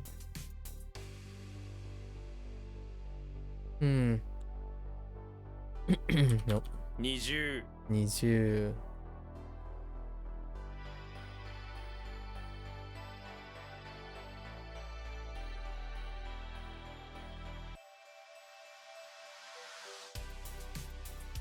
事実事実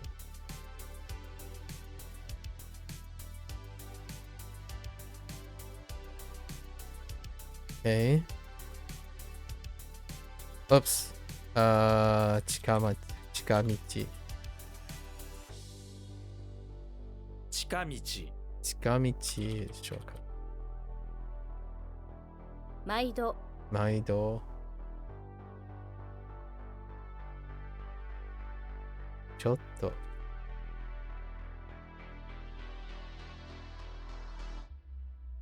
Oh, this is not supposed to be bottle.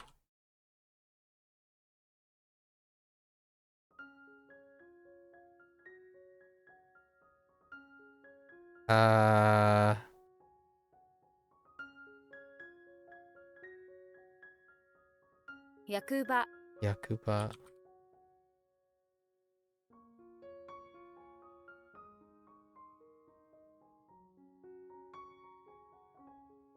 重要、重要。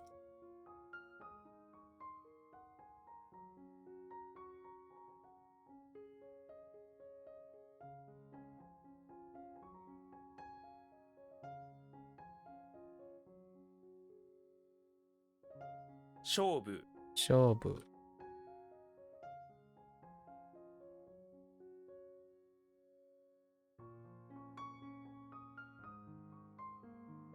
Whoops. つく Good.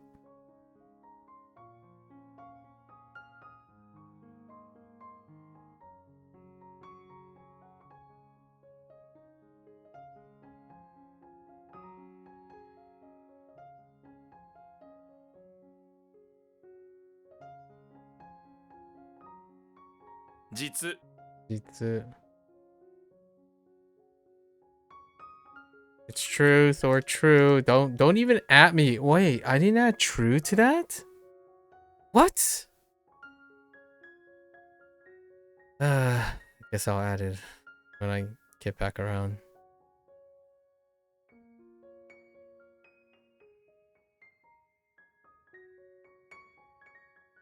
必要、必要。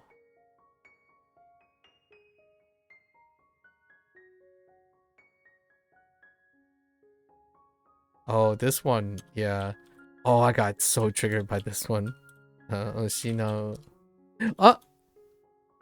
Sorry, Ushino. 失う、 Ushino, to lose something. 全部、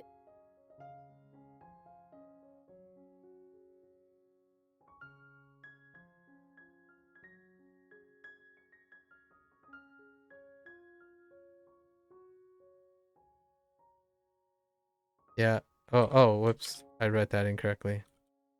体重 Kaiju.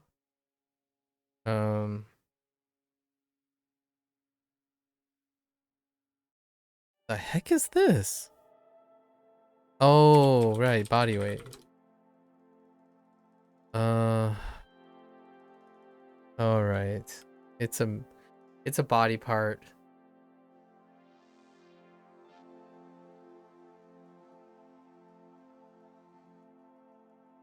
Feel like it's like karakuchi. 辛口 Okay. Okay.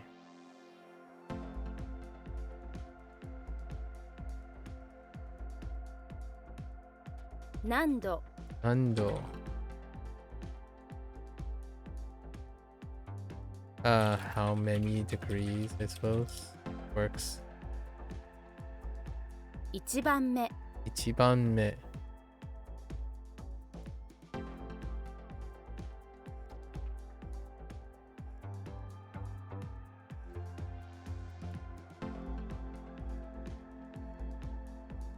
度、 So, time or degree. 猿、 Aru.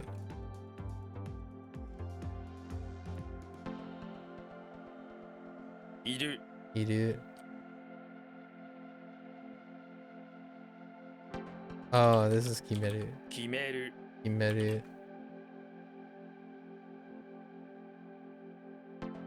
Oh, that's a typo. It's fine.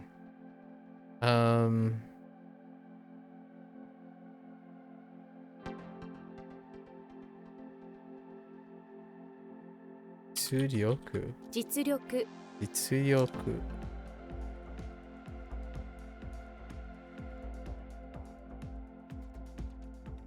Wait, is this kana? かな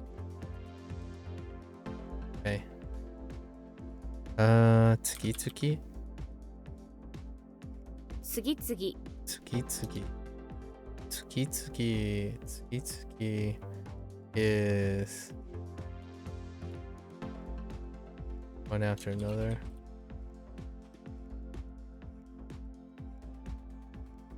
乗せる Noseru. Gushy.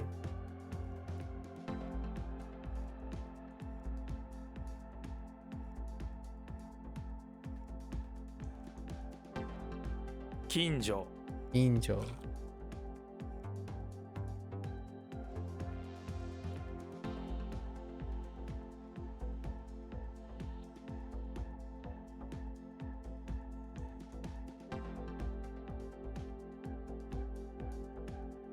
Kenkyusho. Enkyusho.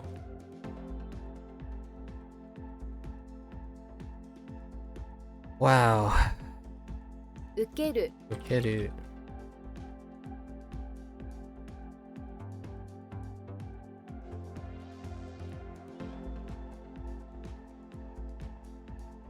Assistant.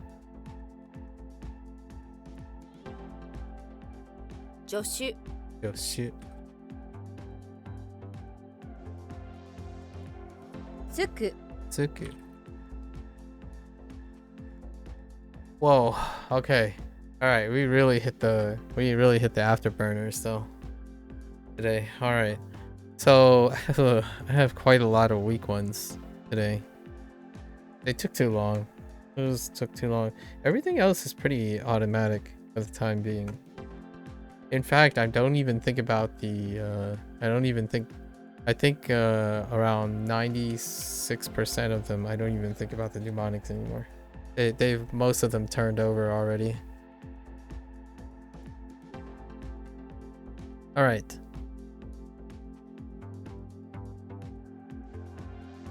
All right. So orders, humble, older brother, escalator, drunkard, skin, root, sound, few, simple, blackjack, trash, there. Okay, so what do we have here? Oh, going on reads, right? Dare. Dare. So.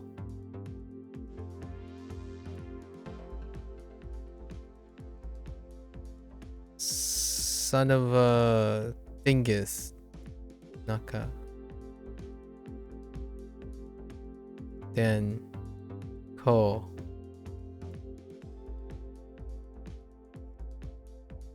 No. I. Te. Sho. Betsu. Ri.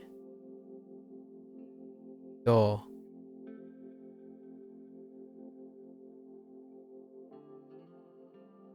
Do.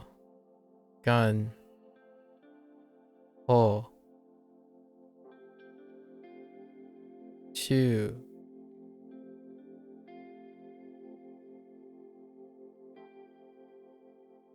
Hiro. Shi.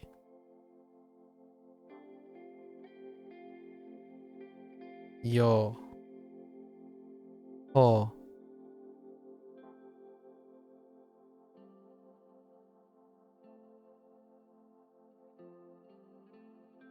Toku. I have to check on Toku. That's on, I think. Toku. Toku. Ben.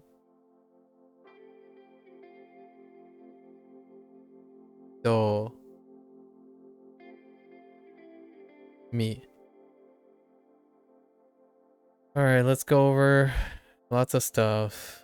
We have 9 today. That's pretty high. So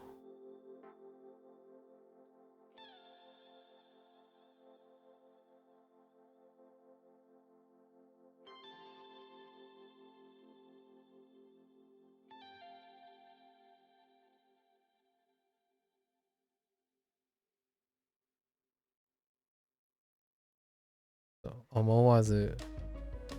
Omowazu is... The thing is, this is key.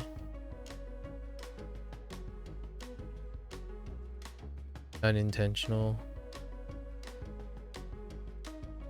Or unintentionally, because of zu. Then we have departure and express.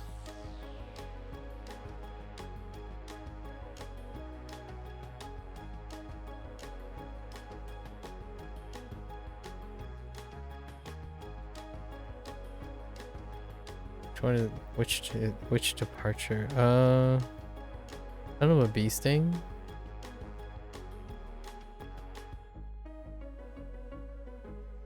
Oh.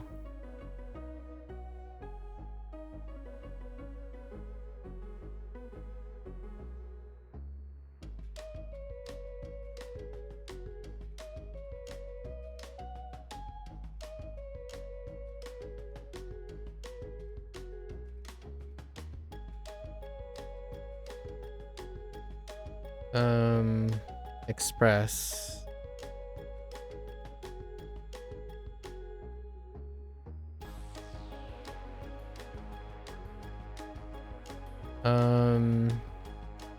What do we have?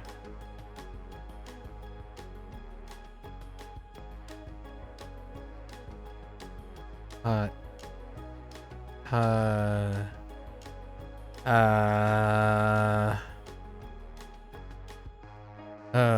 Hot. Yo. Very hot. Yo.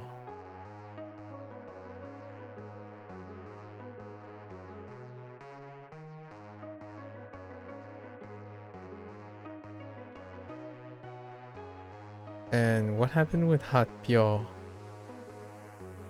Oh, it's the read.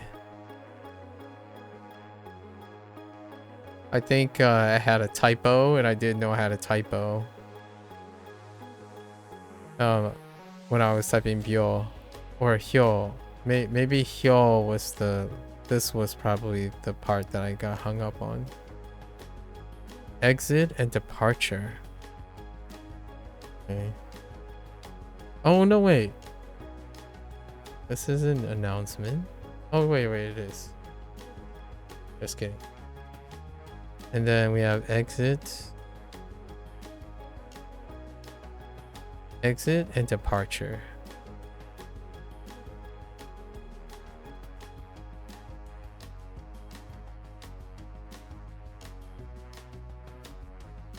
Which is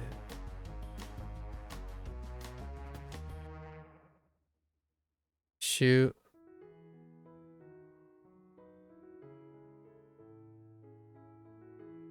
Patsu to patsu.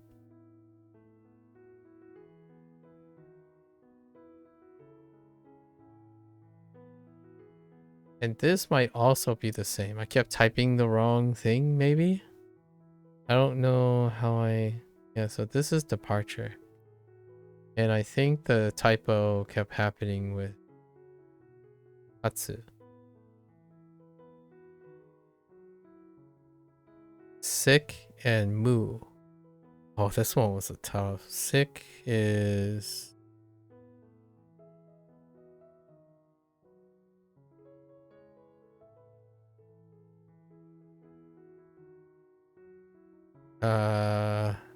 dynamite.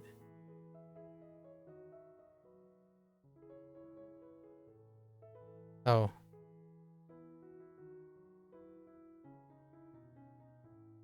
That's too.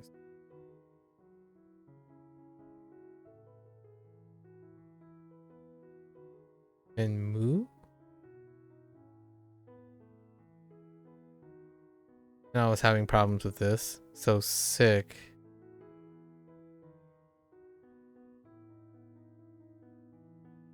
Get sick. And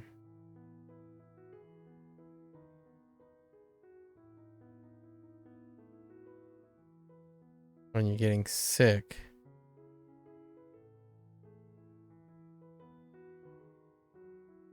I have no... Still weak. Oh, the Yankee thing. That takes a while. Yamu. Okay, Yamu. Okay. The side and Maru. The side.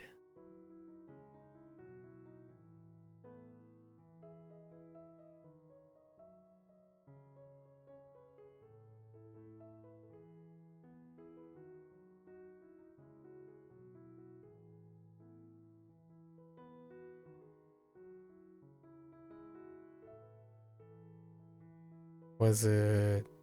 No, that's next.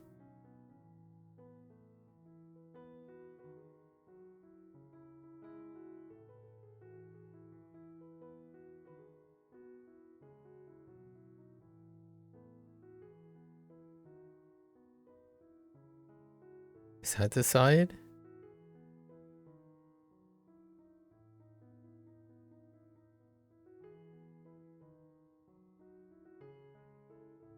We'll go with it. This side.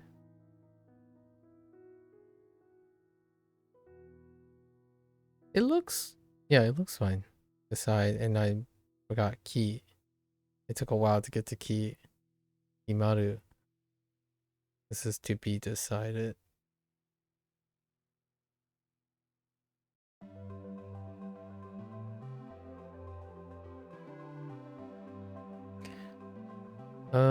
Revolve and answer.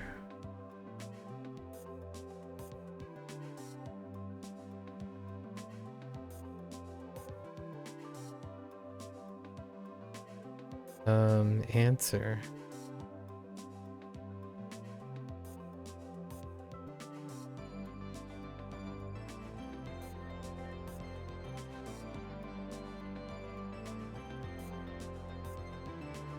And this was a special, I messed up. The one hangout was here. So this hangout was here, this hangout was here. The hang up here was, I actually thought Kota, I forgot that Kota is Kun. I was looking for the own.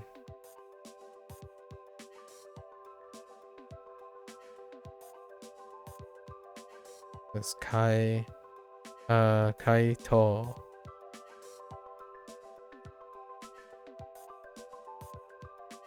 That's answer, reply.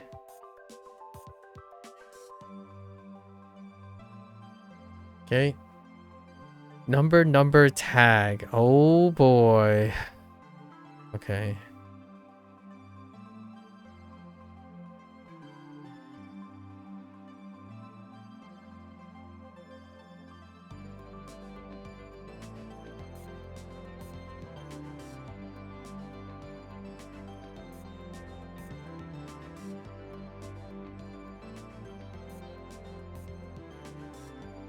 Is that how that...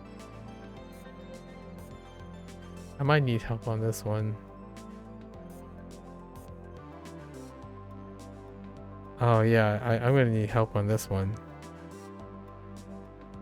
Because I'm having interference with... I'm having interference with traditional.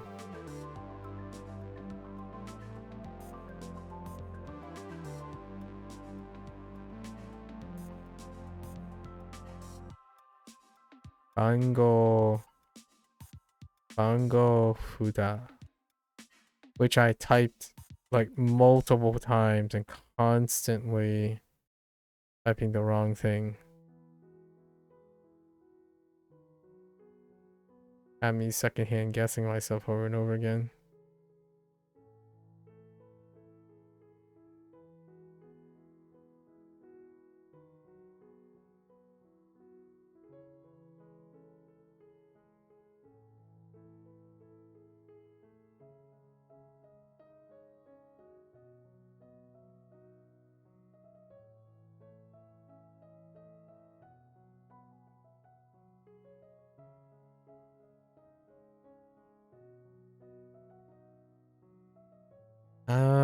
I'm gonna guess it looks... no, I think I know.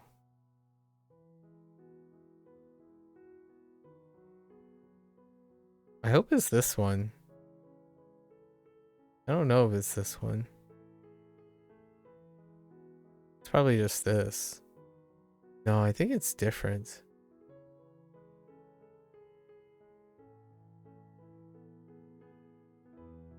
We'll double check this. Oh, ban. Oh, and this might be actually different. It's not a cross. Oh no. I feel like it is a cross. I'll have to check this one. This one's sketch. Numbered tag.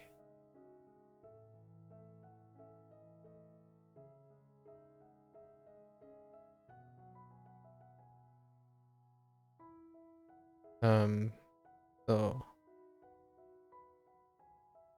on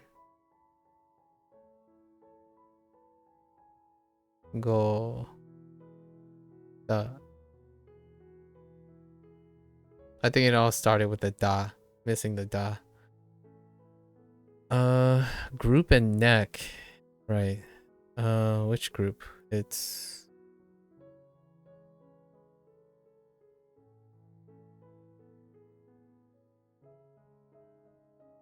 in neck.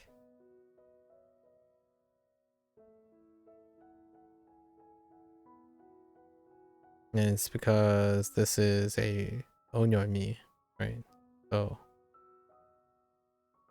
ooh, what was the neck? Shoot.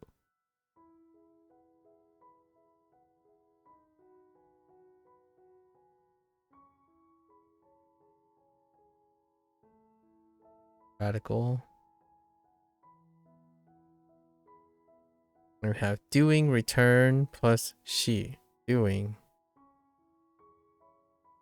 This was special. Return.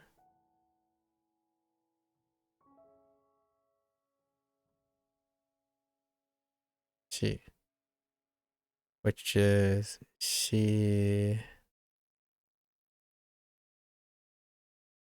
Shikaisu.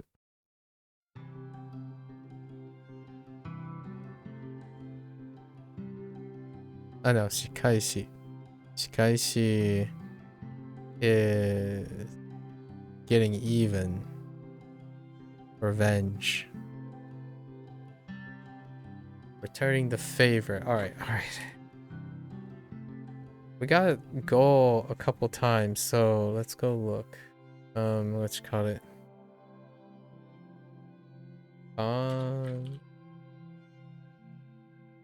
Futa. Ango futa. Okay. Yeah, that's fine. Oh, I missed 2 strokes. That's why it looks a little weird. I missed the horns. Because it's a sickle. This is a sickle. Sickle. Alright. Well, we digress a little bit more. I really like talking about layers. Ooh, the layer talk is so good. Meta talking is so edgy. Drawing analogies, flipping perspectives. It's such a meta talk.